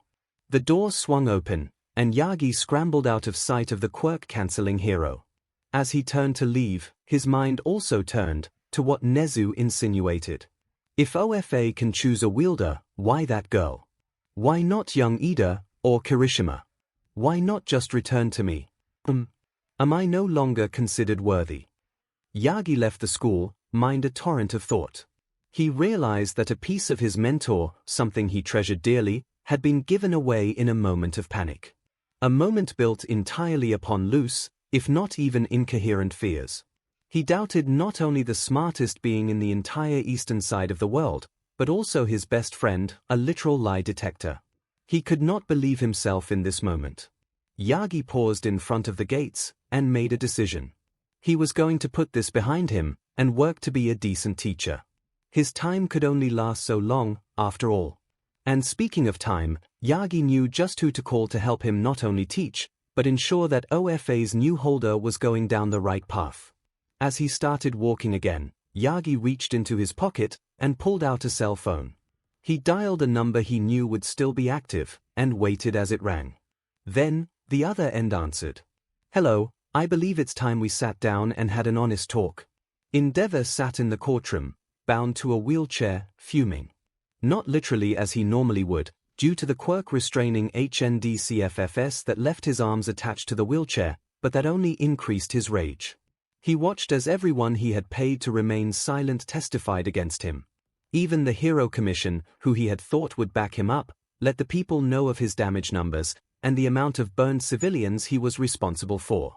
The grave was being dug deeper, and the final nail for his coffin was about to arrive.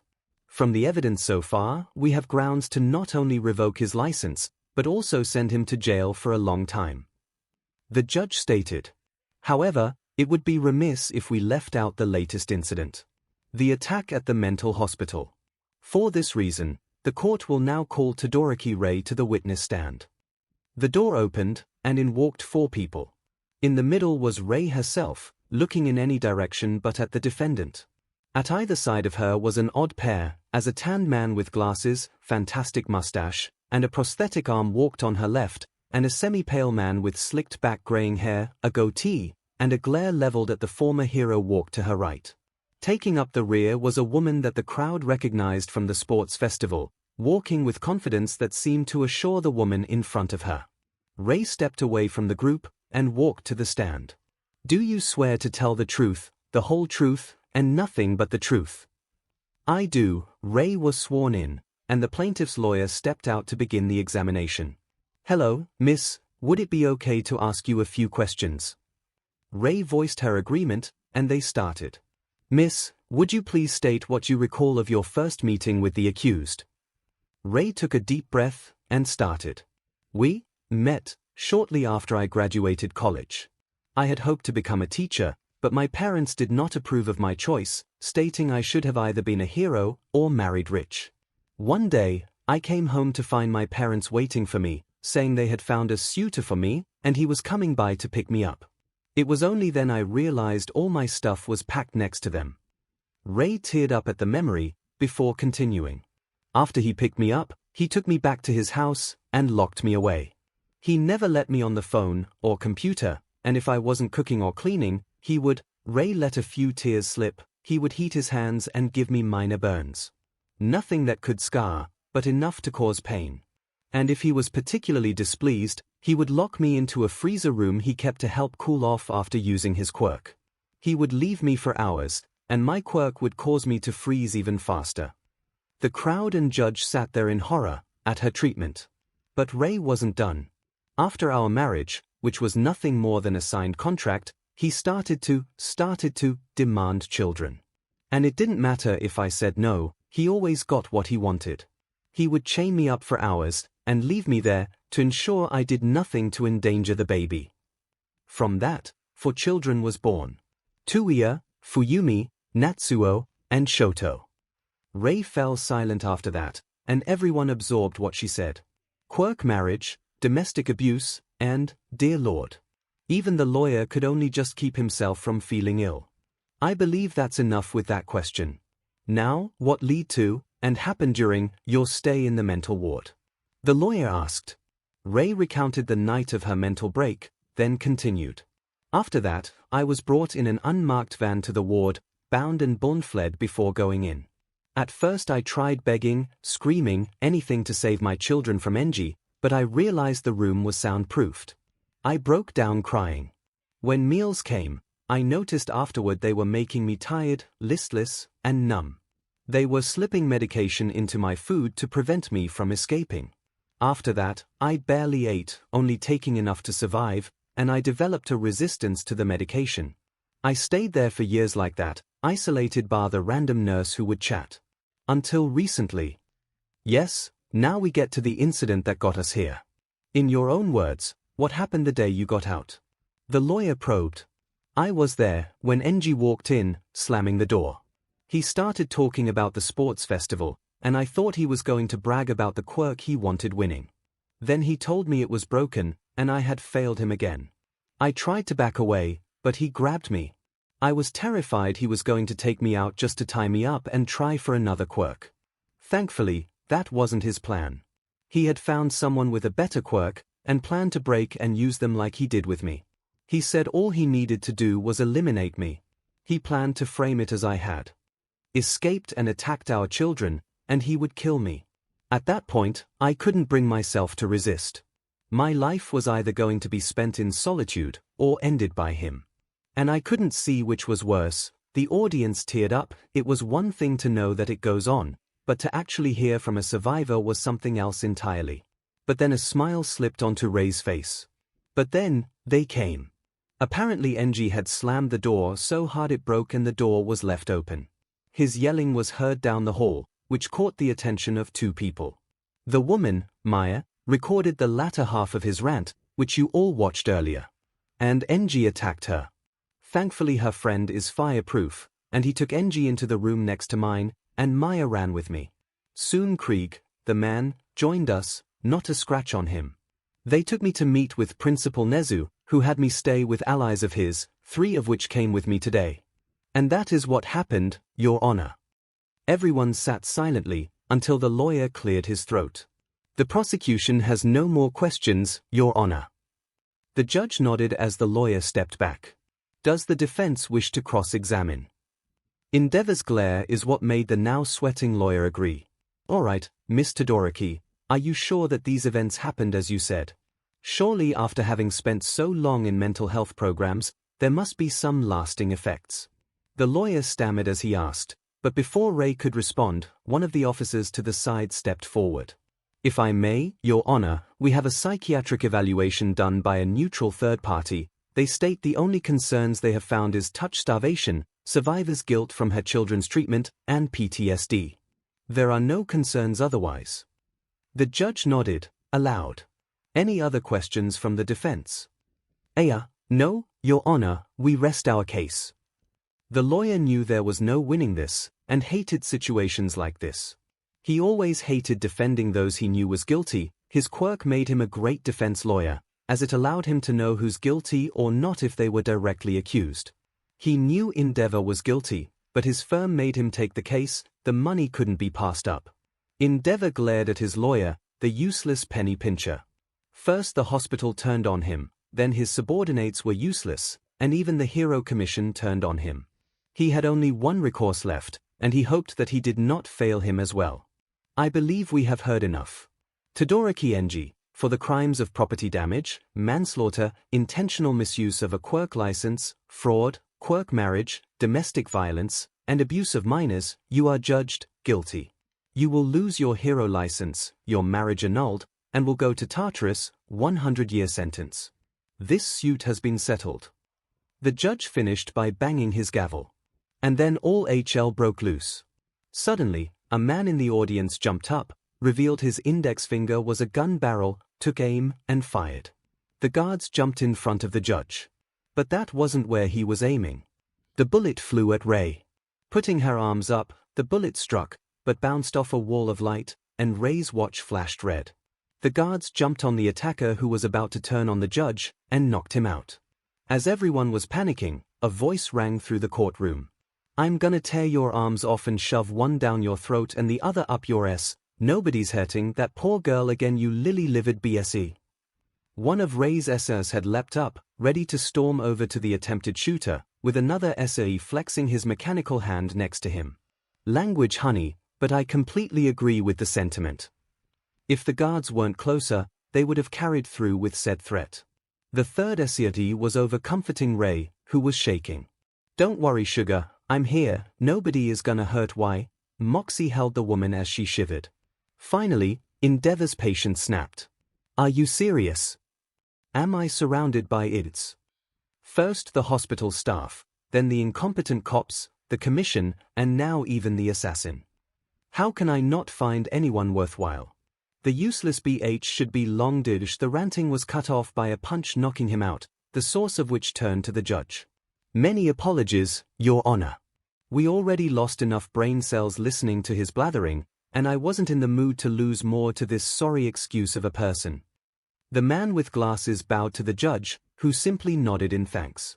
The police took Endeavor into custody, where he will remain until his next trial, where he will receive a much harder sentence. Ray and friends walked out after giving their statements. Thank all that Midoriya and 𝐔𝐬𝐽 built a smaller, single-use shield for public use. Ray stated, looking down at the watch in awe. I'm glad as well, I find myself to be rather attached to you, Moxie said shamelessly, leading Ray to blush and hug herself into Mox's back. You know Wayne, Seeing you be so protective really warms my heart. I'm glad we met. Hammerlock said, turning to Wainwright. And seeing you knock out the 𝐵𝐴𝑠𝑢 warmed my heart. Among other things, honeysuckle, Wainwright responded, flirtingly. Ray groaned to herself. Why did she surround herself with such smooth people? And why was she falling head over heels for one of them? Sir Night Eye Agency. Later that day, Mirai shook his head after watching the news. He admits he never thought to check on the futures of many heroes, but even he couldn't keep up with that series of events. However, in his visions, he could have swore he saw a future of Endeavor taking over the #1 spot upon All Might's end. But now that future should be impossible. Something is changing the timeline. But what? What could have the power to defy time itself? Then he thought of how those people with Ray were connected to the boy Toshi was worried about. Could they be the key? Could they save All Might? Mirai had to set up a meeting.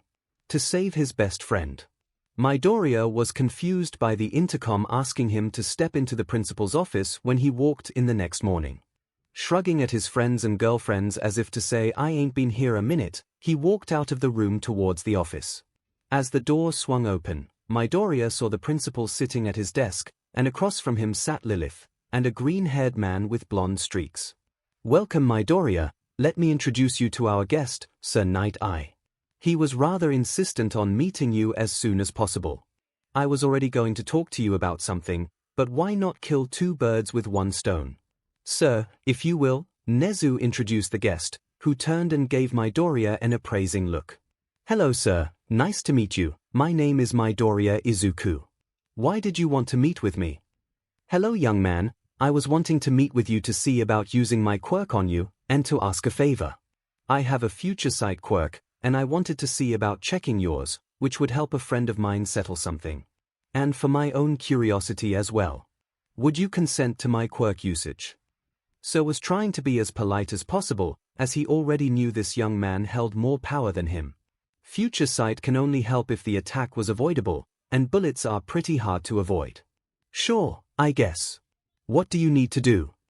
Please just sit for a moment, and I'll just need eye contact. I'll get started. Sir Night Eye stood up and let Midoriya take his seat. Breathing deep, Sir then made direct, prolonged eye contact with Midoriya. At first, nothing seemed to happen. But then, Sir saw something he had never seen before. The world took on a violet haze as images began to flash in front of him. First, a scrawny child in front of a mechanic and soldier. Then a scene of Lilith and the child shooting at giant bugs and split-mouthed canines. A scene of the boy, slightly older, working as a waiter at a bar run by a woman in a top hat. A scene of the teen meeting a group of 6 newcomers. Another of him meeting a girl in a rabbit mask. Then a scene of Midoriya ordering a sniper to shoot the collar off a giant flying monster, causing the creature to crash nearby and the collar to explode. It shifted to a scene of Midoriya caring for the creature, significantly shrunk. A sniper was nearby aiding the boy, as he tried to remove what seemed to be some energy from the creature. And a scene of the soldier, collapsed, having been shot in the back. Midoriya breaking down, crying over the body, as he yelled and screamed, begging for his dad to come back to him. Then the scene shifted to the teen now training, taking on near impossible odds for his chance at vengeance. Vengeance that came in the next scene. A man in a jacket was barely standing, screaming as the boy walked up to the scarred, blood-covered man, before pulling out something that resembled a buzz saw on a stick. At the sight of the weapon, the man's eye widened and he scrambled back, collapsing as he tried to get away. Then Midoriya swung. And swung. And swung until only a bloody mess was left of the man's head. Then he saw a scene of another loss. This time the mechanic, lost to an attack of some kind of plant zombie disease. Midoriya, leading the charge next to Lilith against a giant plant monster hybrid, before blowing the town up. Then, the scenes changed. They were relatively peaceful, showing Midoriya's healing process, as his bonds with the others became solid, and close enough to be without a doubt family. He saw how Midoriya cried with Lilith and Moxie about those lost, how Mordecai had 2 of those bat monsters, but one was covered in scars. And how that healing was tested. He saw Midoriya screaming as Lilith had her energy drained in ways similar only to a certain villain, how Midoriya refused to leave her side.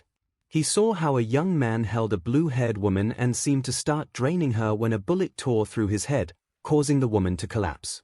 He saw as another woman freaked out about his death, but got away.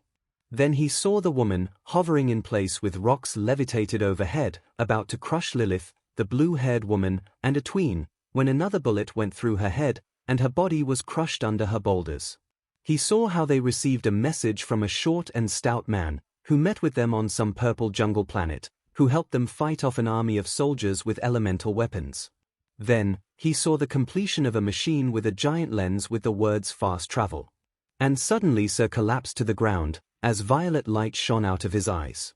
Flashes of scenes appeared to him, words such as the number 1 hero, and the sound of wedding bells was ripped into his head.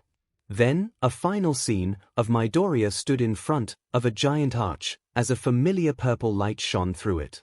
And Sir immediately felt a punch connect, breaking his nose. The violet light stopped shining out of his eyes, and he collapsed exhausted. The room was silent. Everyone stared at the man on the floor, before Nezu turned to Lilith. Was the punch necessary? Lilith shrugged and just said, "It worked last time. He should be glad he didn't have a white hot vault symbol branded on him like the last guy." Sir sat up, but couldn't find the energy to rise any further. It would seem that the difference in universe also means a difference in time functionality. I barely understood what I saw, but I can say, he is not a threat to anyone who isn't already one. All I have to ask, does a floating arch surrounded by light mean anything? Lilith and Midoriya whipped around to stare at each other. They knew what this meant. A smile split their faces. Lilith chimed in, "No rest for the wicked, hey killer." Nezu shook his head, he would find out what they were talking about later. "Are you alright, sir? We'll get you to recovery, girl. Did you have anything else to say to Midoriya?" Sir Night Eye nodded. "Midoriya, I hate to ask favors, let alone in this matter, but I have to beg you, please, save All Might." The room stilled at this declaration, and Sir finally gave in and passed out. Midoriya turned to Nezu, "Save All Might. From what?" Nezu was shaking his head a lot today. "I'll ask more details later, but for now, I wanted to let you know. You will be interning with another hero from now on." Nezu replied cheerily. "Really? Who?" "Usually heroes go for second years at earliest. The reason is more my doing, but you earned this, by all means. From here on, you'll be interning with the new hero on the scene, Firehawk." "Firehawk? But isn't that—" Midoriya turned to Lilith, who was smirking at him. "Yup killer, you're with me. I know you got my back, so let's do it like old times, okay?" Midoriya leapt forward and the two wrapped the other in a hug. Even Nezu felt his heart melt at the sight. Classroom. Midoriya walked back to the room, and saw Okiko holding a small flame in front of an awestruck Mina, Toru, Momo, and a pretending I'm not interested but secretly awestruck Jiru. Tsuyu was the only one successfully minding her own business. The boys all sat around, either secretly jealous, or in Todoroki's case, nervous. When Midoriya stepped into the room, Okiko turned the flame off and blushed in embarrassment at being caught showing off, which made Mina pout and Toru to beg her to do it again. Tsuyu and Momo saw who entered, and smiled as they came up to hug Midoriya on both sides. It was Midoriya's turn to blush, and everyone stared at them, some in jealousy and others in contemplation. Namely, the girls in the classroom, who displayed both. A throat cleared behind them, causing Midoriya and his girlfriends to turn and see the most tired man in the world. They dashed to their seats, and Aizawa sighed. "Alright, you bunch of rabid children, just to let you know in a few weeks we will be holding finals. Study." And Aizawa crawled under his desk, followed swiftly by snoring. And that set the tone for the rest of the day, until heroics. Upon entering heroics class, All Might stood there, awkwardly shifting. "All right class, today I have an announcement to make. Due to circumstances, it was decided that I would be assistant to the heroics teacher, instead of teaching myself. So, may I introduce you to your new teacher?" Suddenly the door was slammed open, and in walked their new teacher. "All right kiddos, we got things to do, people to save, and bread to get. Let's get along this year." Everyone froze, and then Brother! Ida yelled, shocked. Yup, hello Tenya. 𝐒𝐻𝐽𝐵 stood in front of the class. You may have heard I was paralyzed, but that was only temporary. The only reason it was not healed sooner was because of the hero killer, as he might have attempted to kill me for daring to come back, but after his capture the healer quirks went right to work. In a few months I'll be right back to 100%. 𝐒𝐻𝐽𝐵 smiled to the students, then smirked. Not only that, but we will also be having guest heroes come in to help. So, allow me to introduce you to our guest for the next 3 weeks. The door slammed so hard it rattled the windows, and one more hero joined the group. Hey baby heroes, Izuku, you better give it all you got, Miruko smirked, with a wink aimed at Midoriya, or else. The class shuddered. Between their counselors and new teachers, this was going to be painful. So you know what time it is. Time for a training montage. A few weeks later, Midoriya and his class were suffering. There was no other way to describe it. The poor class was pushed to their very limits, both with and without quirks. Miruko was a SLV driver, and 𝐒𝐻𝐽𝐵 was content with only giving occasional pointers. This, when mixed with the help of the Vault Hunters, made it so everyday they were exhausted, and were more bruised than person. But they improved. Midoriya could absorb greater amounts of iridium without issue. Uraraka mastered both float and black WHP, and was working on her flames, as well as unlocking the next quirk in reserve. Momo was now proficient in most hand-to-hand weaponry, and was second in class for accuracy with firearms. Tsuyu even improved, as Amora had taken a liking to the girl and her honest nature, and taught her how to fight using the strength in her legs, such as kicks, as well as increased mobility with her leaps and tongue. Jiru developed her Jax more to be a piercing weapon as well as reconnaissance. Mina had developed such fine control, her acid no longer burned the ground she slid on, while still burning targets she hurled globs of it at. Hagekyo started to be mentored by Zero, who helped her develop a suit to blend in with her, as well as weaponry. He taught her to fight in an ambush style, taking out opponents swiftly. Everyone else developed as well, except for one. Much to the class shock, Ida was slowly being left behind. Feeling he wasn't developing fast enough, Ida pushed himself harder, which was exactly the problem. Ida stopped trying to learn from the teachers, and started to overwork himself to the point of backsliding. This shocked the teachers especially, with Tensai there they expected him to listen to his advice at least. But this was not the case. The teachers sat around their meeting room, debating on who to pair with each other for the upcoming finals. We have most of them lined out, we just need to settle the last 3 students. Ida, Midoriya, and Uraraka are each difficult to place, but I may have a proposition. Nezu stated, no matter what, Midoriya must face All Might. He would be the only one who could face Midoriya with somewhat equal ground. That leaves Ida or Uraraka to be paired with him. All Might nodded his head. Makes sense. So you want me to test Midoriya and Uraraka? Nezu shook his head. No, but I believe Ida would be the better pair. Aizawa narrowed his eyes at the principal. Explain. Simple, Ida has shown himself to be pushing himself to the point of self-harm, while chasing some sort of goal. To get through to him, we need to show him that his way is not the best, and we can try to discern his goal as well, as you humans show so much of who you are when under pressure. He needs a brick wall, and that will be you, All Might. All Might was annoyed at not being able to test Uraraka, but shrugged. Understood, sir. Then that leaves young AMR and Uraraka to face Eraserhead, correct? At the principal's nod, All Might settled down. Resigning himself to only observe young Uraraka instead of testing her directly for now. The rest of the meeting went without issue, and when it ended, All Might stepped out to see if he could perform any other heroics with his remaining time. Upon his leaving, Aizawa turned to the principal. You know more than what you're letting on. Explain. Nezu sighed and looked at his best teacher. What I said was not a lie, he needs to know he has limits as well.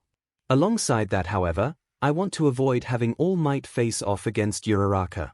Her powers are too volatile to put against an overtly powered opponent. Ida also seems to show barely hidden resentment for Midoriya, so we need to figure out why. I have a hypothesis, but it needs more proof. Aizawa narrowed his eyes. not liking having to use this test as an experiment that could injure his student. Fine. But I'm calling the match the second I see any infighting between them. Whoever starts it, fails automatically. Nezu agreed with him, and informed him that his pair would be Shoto and Momo.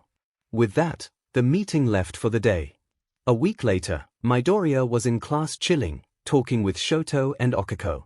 Just the day before, they had the written portion of finals, and not everyone was recovered yet. Mina was slumped to the side, a pink liquid dripped out of her ears, and Midoriya hoped it was just acid overflow and not her melted brain. Hagekyo had her hands in front of her face, and seemed to be either praying or face-palming. Maybe both. Kaminari seemed to be passed out on his desk, and anytime someone tried to talk to him, all that could be heard was a sad wheeze. Suddenly, Aizawa popped up from behind his desk, sleeping bag swaddled around him like a cocoon. Okay. Yesterday was the written portion, today is the physical. Good luck. Then he laid back down. Midoriya looked at the board, where random pairings had been listed before. Putting the pieces together, Midoriya saw his partner and the instructor listed with them. Oh. Midoriya's final. Midoriya walked into the city with Ida, dread in his stomach. The entire way there he tried to plan, but Ida barely paid any attention and seemed to ignore him. Deciding to take one last chance, Midoriya turned to his partner. Okay, Ida, do you have any idea how to get past Dash? Suddenly Ida took off down the street without a word. What the he dash? The ground suddenly erupted and started to blast towards him. Midoriya dove into a nearby alley, not wanting to waste his shield. After the shockwave settled, Midoriya peeked out and saw the destruction left behind. Midoriya was astounded by the damage, which was only comparable to a small vault beast. Midoriya heard a groan. Turning around, he saw Ida lodged in the wall next to the entrance. Midoriya pulled him out, mind racing. How do you beat something like that? Ida, listen, we need to work together to dash shut up. I'll outrun him and knock him out, you stay here. Ida interrupted him before bolting up and dashing down the street. Midoriya stared on in shock, realizing how ridiculous this situation is. Leaping into action, Midoriya summoned his wings and took flight. Following the street, he saw Ida running up to All Might and tried to jump him. All Might just reached up and grabbed Ida's leg. Hello young Ida. Would your partner be nearby perchance? Midoriya doesn't matter, I'm your opponent. Ida tried to kick All Might, but was thrown away like a bouncy ball. Ida stood back up, armor covered in dents, shaking. He tried diving to the side and coming at an angle, but was knocked back again. All Might started to get annoyed. Young Midoriya, are you going to aid your partner? What kind of hero abandons his partner in the face of Dash? Suddenly All Might roared in pain and dropped to a knee. Looking down, All Might saw a bullet hole in his calf, with ice surrounding it. Looking back, All Might couldn't spot where it came from. Realizing his mistake, All Might whipped his head around to Ida, expecting to try to catch another attack, but saw Ida was standing there, shaking. Ida saw red. He told Midoriya to stay out of this. He told him to stay away. But Midoriya didn't listen. Midoriya was fighting All Might. He injured All Might. He was doing more than Ida. Again. A buzz came through in Ida's ear. Ida, what are you doing? I got him distracted, go for it. Midoriya's voice rang through the communicator. Ida stood there. Suddenly, he heard footsteps behind him, as All Might was returning to his feet. Turning, he saw Midoriya. Ida, we can't win unless we would work together. You can take the lead, I'll provide long-range sup. Midoriya was cut off by Ida punching him in the face. Not expecting it, Midoriya was knocked a few steps back, and Ida tried to follow up. Midoriya dodged back, yelling at Ida, what are you doing, and stop attacking me. Ida revved up and charged, but Midoriya took flight. As soon as he slowed down, Ida suddenly felt himself trapped by gigantic muscular arms. Young Ida, what are you doing? Attacking your teammate will not help you beat me. Ida thrashed in All Might's arms. No. I won't stand for this. I know Midoriya is better than me, but I need to step up. I need to prove I'm worthy. If I beat you without his help, I'll show you all. If I beat you, I could beat anyone. You, Midoriya, villains, and Ida slowly came to a stop, and the hero killer. All Might's face softened from the scowl. He slowly let Ida down from his hold, but had to immediately catch a surprise kick from the boy. Ida jumped back and yelled, "But I'll prove myself here and now. Midoriya stole my vengeance, so I'll beat you, then him, then anyone else in my way. I'll be the hero nobody can beat, and I'll become number one. Then I'll have had my vengeance on that green degenerate freak." Ida charged again, but All Might had heard enough. This time, All Might disappeared from sight, appearing behind Ida. Ida had only enough time to look surprised before feeling a blow to the back of his head, knocking him out. All Might looked sadly upon the unconscious teen. Then, he spoke. "Young Midoriya, I assumed you heard all that. What are you going to do?" Midoriya dropped down, having been hovering overhead. "I heard it all. Honestly, I don't know what to do. He has potential, but his issues are holding him back." They stood there, looking at the fallen hero in training. A buzz was heard in all of their communicators. "Thank you for being honest, Midoriya. Please cross the gate, you will be graded on your actions before Ida's incident. All Might, please take Ida to the infirmary, and report back." 𝐒𝐻𝐿 spoke through the comms. Midoriya took off, and All Might felt his expectations of the boy shatter further. At first, he saw a possible ally of All for One. Then, he saw an arrogant, ruthless gunman trying to play hero. Then, he saw someone who was shaped by his experiences, with potential to grow into a decent hero. But now, he finally saw what everyone else saw. He saw a boy who knows he has amazing power, who bears a ton of responsibility, who has faced villains and came out on top, and who experienced loss. He saw himself. Shaking his head, All Might collected Ida, and left. Monitor room, 𝐒𝐻𝐿 hung his head in thought. This explained so much. He had expected Ida felt some sort of anger at Midoriya, but he had hoped it was mere jealousy. But it was not the case. "Hound Dog, you are to speak to Ida twice a week, and try to help him curb his hyperfixation tendencies. Tensai, I'm sorry you had to see that." Tensai shook his head and responded, "It's not your fault. Tenya made his choice, I'm just thankful that you are giving him a chance to improve. Gotta find a way to make this up to Midoriya, but I'll take care of things on the family side." Both nodded to each other in agreement, before turning to the other currently active test. In a different city, Aizawa was cursing the rat with every insult he knew. The rat had to know his quirk wouldn't work on Uraraka. Every time he tried, it only cancelled one of her quirks. She stopped floating, but attacked her with black WHPS. He stopped the WHPS, she launched a fireball. She just wouldn't stop. Even AMR was sneaking in attacks while he was distracted. This was the rat's fault. Suddenly, one of the tentacles caught his face. As he pulled his head out, his goggles slipped off his head. He was blinded by a flash from a laser. He turned to the source, despite his lack of vision, and saw a yellow blob. "So monsieur, you say I'm useless without my quirk. Then prove it." And Aizawa caught an eye full of glitter. Screaming in pain, Aizawa already felt his eyes trying to tear up to get rid of it, but his dry eyes would prolong his suffering.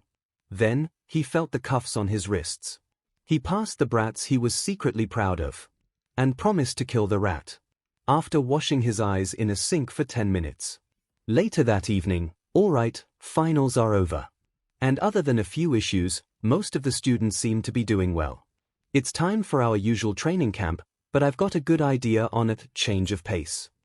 Everyone was staring at 𝐒𝐻𝐿, some in curiosity, some in wariness, and one planning murder Aizawa. 𝐒𝐻𝐿 grinned. "Tell the students to pack warm clothes, and sign non-disclosures. We're going to space." The students were sitting on the edge of their seats, waiting for the results of their tests. The only people who were confident were Tsuyu, Momo, and Midoriya. Normally Ida would have been confident as well, but the verbal smackdown he got from his brother last night, as well as his actions as of late, made his heart sink. He knew he failed the practical, but in his focus on beating Midoriya made him less focused on his studies, and he knew it would be reflected. Aizawa crawled in from a vent on the wall, still wrapped in his sleeping bag. Hanging his head and torso out of the vent, he stated everyone but Kaminari, Ashido, and Ida passed the physicals. For the written portion, Ida, Kaminari, and 𝐬𝐿 did not pass. Ashido, you barely passed, but I will make it mandatory for you to seek tutoring if this keeps up. Mina nodded, breathing a sigh of relief, as both Ida and Kaminara hung their heads, and 𝐬𝐿 sat there as Kirishima pat him on the back and said, "Nice try." Normally, this is where we reveal the summer camp to function as a remedial class as well, and tell you to gather camping supplies. But the principal, in his mission to make my life harder, has managed to get you all special permission.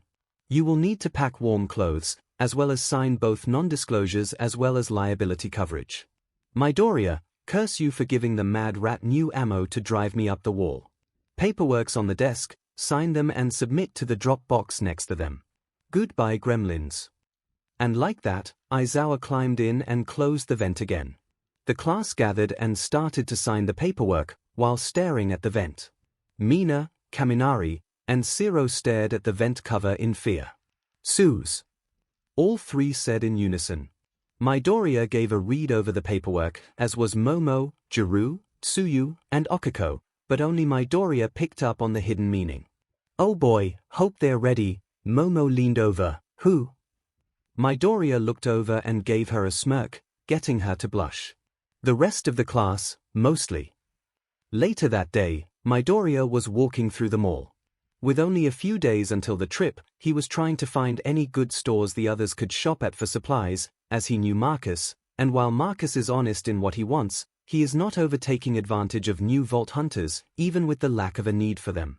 He was sitting on a bench, contemplating if the army surplus store would be enough, when Midoriya suddenly felt a hand on his throat, griping it with 4 fingers. "Hello, Vault Hunter. Haven't seen you since the Stain takedown. Care to answer a few questions?" Midoriya looked at the man, into red eyes with barely hidden hatred. Excuse me, who are you?" The man glared harder, and opened his mouth to introduce himself, when recognition flashed in Midoriya's eyes. "Chappie. Long time no see, not since I killed your monster. How have you been?" "Doing okay." Chappie sat there, an unreadable expression on his face before it swapped to pure anger. "My name isn't Chappie. I am Shigaraki Tomura. I am the leader of the League of Villains." Midoriya brushed off the correction, as well as the tightening of the hand on his throat, and crossed his arms. "Whatever, so Chappie, what you want?" Chappie decided to move on. "I got a few questions for you, and you better answer if you want to keep your head. First, what's your quirk? The gnome you should have killed All Might, but you killed it first. You overpowered it easily. Sensei said you had no quirk listed anywhere, so what is it?" Midoriya thought about how to respond, before deciding to lie. "I have a fire creation and control quirk. Anything else?" Chappie got annoyed with the short answer, but decided to move on with the other question Sensei wanted answered. "Where is the training camp being held?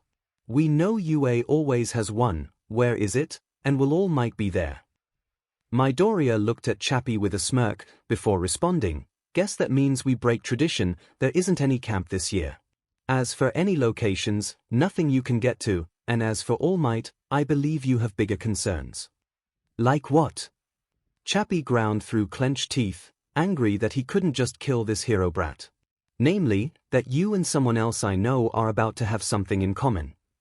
Midoriya replied cheerfully, leaning forward on the bench. Chappie wondered what he was talking about, when suddenly bang. Chappie had never felt this much pain before. Even losing his eye and arm never felt like this. He let go of Midoriya's neck to grip his PP with his remaining hand. Midoriya unfolded his arms, revealing a small orange pistol in his hand. "Now you're halfway like that guy. But you know what, let me just fix that last little bit." Midoriya aimed and shot at Chappie's PP, but this time, his good hand was in the way.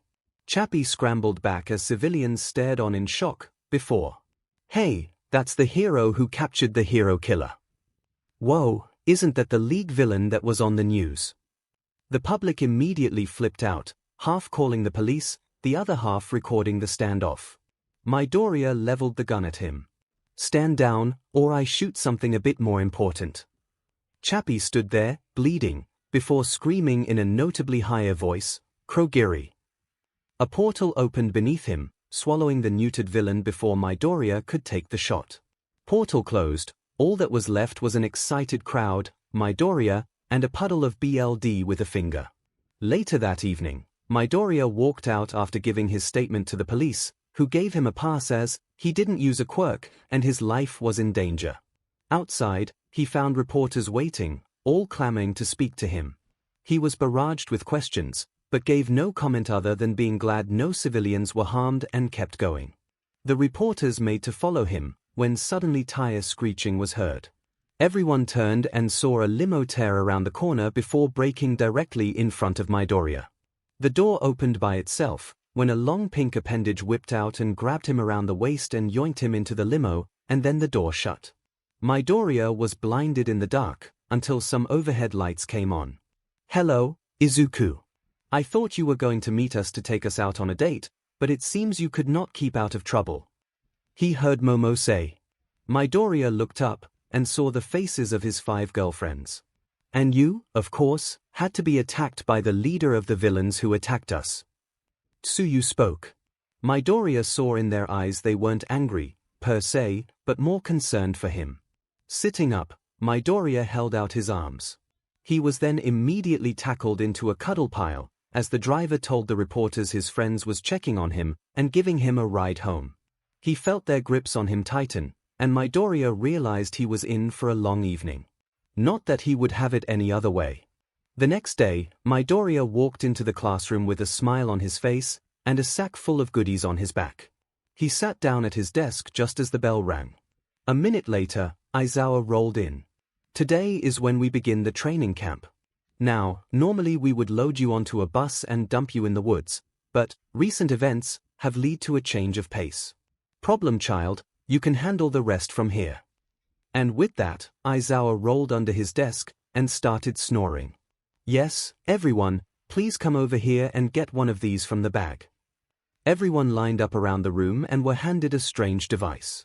Momo, Tsuyu, and Okiko smiled when they saw that their devices were personalized, with Tsuyu's being green with little frogs, Momo's having a book theme, and Okiko being pink with stars.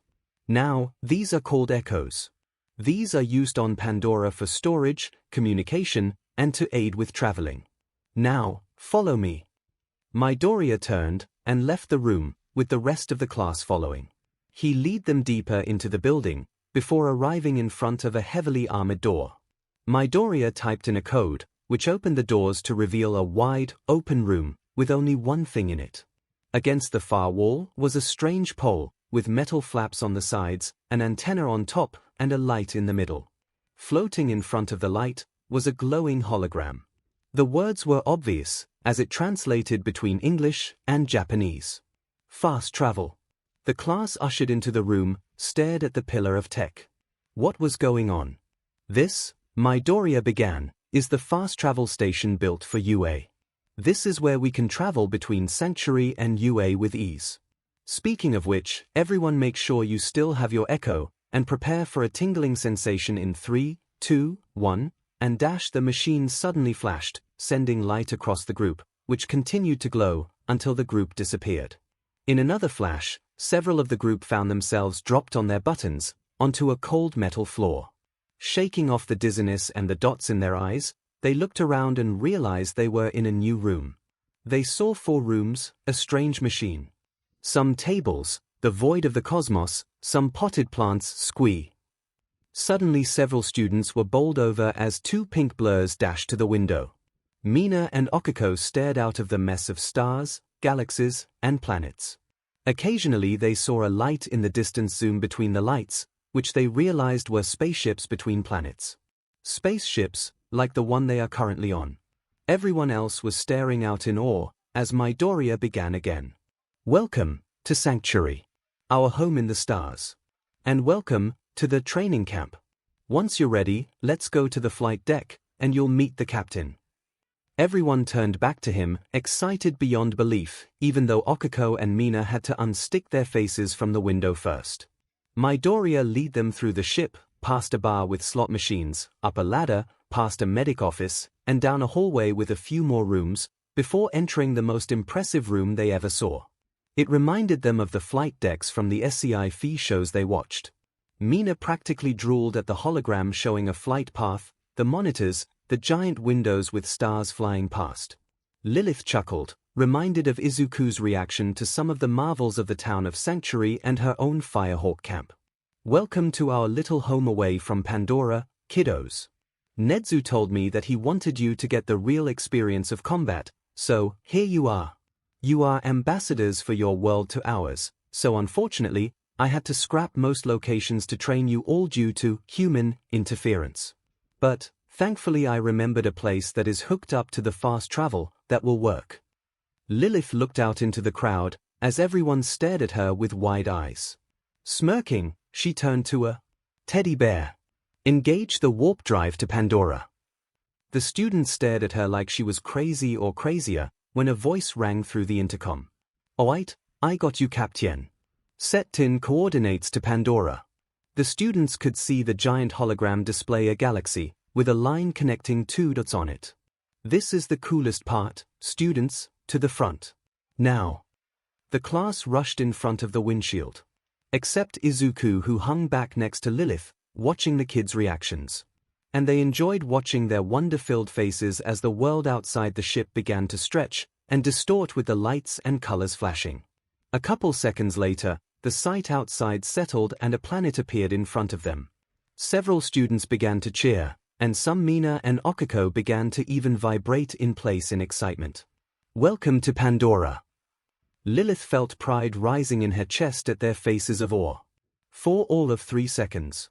"We're here, but wasn't that kinda pointless? The fast travel would get you there instantly anyway," the voice from the intercom stated. The students turned around to see Lilith slouch down with a hand covering her eyes. Curses muttered from her lips as Izuku tried to comfort her while holding back his own laughter. Then Lilith squared up her shoulders, took a breath, and looked back at the class. "As our navigation system has pointed out, we will be taking the fast travel to get down there. While there, you will be facing some of the local fauna, and to do that, we need to get you armed. Thankfully, an agreement has been made for a bunch of spare weapons from Marcus's shop. We'll stop by there before hitting the fast travel. Izuku, you know the way. I'll meet you all at the station. Get moving." Izuku led them down a level, saying hello to some of the other soldiers, and they approached a window with a vending machine next to it. A man in a goatee peeked through the window. "Well, if it isn't my favorite customer. Izuku, sales have gone up thanks to your speech at that super festival thing you did.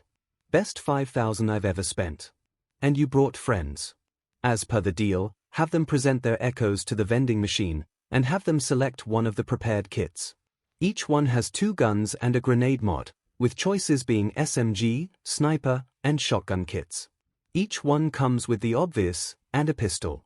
Pick wisely, and remember, it's a appealing day outside, full of opportunity." The man then turned and went to the back as the students started to pick their kits. The machine started with a flash, displaying a hologram screen with several options. A voice rung out, "Hello, boys and girls, would you like to buy weapons of mass destruction? It's only one easy payment of 1997 chroma." Suddenly, Marcus' voice rang out from the back, "Shut up. I didn't install you for you to lose me money, you stupid spam bot. Actually, it's spammed, nobody cares. Shut up before I put you back into the dumpster I dug you out of." Seeing Izuku's confusion, Marcus explained he wanted an AI to help with manning the vending machine stores like the navigation system, but regrettably decided dumpster diving in Maliwan's dumpster for the parts was the best way to get it. With help from the vending bot, the students picked their kits. Kirishima was obvious with his pick, as he declared his new shotgun manly beyond belief. Momo looked over her sniper critically, and Tsuyu was getting accustomed to her SMG. Everyone else was looking through their gear, some in excitement, others in neutrality, and a few in fear. Once everyone had selected, the students began to meander their way to the back of the ship. Izuku began to follow, when the vending machine flashed pink and yellow, and the AI began to speak, more quietly, "Hey, Dimension Hopper, do I have a deal just for you? 𝐼𝐴 was working on what they believed to be the big one. A coup de grace, if you will. The files are still on my storage device. For 1997 chroma, or iridium, I can make it for you. So, deal or no deal? Izuku thought for all of 10 seconds, before deciding to give the bot a chance. Peeking at the window nearby, he hooked up his echo to the machine, and transferred the iridium. It was quite a bit, but if this was supposed to be 𝐼𝐴's best weapon ever, it would be worth it. Suddenly, the machine was flashing again as it began to construct the weapon. After it digitalized into reality, Izuku caught it. Before looking it over, it was a shoulder-mounted rocket launcher, with a white body, gold trim, and an iron sight that resembled two small antlers side by side.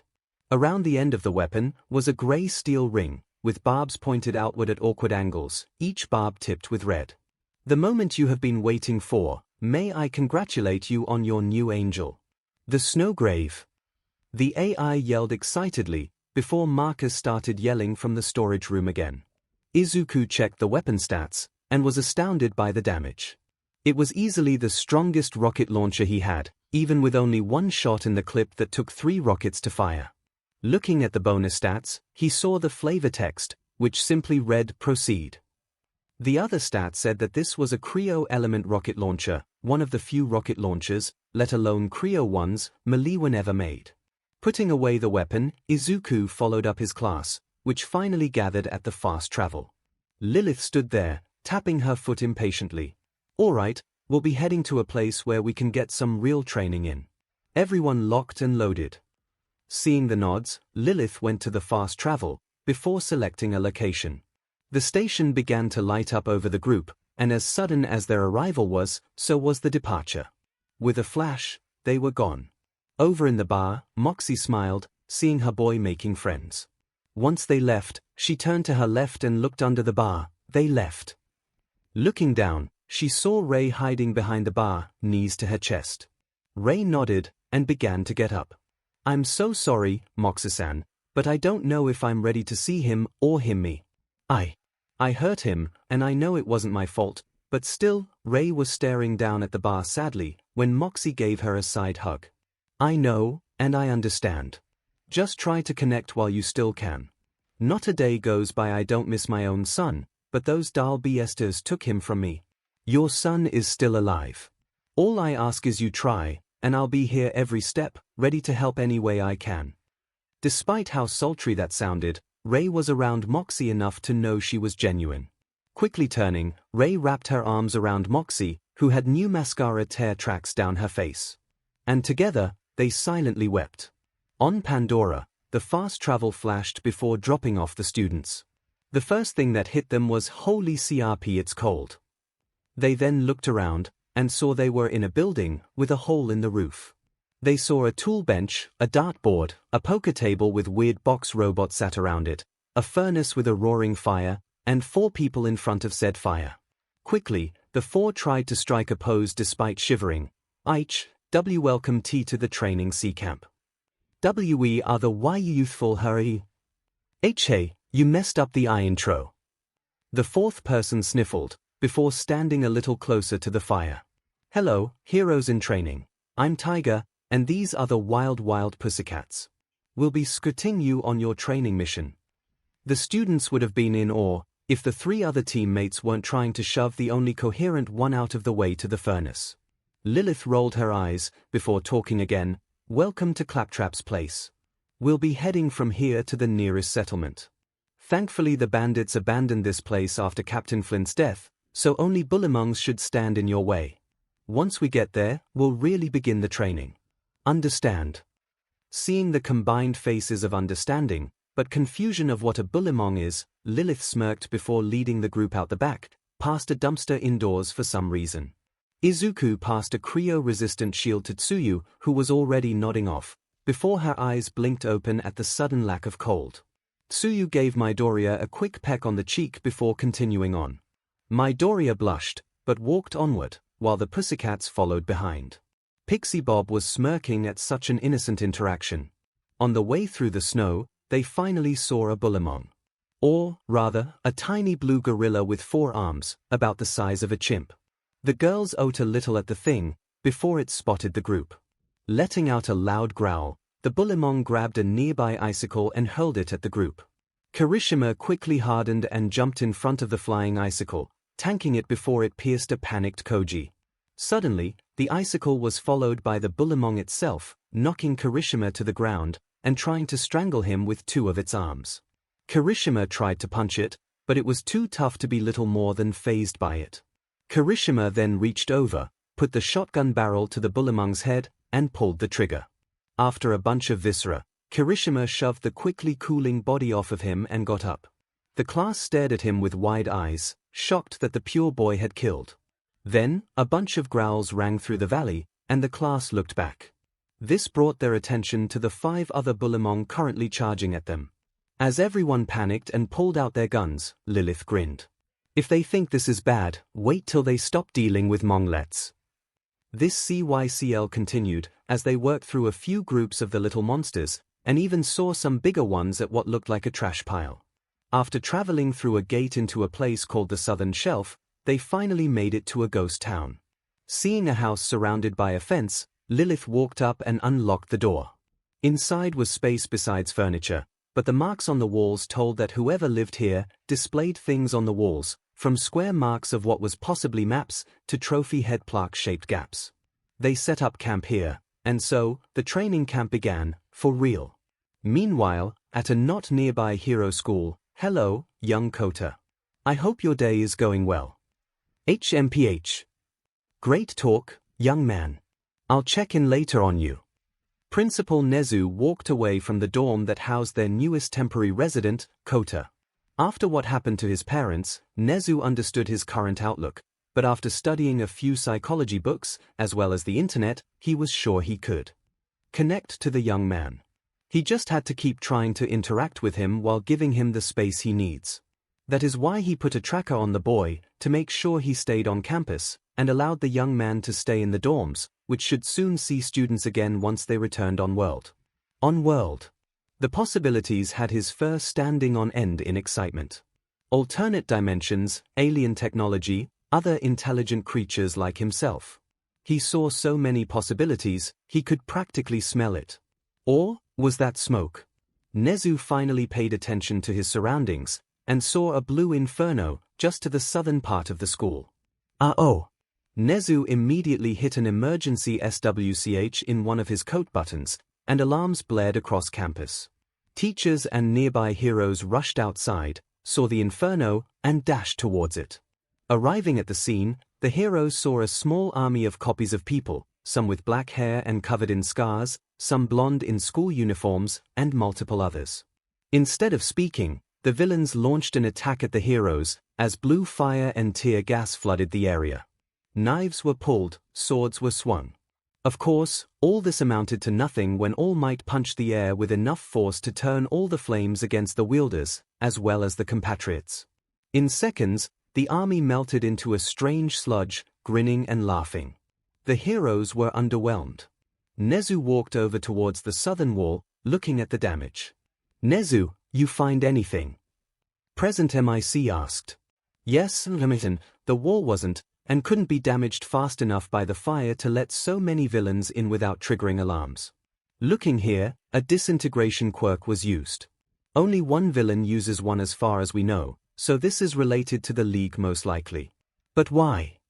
As they stood there, Hound Dog sprinted up on all fours, breathing wildly. 𝐒𝐻𝐻.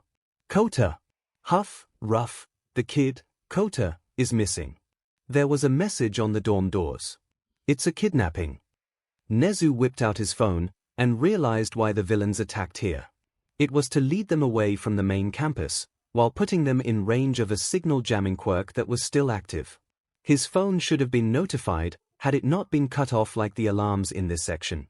𝐒𝐻𝐻 then grabbed and read the note. It was in terrible handwriting, as if written in a hurry, or with your offhand, but the demand was clear. Give the League Midoriya. Or the boy dies. Things were going well for Midoriya. The training camp had been going for about 2 days, and there had been no casualties. That had to be some kind of record. Momo and Tsuyu were adapting the best, namely due to Momo's sniper skills and Tsuyu having that shield that kept her warm was able to keep her mobility. The rest of the class was faring well too. Kirishima was getting experience fighting off melee attackers, Jiru learned how to track multiple targets through the ice surrounding the Bulimong dens, and Kaminari learned that ice is a terrible conductor for electricity. Sure, it cost him a Mong-let punch to his nuts, but hey, Jiru got a laugh out of it. As the training was continuing, suddenly Midoriya received a message requesting him to go back to UA immediately. Midoriya, confused, informed the teachers there and used the fast travel back to Sanctuary, and then to UA. Once at UA, Midoriya was scrayed to another room, which held a giant table and a projector. There were heroes everywhere, discussing in hushed whispers until falling silent once they spotted him. Nezu jumped up onto the table. Midoriya, thank you for coming so quickly, we have an emergency on hand. No problem, Principal Nezu, but what happened? In this dimension we've only been gone a few hours. So who screwed up what? All the teachers looked sheepish for a moment before explaining to him the attack on UA's southern border. So there was an attack. But it sounded like you all had that covered. Present MIC responded, we did for the actual attack. But there was a complication. We were told to watch over the Pussycat's nephew, Kota, and when the villains attacked, they kidnapped him. Midoriya stared at them, in disbelief. They kidnapped a child that was on campus. Nezu continued for his employee, correct, and we are ashamed. However, priority one is getting him back. They left behind a ransom note, with only one demand. They want us to surrender you. Midoriya was in shock. These villains want him. They kidnapped a child to get to him. Heck, he would have showed up if they just issued a challenge, or even just a call-out post on Twitter, but to go this far. This was too far. Principal Nezu, what do we have for the location of their base? If they want me, then I think it's time to make them regret it. Nezu turned on the projector, which showed a map of Kamino. Thanks to our spies and underground heroes, we know this is the area they are based. This bar seems to be the main base, but they also seem to do supply runs out to this warehouse. Nezu pointed out the locations, with more detailed pictures popping up. Before they took the boy, I had placed a tracker on him, due to the size of the campus. It actually showed him at the warehouse before whatever jammed our signal came up there too. Midoriya looked over the map and tracker information. Alright, game plan. I and a small team of heroes charge in on the bar, while All Might and other powerhouses or speedster types break into the warehouse to rescue. Normally I'd volunteer to teleport, but if they are after me they will target me, and I don't want to draw fire onto the kid. Let them focus on me at the bar, and once the kid is safe, the others can join me. Makes sense. Everyone stared at him, surprised at him taking over the planning when Nezu replied, that is the most logical option. We can't let the child be caught in the crossfire, nor can he be let into a hostage situation. This left the room floored, as Nezu never let anyone make plans without at least 17 corrections. But I must ask, how do you plan to approach them? Midoriya smiled, that's easy, later that day, alright, plan is go in. 3, 2, 1, and, AWL, League of Losers, who gonna step UP? Midoriya shouted from outside the LOV headquarters with a megaphone. The bar fell silent, no movement within. That couldn't be him. No one gonna come out. Alright then. Midoriya swayed the megaphone, and instead in a burst of pixels held an RPG pointed at the door. One trigger pull and the doors shot off their hinges, scattered wooden shards striking anyone who was foolish enough to approach the door after the first yell. Which, of course? Gah! You die today, you pest. I don't care what Sensei says, kill him. Chappie screamed, as he had rushed the door as soon as he realized who was on the other side, and received a face full of shrapnel and splinters. Every villain scrambled to follow orders, but Midoriya was having none of it. First, Midoriya shot the mist guy with a cryo weapon, locking him in place and unable to portal.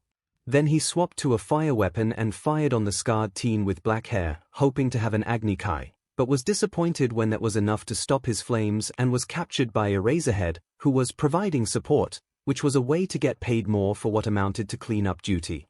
Third, taking a shock weapon, he then fired on other villains, paralyzing a Deadpool knockoff, the lizard from Spider-Man with a sword 𝐭𝐚𝐞, a magician who tried to disappear, but was shot before the count of 3, and someone with sunglasses who was completely forgettable until the next arc. One by one they fell to a hail of bullets, one-liners, and occasionally a grenade with the same weird elements. The League was gunned down, until only Chappie was left. Chappie was frothing at the mouth. He tried.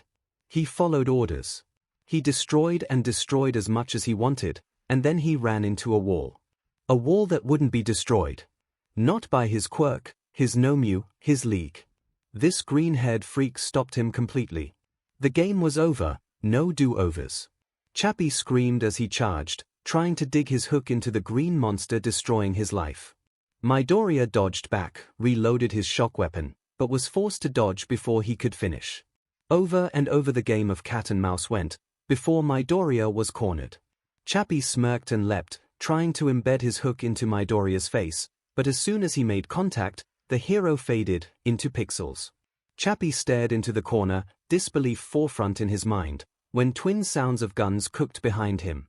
You know, boyo, after all the work I've done, you can still keep it entertaining. You still owe me a drink after this, though. Don't worry, Flint, I know better than to not pay another Vault Hunter. Still, you want to shoot him or me? Chappie turned, and saw his nightmare, holding a gun pointed directly at him, with a short-haired older man next to him, also aimed right at him. The older man smirked, and said, "We both pull the trigger, whoever hits him first buys first round." Midoriya felt his grin widen. Sounds good to me. Chappie tried to dodge roll, but unfortunately could not move faster than bullets. And the last he knew, until he awoke to the sight of a cell in Tartarus, was the feeling of twin shock rounds coursing through his body. And thus, was the end of the LOV. Well, that was underwhelming. Let me scan if there is anyone else in the building. Midoriya was surprised how easy that was. Even the scan was disappointing, as there were no other people there. Eraserhead walked up. The League has been secured. Turns out they actually had only a handful of people, which they supplemented with desperate villains in need of cash before either letting them go or killing them. We did find a girl in a hidden room, looked like they were torturing her. We don't have information on her yet, but hopefully we'll get more when she wakes. No more targets spotted. That explains that at least. How is the other team's mission? Was the child secured? Midoriya asked. As Eraserhead went to check his comms link, suddenly they felt the earth shake.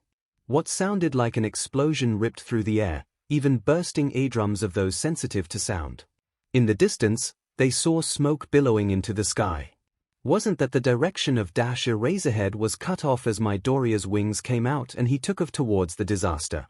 Eraserhead just felt that things will become complicated. Minutes ago, in the warehouse, Zero scanned through the building and found the child, who seemed to be locked in a cage while some doctor was prepping what he was certain wasn't normal for procedures. As he stealthily infiltrated the room, he reported through his comms, "Target has been found, now begin plan smash and pass, I will secure him." Suddenly the building shook as a giant blonde punched his way through the door. "Villains have fear, for I am here." Then the wall next to the door was punched in, as an equally giant biker charged in. Catchphrase or whatever, "Let's fight some fools." The two looked at each other, before nodding their heads, and charged the guards who were stunned by the entrance. The guards tried, but between the unrelenting power of All Might and the violence of Brick, they were quickly dispatched. Scattered across the warehouse was tubes, which seemed to contain more incomplete 𝐻𝐼. All Might immediately started destroying them, which led to Brick making a challenge out of who would destroy more.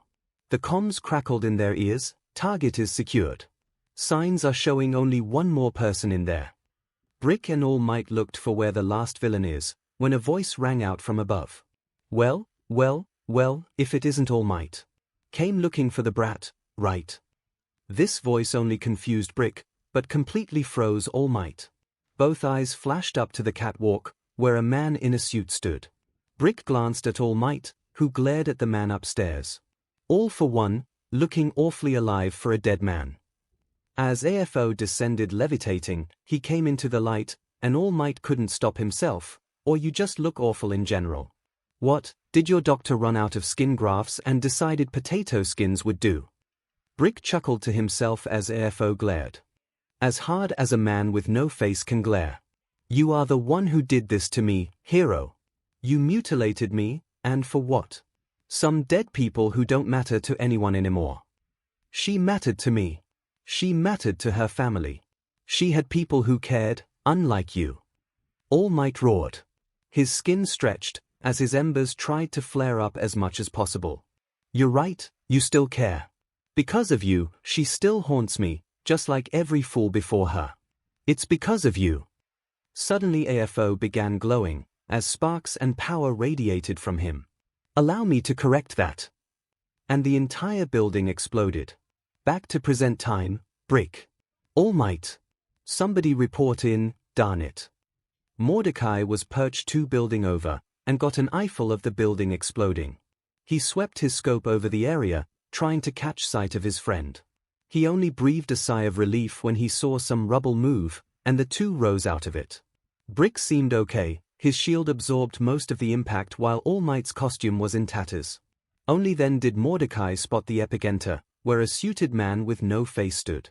And unfortunately he wasn't all that slender. Now, let's end this, All Might. And the fight began. Both of them flashed across the battlefield, trading blows that would have destroyed buildings if they weren't able to either take it or negate it. Brick was sidelined, unable to keep up, and neither he nor Mordecai could take a shot while All Might was in the way. They watched 2 titans clash before finally one crashed into the ground. And it unfortunately wasn't AFO. All Might felt his embers give a final flicker before fading, and he shrunk. Before everyone's eyes, All Might became a stick figure compared to before. He managed to force himself back up, as his foe floated above him. Look at you, All Might. Reduced to a fraction of your previous abilities. And while I cannot sense the quirk in you, I know you passed it on. To who, is the fun part. But, I can narrow it down to UA. Thank you, for pointing out who to investigate. I'll be sure to kill them before they ever pass it on. You will fail. Good riddance, All Might.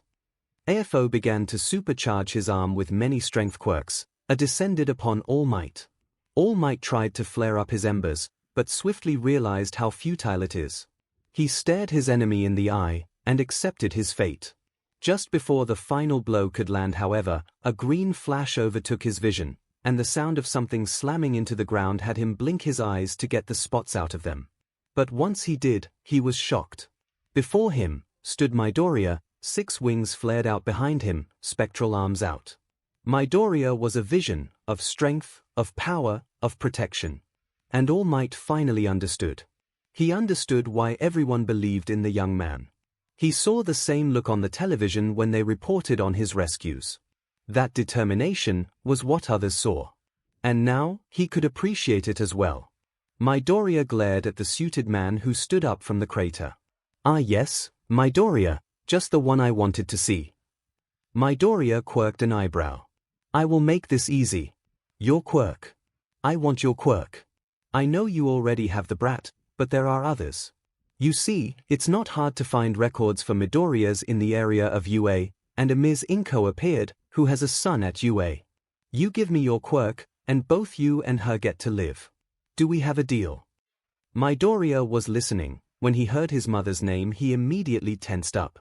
This monster was threatening his mother. The mother he just got back after years, and he was threatening her. Mordecai, seeing all this in his scope, sighed. He's dead. Brick, who had joined him, asked who did he threaten. Izuku's mother. Oh yeah, he is so dead. AFO took the lack of action as agreement and sauntered over, feeling like he won. He forcefully grabbed Midoriya's head and yanked for his quirk. Or he would have, if he felt anything. He stretched his quirk as hard as possible to find it, but there was nothing. He couldn't sense anything. And then he felt a hand grip his wrist. He tried to pull his arm away, but he couldn't budge it. Looking down, he stared into 2 unending wells of hate glaring directly at him. The grip tightened. Seraphim, his tattoos changed from green, to purple, to blue, before settling on scarlet red. Calypso. AFO stood there, confused, before feeling something he never thought he would feel. His quirks were disappearing, and kept disappearing faster and faster. He felt every strength quirk, every longevity quirk, every mobility quirk, even sensory quirks were ripped from his.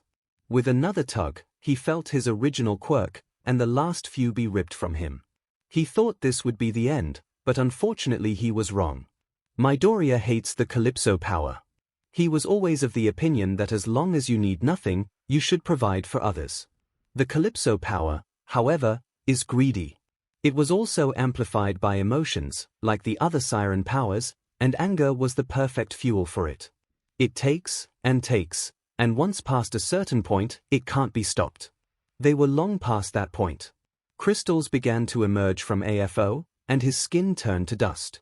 All he knew was pain, before even those nerves disappeared. The drain sped up on last time, claiming his life before finally stopping once there was nothing left to take.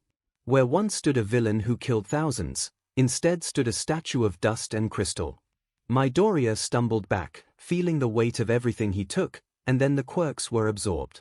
Midoriya screamed as hundreds of quirks were forced into his body, and he felt every single nerve in his body burn, freeze, and jolt trying to integrate them. Then AFO was absorbed, and immediately deactivated all the quirks and absorbed the rest. The second the pain faded, Midoriya passed out. The ultimate villain is dead, and the heroes took a deep breath. It was over.